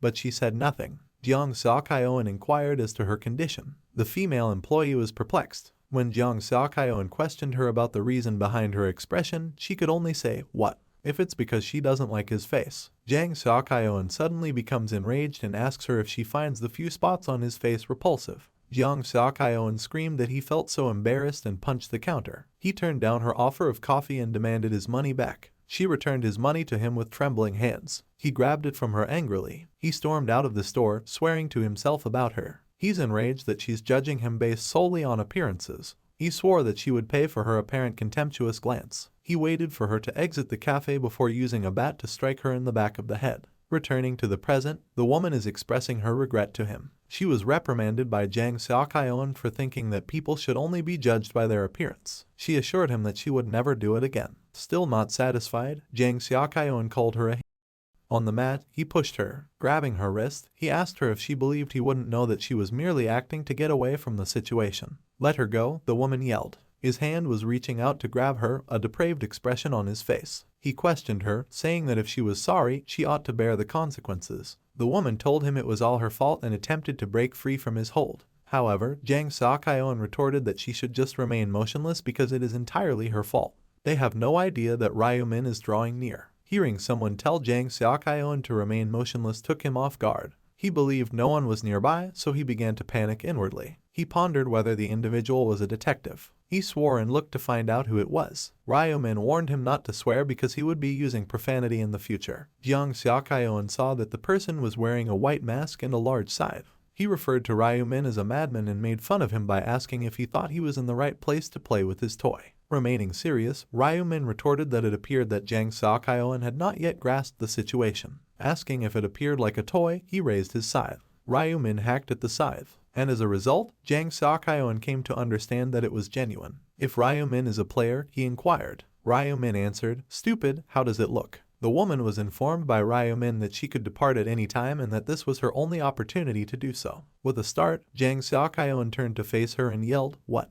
Who says this?" Fearful, the woman cowers. Suddenly, Ryumin ran over to Jeong Seok-hyeon. Because of his delayed reaction, Jeong Seok-hyeon was struck in the balls. He fell to his knees, clenching his groin as he let out a loud curse and moaned in agony. Ryumin reminded him that he had promised to swear off everything. The woman was told by Ryumin to leave Jeong Seok-hyeon to him. She expressed gratitude to him. She dashed in the direction of the door. There were now just the two of them remaining in the area. Ryumin informed Jeong Seok-hyeon. Jeong Seok-hyeon persisted in his agonized groans. When Ryumin asked Jeong Seok-hyeon to start the real game, he had a menacing look on his face. When Ryumin asked Jeong Seok-hyeon to start the real game, he had a menacing look on his face. Seok-hyeon lost control and screamed and cursed loudly, threatening to kill Ryumin. Ryumin complimented him on his positive outlook, saying that it wouldn't be enjoyable if he gave up easily. In response, Seok-hyeon cursed at him. He was incensed that Ryumin had been making fun of him by laughing. Seok-hyeon repeatedly tried to strike Ryumin with his blade, but Ryumin deftly sidestepped every blow. He was irritated and perplexed as to how Ryumin managed to avoid his blows. Ryumin dodges the blade, looks at it,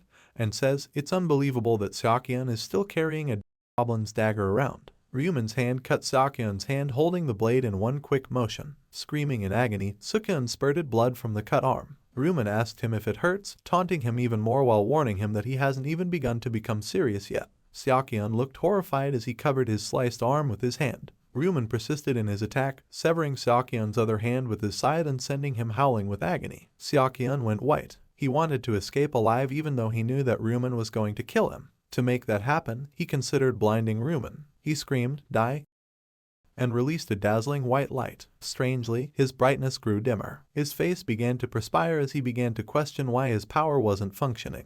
Ryumin kept staring at him. He was aware that no matter how hard Mr. Lightbulb tried to create light, it would not be effective. This is due to the fact that on the night of death, light is not allowed. Knowing that Shinkeon would use his light to overcome him, Ryumin cast the death skill in advance as a precaution. However, he would still cut Seok-hyeon's wrists and ankles before the night of death. Ryumin advanced quickly toward this low life and quickly sliced both of Seok-hyeon's ankles. Seok-hyeon screamed in pain as soon as she fell to the ground. He called Ryumin a demon as he crawled in his direction. He went on to question why he was treating him in that way. He was demanding to know why. Ryumin replied, "Why?" and proceeded to stab Seok-hyeon in the leg using the scythe's tip. From the stabbed leg, blood spurted out. He added, "Why do you think people kill bugs?" to Ryuman's response, and he stabbed Seokyeon's other leg, causing him to scream once more. Ryuman responded to his query by saying that it's because allowing them to live only ends in harm. Seokyeon called Ryuman a psychopath, his face filled with rage. Ryuman challenged him to see how long Seokyeon could maintain his impolite demeanor in response to that. Ryuman kept stabbing him in various places on his body, making him scream and gushing more blood. Now, Seokyeon hardly moves at all. He lay there, face down, trying to figure out why Ryuman would harm him in that way. He questioned what kind of resentment Ryuman had toward him. He believes that the circumstances are unjust. It hurts so. He cried out in his head. He wondered if it would be better to end his life rather than endure that kind of suffering as sweat, snot, and saliva streamed from his face. He tried to bite his tongue after deciding to commit suicide, and his face shows agony. However, Ryuman's scythe brushed against his chin before he could act. Seokyeon looked up at Ryuman, startled by this. Then, Ryuman asks him if he intends to bite his tongue to end his life and if he believes he will just allow him to do that. Blood gushed from Seokyeon's body as Ryuman stabbed him once more. He informed him that unless he begs for his death, he cannot pass away. Ryuman viciously carried on slicing and stabbing this one. Stopping the pain is now all that is on Seokyeon's mind. He said in a low voice, "Kill, please." Ryuman asked him what he said, and Seokyeon repeated it as if he hadn't heard. If he is being serious, Ryuman questioned. Seokyeon pleaded once more, but Ryuman withdrew his scythe and questioned whether Seokyeon truly didn't know why he was doing it, especially given that they were complete strangers. Seokyeon said nothing and just observed him. He learned from Ryuman that they are not complete strangers. He addressed Seokyeon by name and mentioned that they had previously met.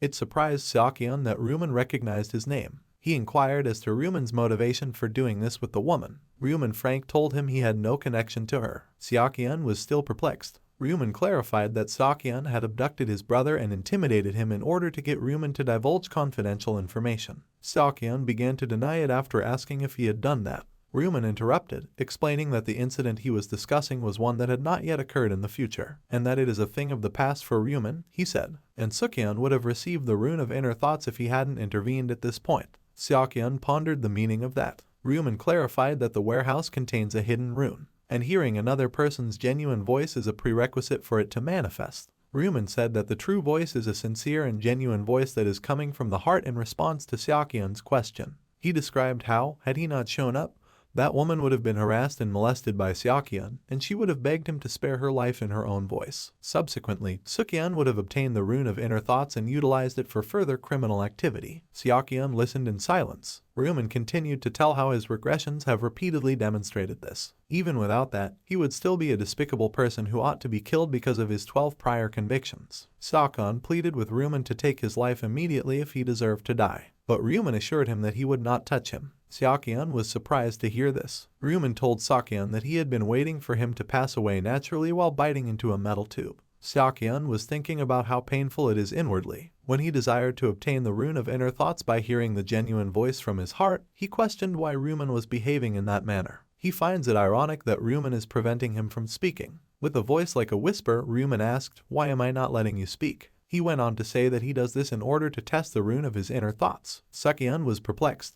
Ryuman disclosed that he had already obtained the rune. The rune responded to his true voice when he reminded him that he had already pleaded with him to kill him. The condition had been satisfied, according to a window screen that seemed to show that Ryuman had brought forth the target's genuine voice. And a second screen revealed that Ryuman had found the location of the hidden rune of inner thoughts. The rune appeared to RMC alone, at which point it began to be assimilated. Subsequently, an additional screen revealed that the rune would be automatically applied to the player's body. The rune's details were then displayed. It has the effect of reading the target's thoughts right in front of them. The user can even read his target's inner intentions if he pays attention to them. Only when the user is no more than 30 meters away can it be read. Ryuman informed Seokyeon that he was experimenting with it and that it seemed to be effective. In response, Seokyeon said he should kill him if he achieved his goals. But Ryuman rejected his requests, saying that it would be too harsh on his victims if he were to be killed quickly. He was demoned by Seokyeon. Seokyeon stood motionless, thinking nothing, and Ryuman believed him to be deceased. Even though he was aware that there were no witnesses, he still needed to use the extra general skill he had acquired to clean up the mess. He used the ability Erase Traces. It removes all evidence of the scene, including the blood, footprints, fingerprints, and corpse. Ryuman saw that there was a green light covering the scene and concluded that the skill was undoubtedly effective.